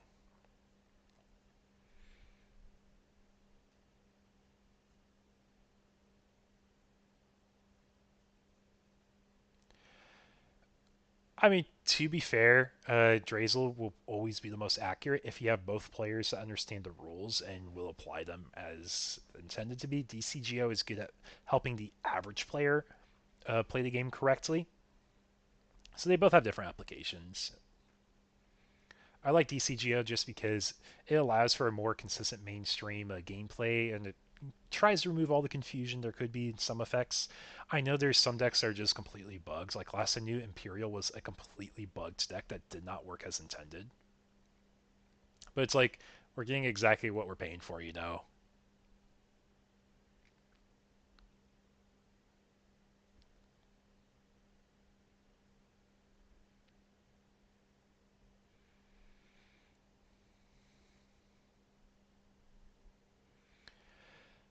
I don't think it's necessarily like the lack of judge knowledge. I think it's more about the fact that it's a small team working on it.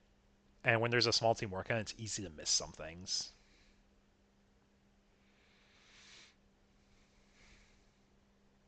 Yeah, it's free, exactly. So it's like we're getting exactly what we're paying for, and honestly, I'm getting infinite returns on the dollar amount I put into it.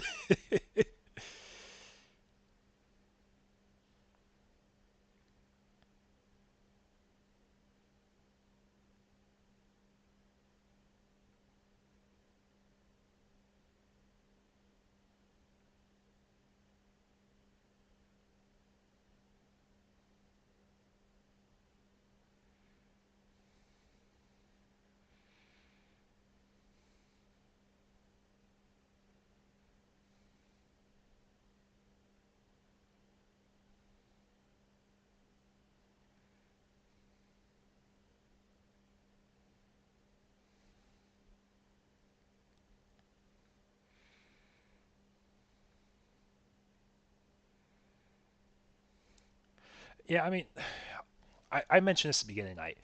Digimon's at the point where it's at the complexity of Dragon Ball Masters in my mind. First of all, our rules are probably the least straightforward of all the games. Because like you just gotta think like all the timings, effects, and different things you can do in Digimon. I think it has the most complex layers to it. And then on top of that, like you're saying, there's a lot of different things to take into consideration.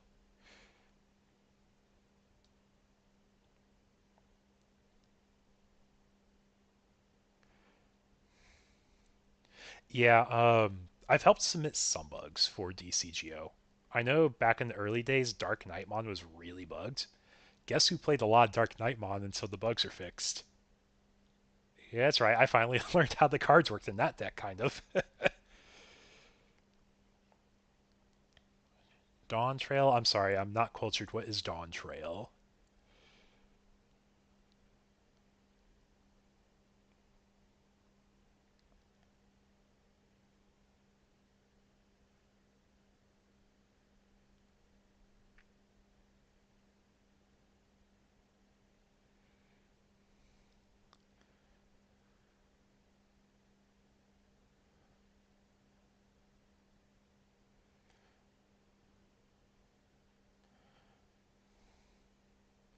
You know, I don't even care for Dark Knightmon as a deck, but I know it has some of the weirdest interactions. So it was a deck I was kind of ready to bug test for. And we see our own Valcase in return. He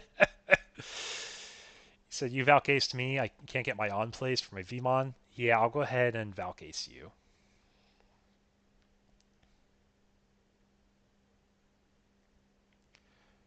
And I will just say we're doing a great job ordering our effects, making it very clear on what's going on and the order that we're resolving them all in here.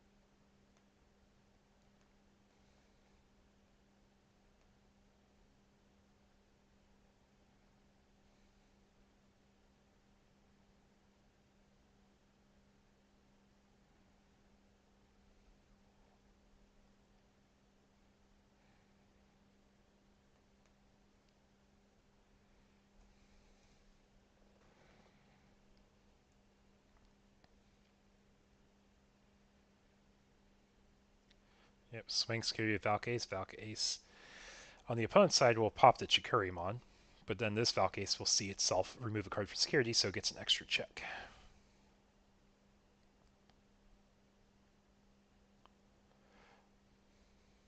Or are the common ratios for deck building now? I'll be real with you, Lapani. It's really deck dependent. It's really deck dependent on ratios.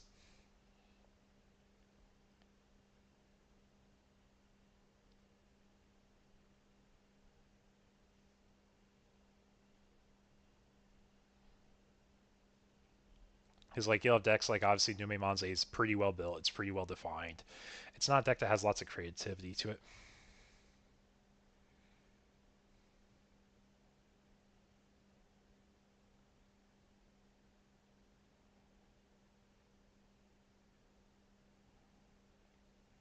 Yeah, like if you know there's a deck you're looking forward to that you want ratios on, like, that would be probably a bit more helpful.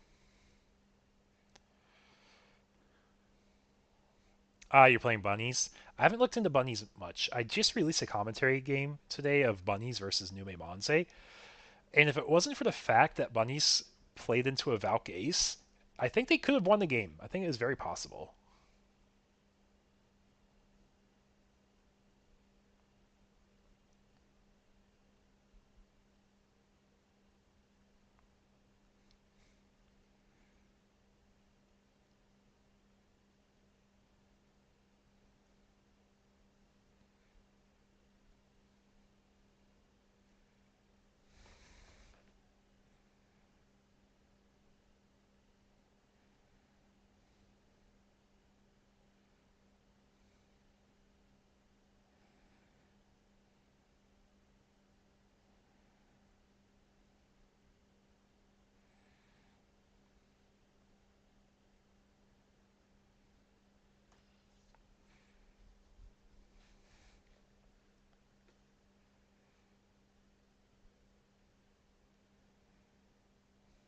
Cherubi, not Rapid. Oh, okay. I okay. I know it's a bunny still. Technically, it's still a bunny.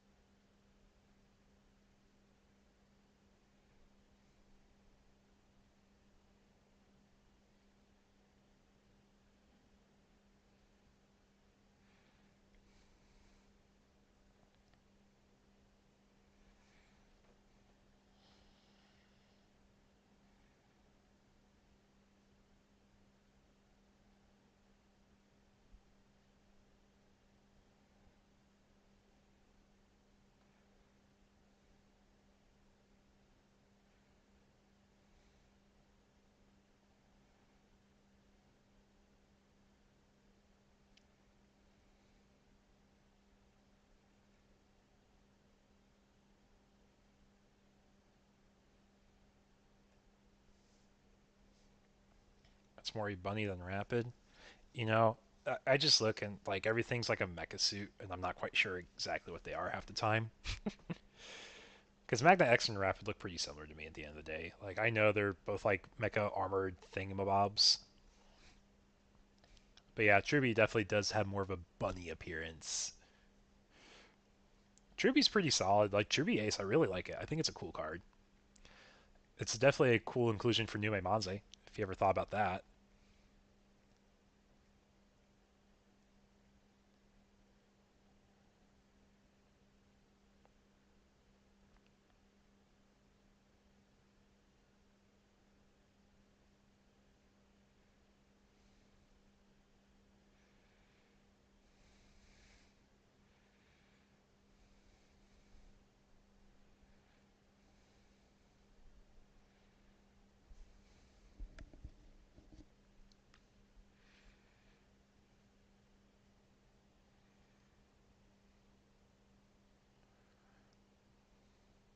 Booger Bear is Ludian Singer. I did not think about that, to be honest. Truvy Ace in Nume Manze? What's wrong with that? It's pretty cool if you ask me.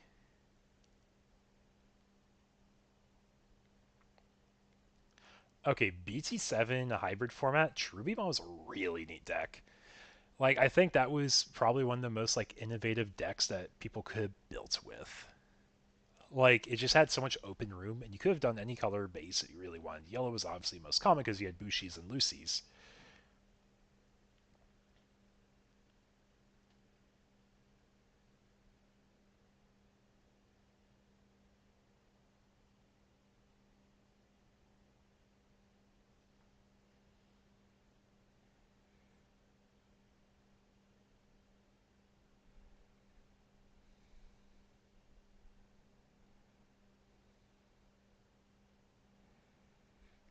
Yeah, BT7 Tribute, I think, was a really cool deck to get people into the game with. I don't think we'll ever see it come back again, like, even if they, like, pump support for it, just because it's such a slow deck. Like, Purple Hybrid doesn't really have a lot of, like, stuff going for it, you know?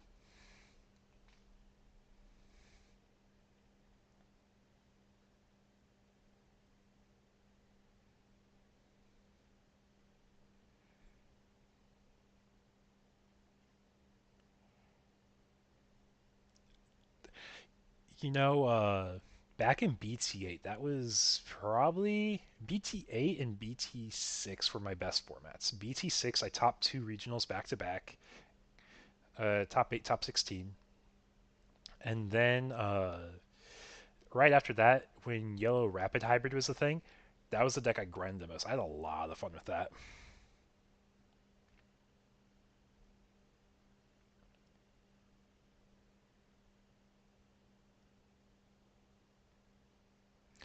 I tried making a purple hybrid deck when DCGO was first released, like in a beta test group. I did a red purple hybrid. I thought it'd be fun, be goofy, and be able to do something, you know.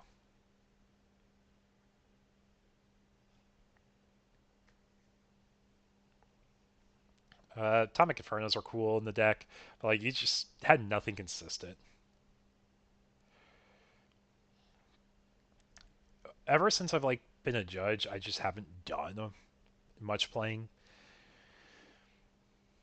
Yeah, exactly. I'm pretty much the same thing. Yeah, we are in game two, Michael. Terra took game one pretty quickly. They had a combo all the way up to 3 checks with the Imperial after they went into dragon mode over the, or fighter mode over the dragon mode, having 3 checks thanks to Pailgemon inherit and the alterns for having extra colors, basically.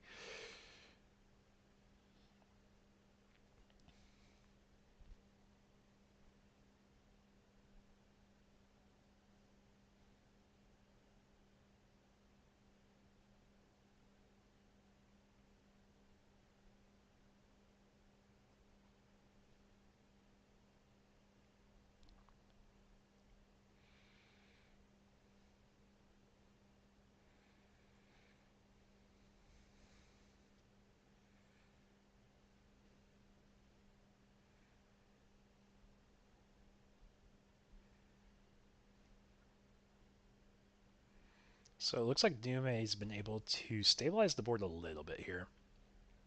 But we're going to have to do a bit more to really set up and get our next plays going.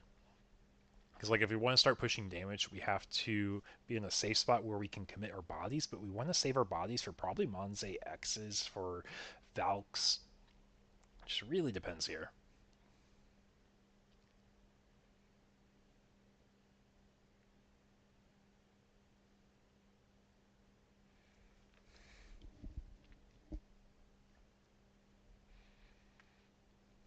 But yeah, we're going to have a very different top 8 this week, though.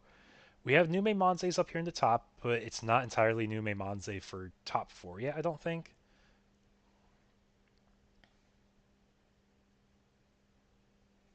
So we play Nume X here. Now we go Monze X. Now we cheat out Bade with Monze X to an 8k drain. Cheat out Gara, Garamon on play. Pitch a Nume name, draw 2.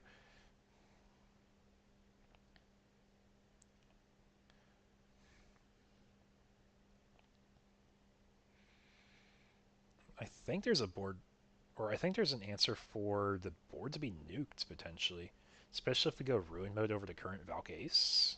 Is that a thing we're going for here? We can go Edamon over one of the Nume stacks.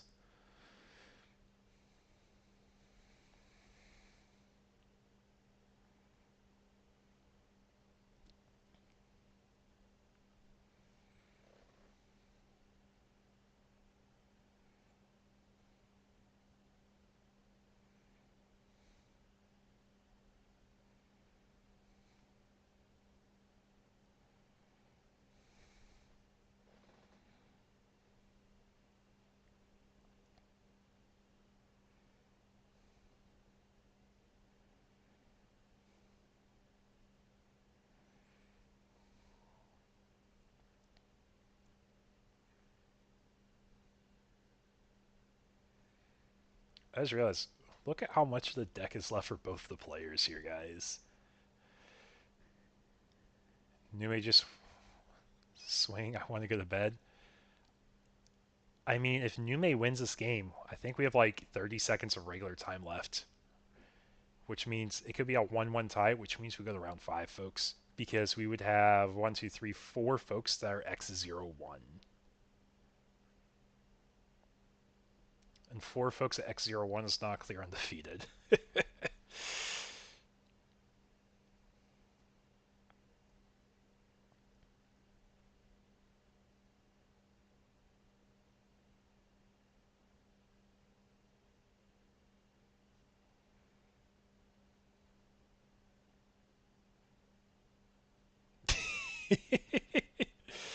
Yeah, that would be the other way to end the tournament now. But I think we're at a point where both the boards are pretty, or not both, the Nume board set up pretty well here.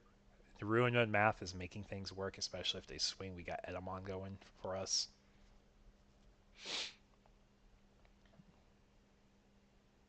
And I think they do present game here. I don't think Imperial has a way to answer it.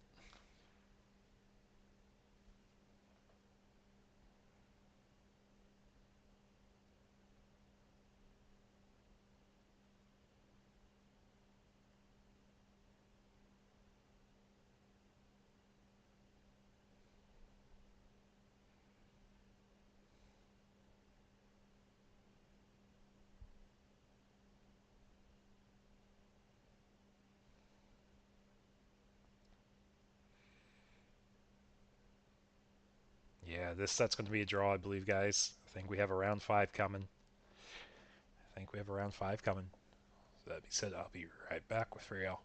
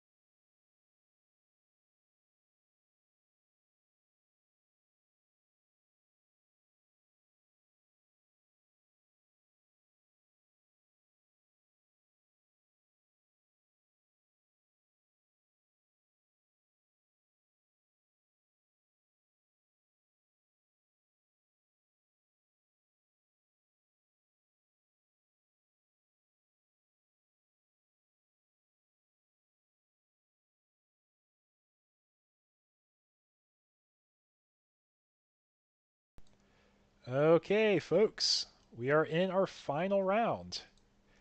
We have 4 players that are X01. There's not a clear undefeated, and 5 rounds was our specified number of rounds, so it is the final round we'll be playing for tonight. I know we have a lot of exciting stuff going on here, but we're going to be showing the Table 1 match. It's Nume Monze versus OmniZoo. You're going to see Spence Park piloting at the bottom and Wukong piloting on the top here. Both players we've featured already this tournament, but between the undefeateds, I think this is probably, or of the unclear winners, this is probably the most interesting match we'll see tonight. But I believe, based off of tiebreakers, the winner of this table should be the winner of the tournament tonight. So if you guys are looking to see who might win, there's a good chance it's Nume, because we do have, I believe, 2 Numes, one at table 1, one at table 2, Red Purple Imperial table 2, and OmniZoo table 1. So it's 4 different decks, top 4 right now. Table 3 is another Nume deck versus, I'm not quite sure, I think it might be Bugs even.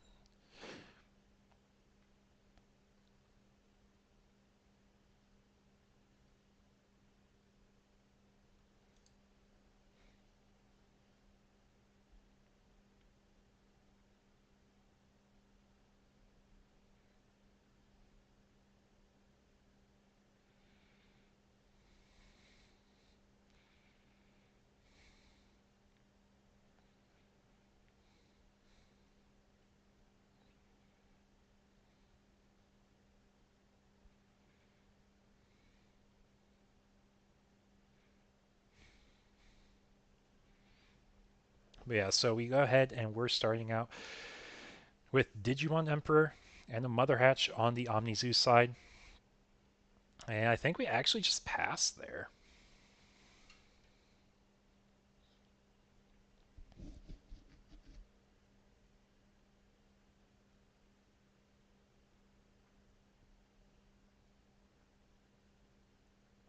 But we got the Nume X to go over to Uko, get a Suno draw. We're going to be cycling.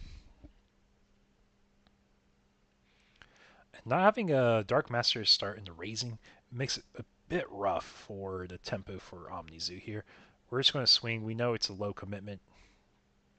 Nume X dies. Nume X is going to play up the Garamon. We could choose to proc Digimon Emperor because the level 5 or lower on their opponent's side died. But that is an optional effect. It is not required. And we're going into a Nume X over that Garamon.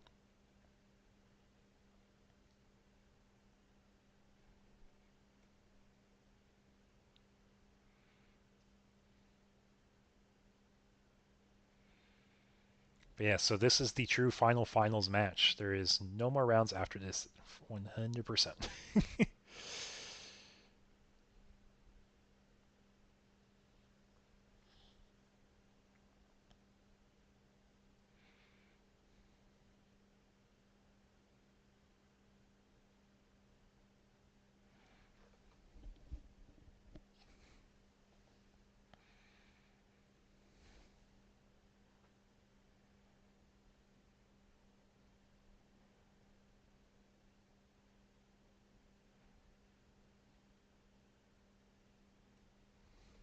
We're getting another Digimon Emperor setup. We said, unless you have a fixer, you're not raising Ukamons this game, sir.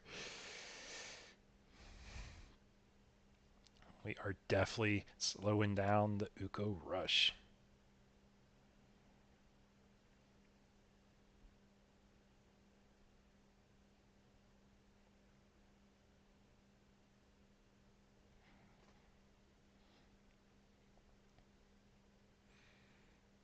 But at least we have 2 Ukos here, so we're not guaranteed passing turn, but it's going to be pretty rough if we start removing promo Ukos, denying memory gains as we floodgate memories at the same time. We will see Monze X here. It can attempt to math out here, but it won't really matter because Mother's unaffected by opponent effects. But we get our cycles from the Sunos, and we get the potential free body here to start building a bit wider of a board. And we're playing out another Ukomon here.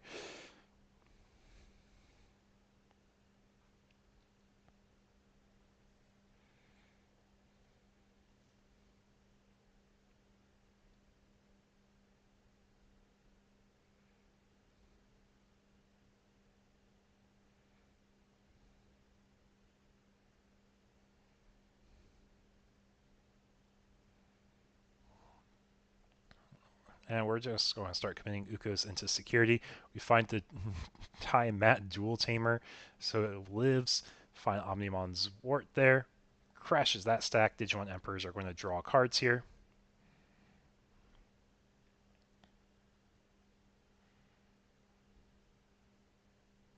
I think we're just going to keep pushing aggression here.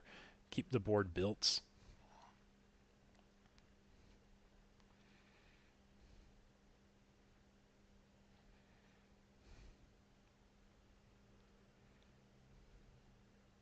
Yeah, we're even committing the Monze X stack. We'll crash that first check, but we do get the Nume X effect to play out a Numemon in name, playing out the Garamon. Want to do some more cycling. Pitch the Platinum. Pitch that draw too. I don't think we had a Platinum Trash until now, so that is probably going to be one of our next call targets, if I had to guess. And we're just going to go BT14 Nume and Raising here. Going on to our opponent's side, we are playing around Digimon Emperor now by building up to level 4 and raising. But I don't think OmniZoo really has much of a chance here. Yeah, they got the Vike Ace for all it matters there. But yeah, it's going to be probably game here once we raise up that Nume. Yep, it is OmniZoo versus Nume at table 1. Table 2 also has the exact same record because we had ties. Yeah, it's hard capped at 5 rounds or until 1 clear undefeated. At the conclusion of round 4, we had 4 players that were X01. None of them were clearly a winner, so we are playing the 5th round.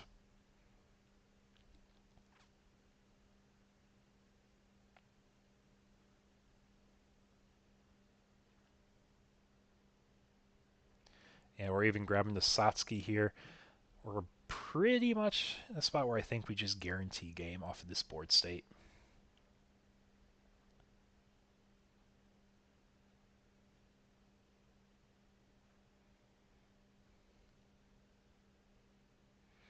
Yep, swings carry BT14 Nume, checks an Omnimon. I don't think there's anything else that we have here. I think it's just swing for game because we don't have any new aces for level 7s at this point. Give the Nume stack rush. RBO1 Monze. And swing, go for game. And we are going to go to game 2 for table 1. Nume taking it as they are able to set up. And OmniZoo is not able to get any bodies going. They had to pass one to early turns. Definitely did not do them any favors. And I know the OmniZoo player just beat a Nume last round. They tied to 1 Nume so far tonight. So it's at least going slightly positive from what I've seen so far for them.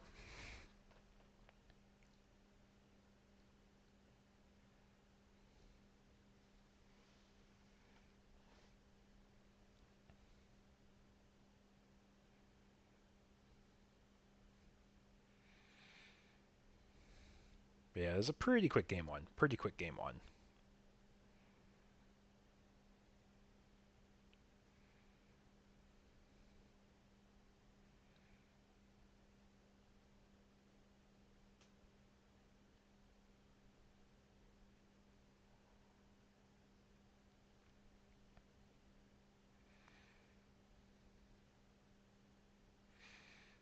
And we are in the mole phase here.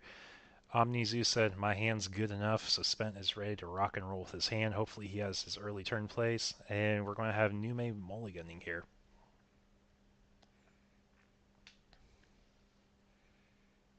So I'm trying to think, what is the optimal, if you want to go first or second? I think if you go first, you can set up Tamers. If you go second, you'll have better memory thresholds to playing out your dudes, so you can cheat Digimon into raising.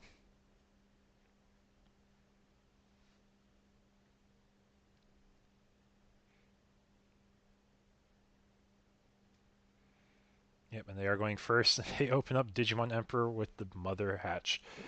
So that means our turn 2 is probably going to be Raise Mother, play one of our level 5s, search for level 6s or higher, and then pop the Mother.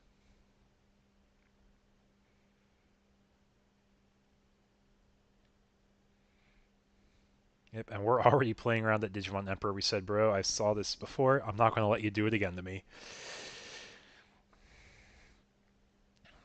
Yep, playing out the Giga Dramon on play. Top 4, we're going to add 2 level 6s or highers. So we got an Omnimon add to our hand. Merciful mode, rest go to the bottom of the deck. And then we can use the Giga Dramon's effect, Pop Mother, and we're going to be putting a Dark Master into our raising, putting Machine Dramon down.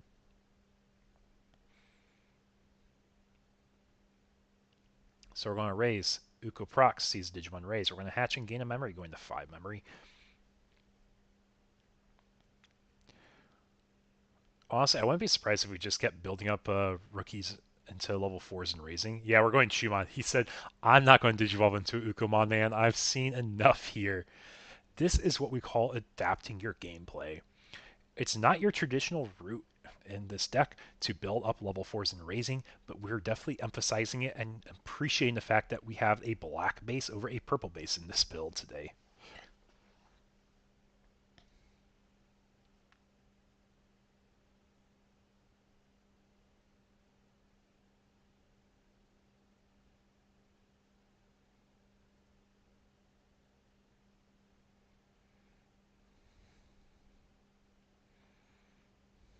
So I think our goal here is to start either going wider. We can do Monze X.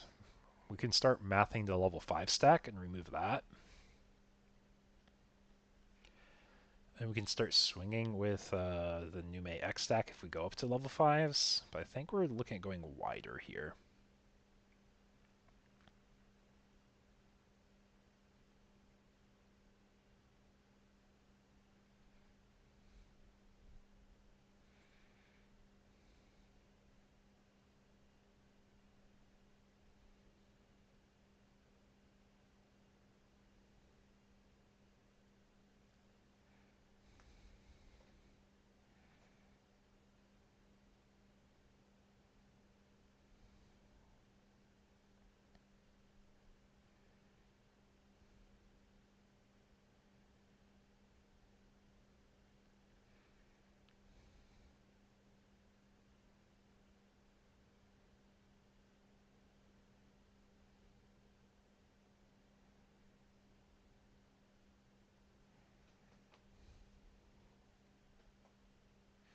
Yep, there's the RB1 Monze. Are we going Monze X to remove the Gigadramon? Oh, we are removing the Gigadron technically with the Edamon 3K math also. But that does work.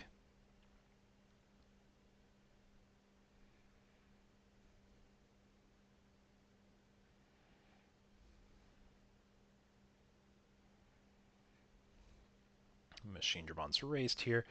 So we are working with 5 memory, which is quite a bit for Omnizu to actually get things going. If we want to evolve to a level 7, we can go into a defeat. Yep, we're going defeat, which means we can pop a tamer. There's no tamer to pop, but we can go into another Omnimon over this work defeat.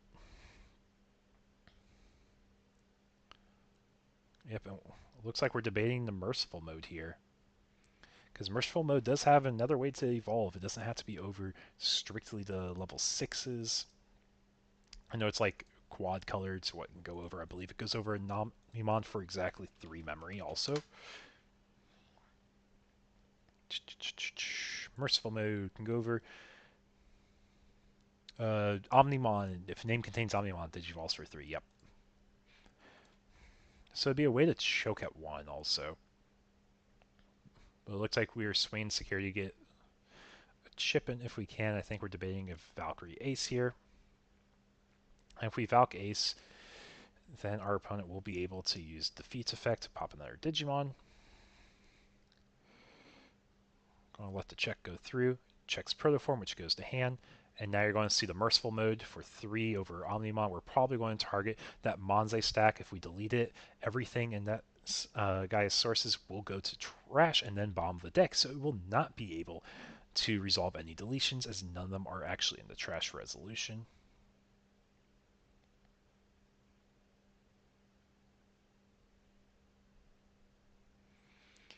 Now it's actually important. The controller of the effect gets to decide the ordered cards go to the bottom. And we're basically saying, I know we will actually have a good chance of getting there. And then the egg does go to the bottom of the egg deck as well.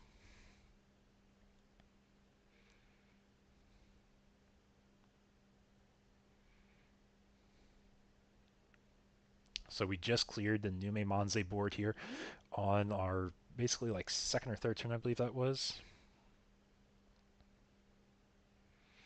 We are going to the Plat Nume for 3. If we pitch a Nume, we get a Nume in trash, and then it's back to 0 on opponent's side. If the Merciful mode stays there, it's going to trash the top security to the opponent's side. So still being able to chip away security. And then the defeat can just swing security again. Yeah, we forgot the reboot because machine does give generic reboot.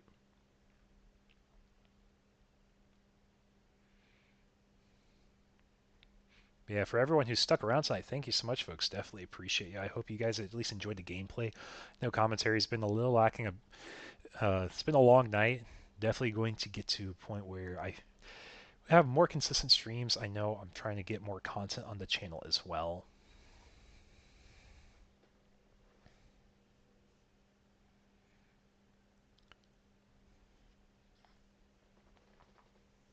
Yep, and we are pitching the Platinum Nume with the Nume, so we're going to swing security potentially. If we do, we can play out a Monzan name.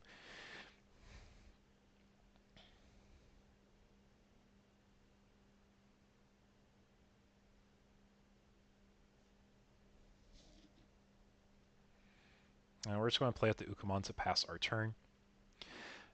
Merciful Mode's effects going to trash itself, trash top security. Finding another Ukamon here. I know, it's kind of funny. He's gone against a few Numes today. So our Omnizu has at least a probably like 65-70% win rate against Nume today.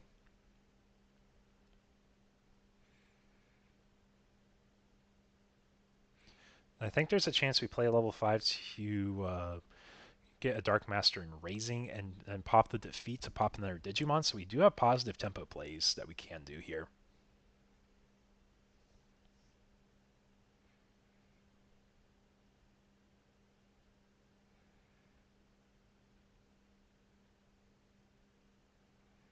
And we're going to play Time Mat for 4.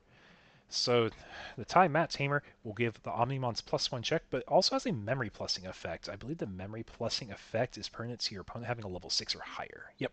If your opponent has a level 6 or higher, you will gain 2 memory. So the Plat will swing security, saying, I'm not going to give you a level 6 or higher to work with. Then on deletion, play a Monze. We're going to play out the RBO1 Monze. We can tuck a Nume and name. It's going to be goofy. I think we are going to be tucking the Plat. Yep, the Plat has been tucked. Which does matter against D Digivolve. If we run into a D Digivolve effect, we can go back to that level 6.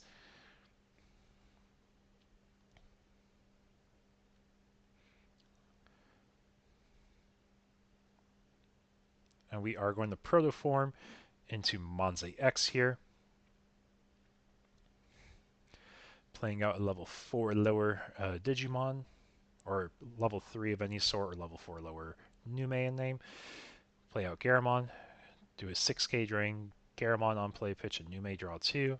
And I believe we're opting not to do that, but we do have the protoform and sources of Monze X, so we will be able to recur a little bit more value. We could bring back the Platinum awkwardly too.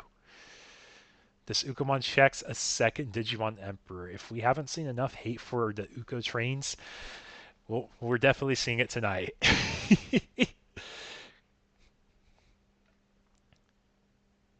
And we're just slamming Valkyries. We already did a 6k drain with Monze X. This is another 5k drain. So 11k. And then we did have RBO1 Monze also. Yep. And Defeat's going to go ahead and pop the Valk Ace. We're going to be giving 4 more memory for Omnizu to start their turn with.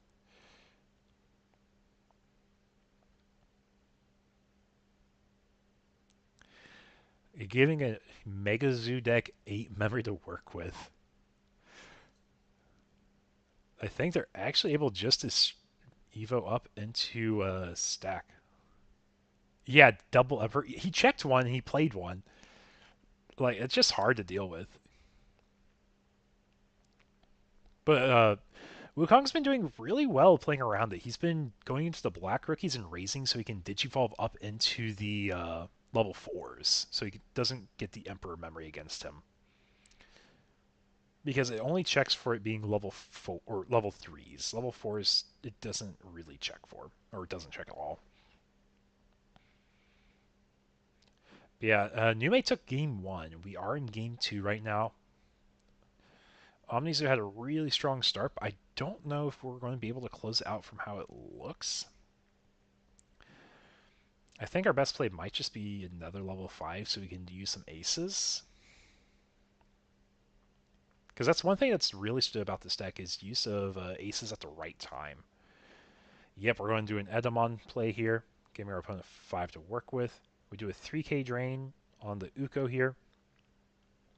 And we will tap 2 Imps to draw 2 because we popped a level 5 or lower on our opponent's side.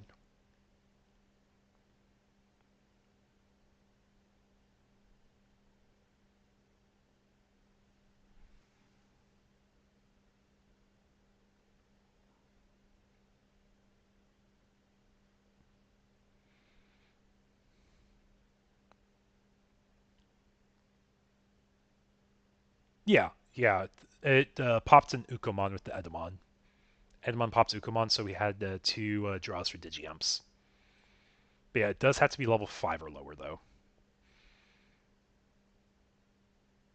Yep, yeah, you saw it. I know there's a delay from what y'all see versus what is going on, too. There's a little bit of a stream lag.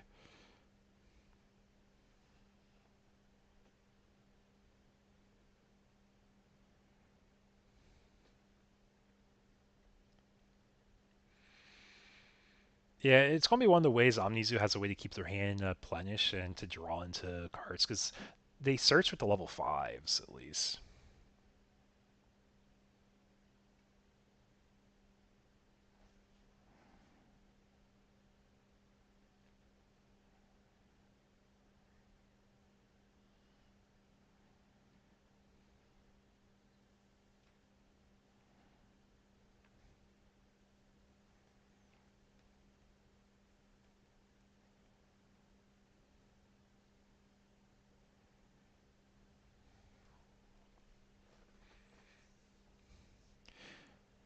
Yeah, this is our second week in a row where we had 4 people with the same record in round 4 going to round 5. So we will have 2 people with the same records again.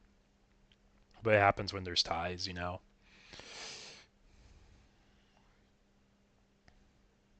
We are adding RBO1 Monze back to our hand. Protoform recovers.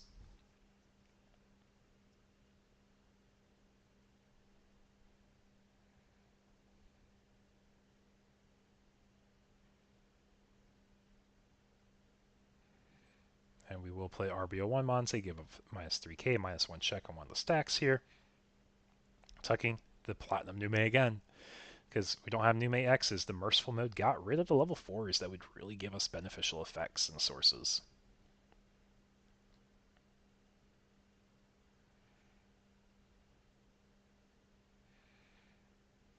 I don't think we've been able to get the raising going again.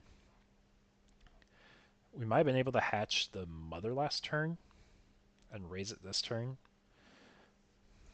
But we have 3 memory, so we're actually digivolving into Piedmon. Piedmon actually deletes a unsuspended Digimon when attacking, and I believe we're going to be popping that Monze. And we can choose to proc the Digimon Imps if we want to. Protoform does go back to hand.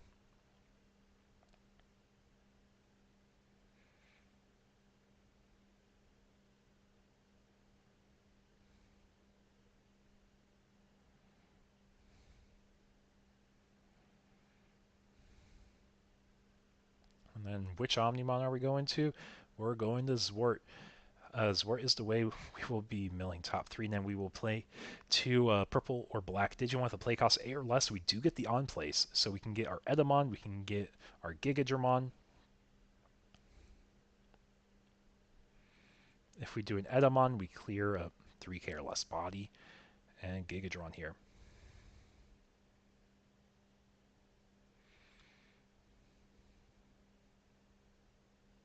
Yeah, Zoo gets 2. Zoo gets 2 here. Oh my gosh, we just showed 3 defeats off that Gigadramon. Have there been more games going to ties in BT16 in my tournaments? In my tournaments, yes, we have had more ties, but we've also had more tournaments cap out. And because we have more cap out, we have more matches. And because we have more matches, we are going to see more ties. Yeah, it's also a format where we probably will just see more anyways. I mean, Magnemon's a pretty slow deck. Nume Monze can be a slow deck, but it's aggressive unless it has to be more tempo-y.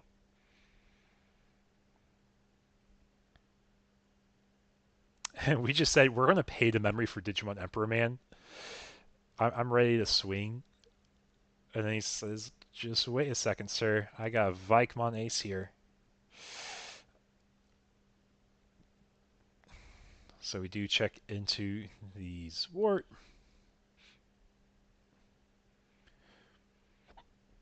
Excuse me. So, yeah, he says, you got game, man. You got 3 swings coming. I can't answer it. Let's just scoop. And I want to make use of our time here.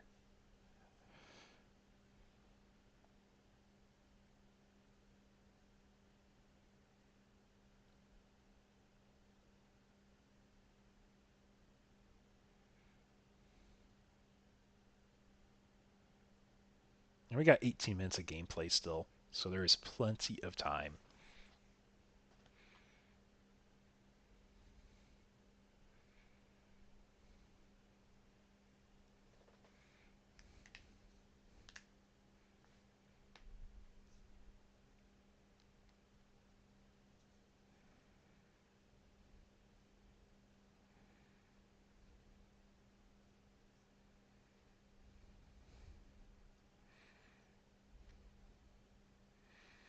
It looks like we have 3 matches finished so far. We have one person that is 4-1, another person that's 3-1-1, another person that's 3-2. And just for an idea of what our records look like tonight, table 9 of 16, the person winning is 3-2.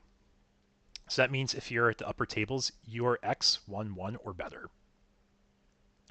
And that's starting at table 6 is where the down pair was, I believe. Yeah, table 6 is where we had the down pair. So table 5 and up is X1-1 or better. So yeah, we do actually have quite a few ties. I think 4 ties is what I count out. 4 or 5 ties is what I'm counting for tonight.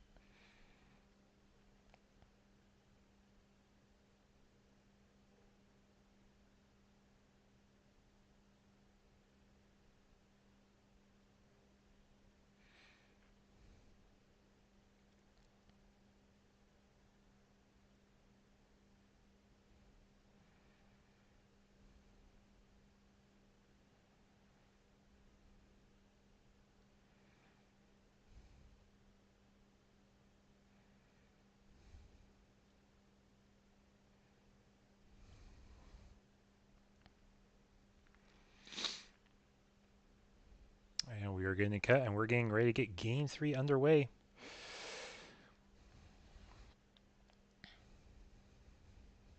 With that being said, folks, let's see how we go. Nume gets to choose if they're going first or second. They're going to be going first here. They said, I'm going to do my best to play around Digimon Emperor here if I can. So we're going to start Chikurimon in the raising.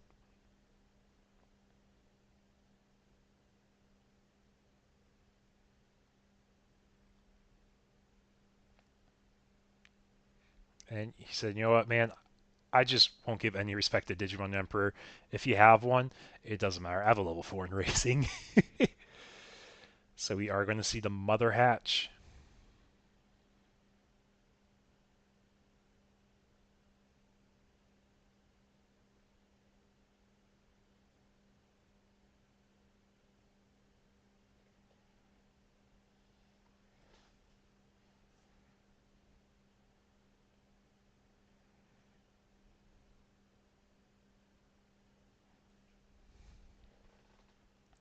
He says, you know what, man, I'm so brave. I'm just going to go Monze and raising. What are you going to do about it?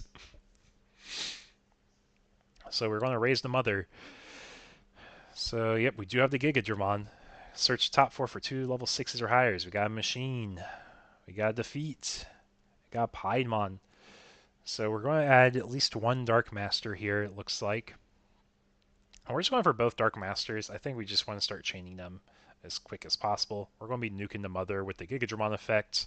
And then we're going to be playing out one of our Dark Masters to the raising area, I believe. We're actually debating, do we want to do that?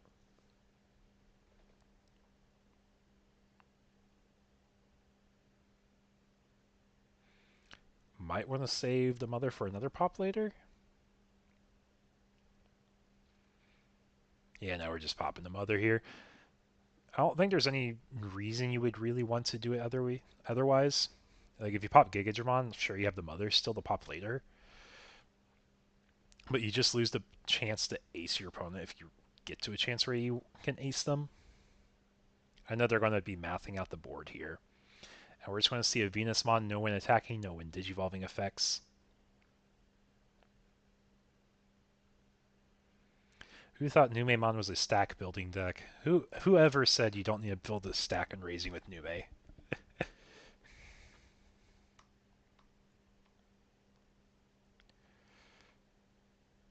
I think we've only had one regional BT16 at NA at least. I'm pretty sure we've had other regions with it. Yeah, we're not getting any damage in this turn due to the Venus Valinkin effects.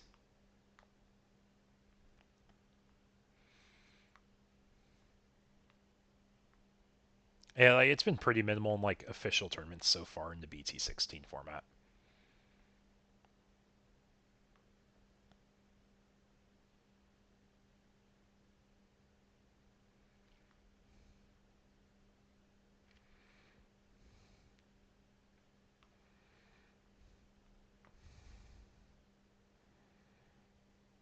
One and one Oceania. That would make sense. That would make sense. I know Eggman Events has everything up to date. He would probably be the best resource to check for that. And we're going to play time Math for 4. If you guys remember, this card put in work against the previous Venus Mons we've seen. The biggest downside is you will have Security Attack +1 when you go into your Omnimons.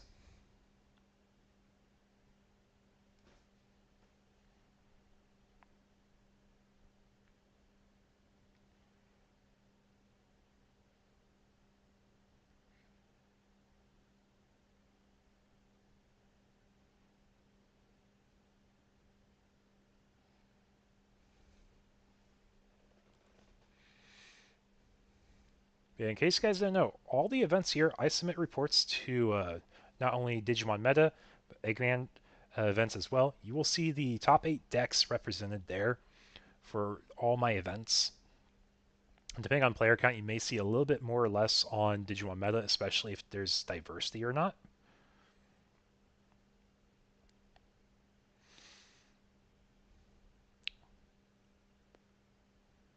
So this Venusmon will swing security and live to check against Edamon.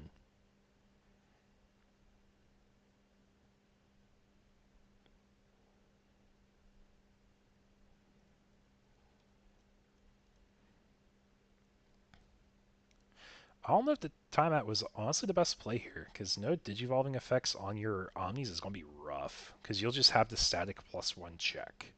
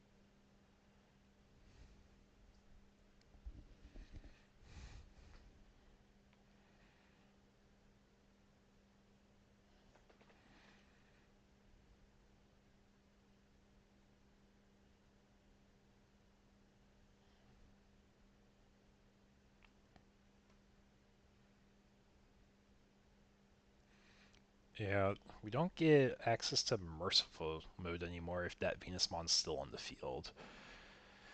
So we will need to be careful if we Did you evolve into our Omni? Or at least as long as Time Mat is out.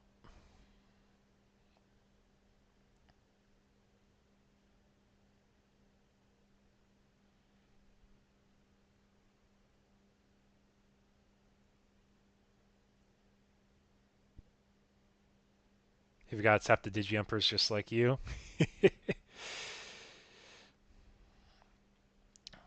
Oh, we are going to be swinging. And because Time Mat does have an extra check, DP threshold is big enough to live over the swings here. And he just says, man, I want to play another Digi-Emperor. You committed to the Uko. You fell for my trap. That Uko is not leaving raising. That Venus is stuck on field. RBO1 Nume could come up for stopping when attacking effects.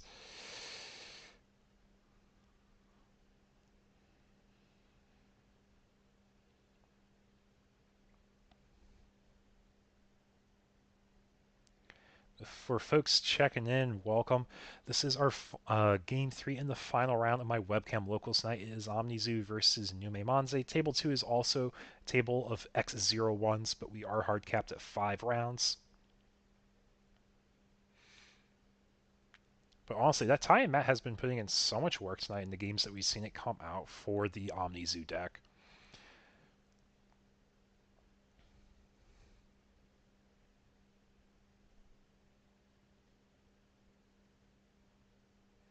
And we will see Edamon come down here, give minus 3k, and force a Digimon to attack on the OmniZoo side. So we go to 5 memory here.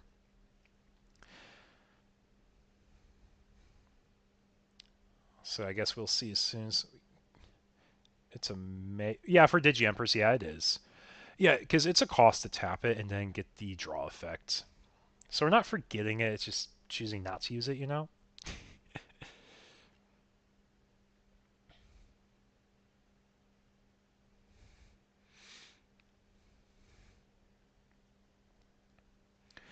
And the funny thing here is, because Omnimon's Scary Attack +1 from the time mat, it cannot swing over Venusmon either. You just can't do that trade because Venusmon cannot be attacked by Digimon's Scary Attack modifiers. Who would have thunk that? Like, I think our best route here is just start swinging security. Yep. First check is a ruin mode, so it dies on deletion. We're probably popping the Venus stack, if I had to guess.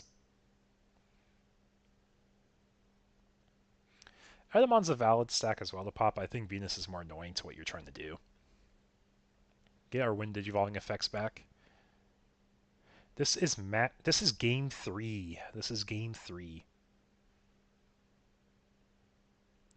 Yeah, the Zwart defeat just checked a ruin mode insecurity, so they got rid of Venusmon.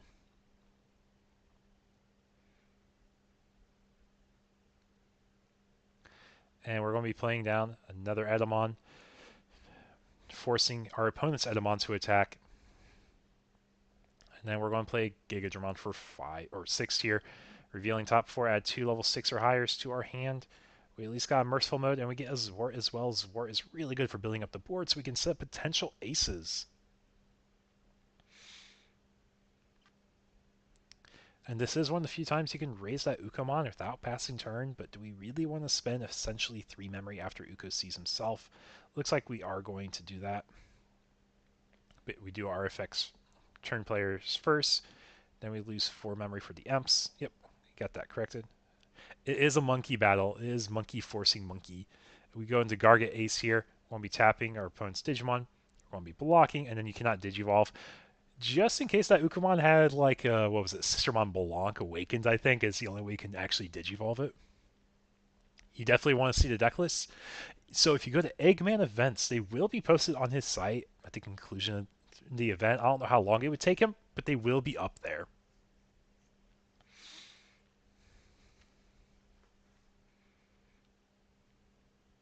And our opponent has a Death Exmon here. So we were able to de-Digivolve the Ace and have a discount. And thanks to all those tamers that are being played out, we're able to play it for a bit cheaper too on top of that. So OmniZoo has to get through 2 security. There's no blockers. There's no potential aces. So I'm trying to think, is there a level 6 that has +1 Valk Ace, but it would force a turn pass? If we go Valk Ace, he would be able to pop one of our own Digimon.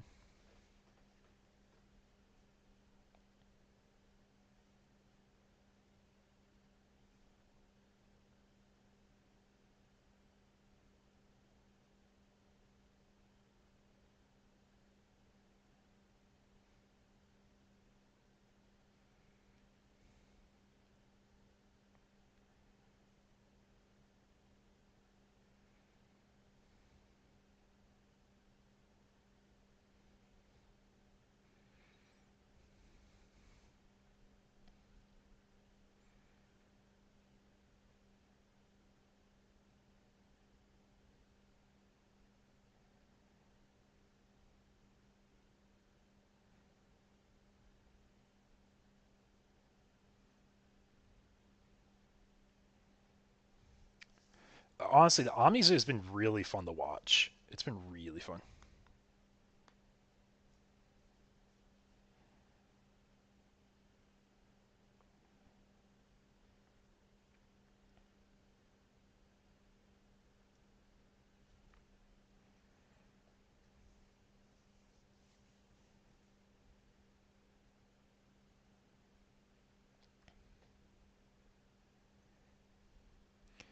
There's a chance. So the record for the Omnizu player, he's beaten at least one Nume Monze, and he's tied to a Nume Monze.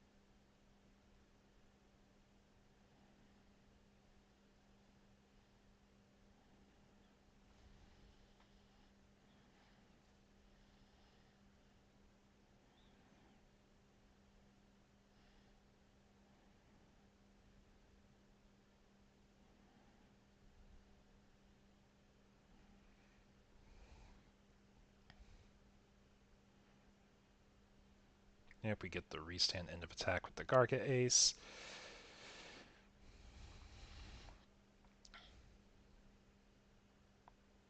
I don't know if we forgot that Zort had an extra check thanks to the Tiamat. But there we go, guys. OmniZoo took table 1. I want to thank you guys so much for joining us for the stream tonight. Hope you all enjoyed it. And I'll be uploading this final match. I'll be putting some over commentary over what happens tonight. With that being said, thank you so much all. Take care and have a nice one.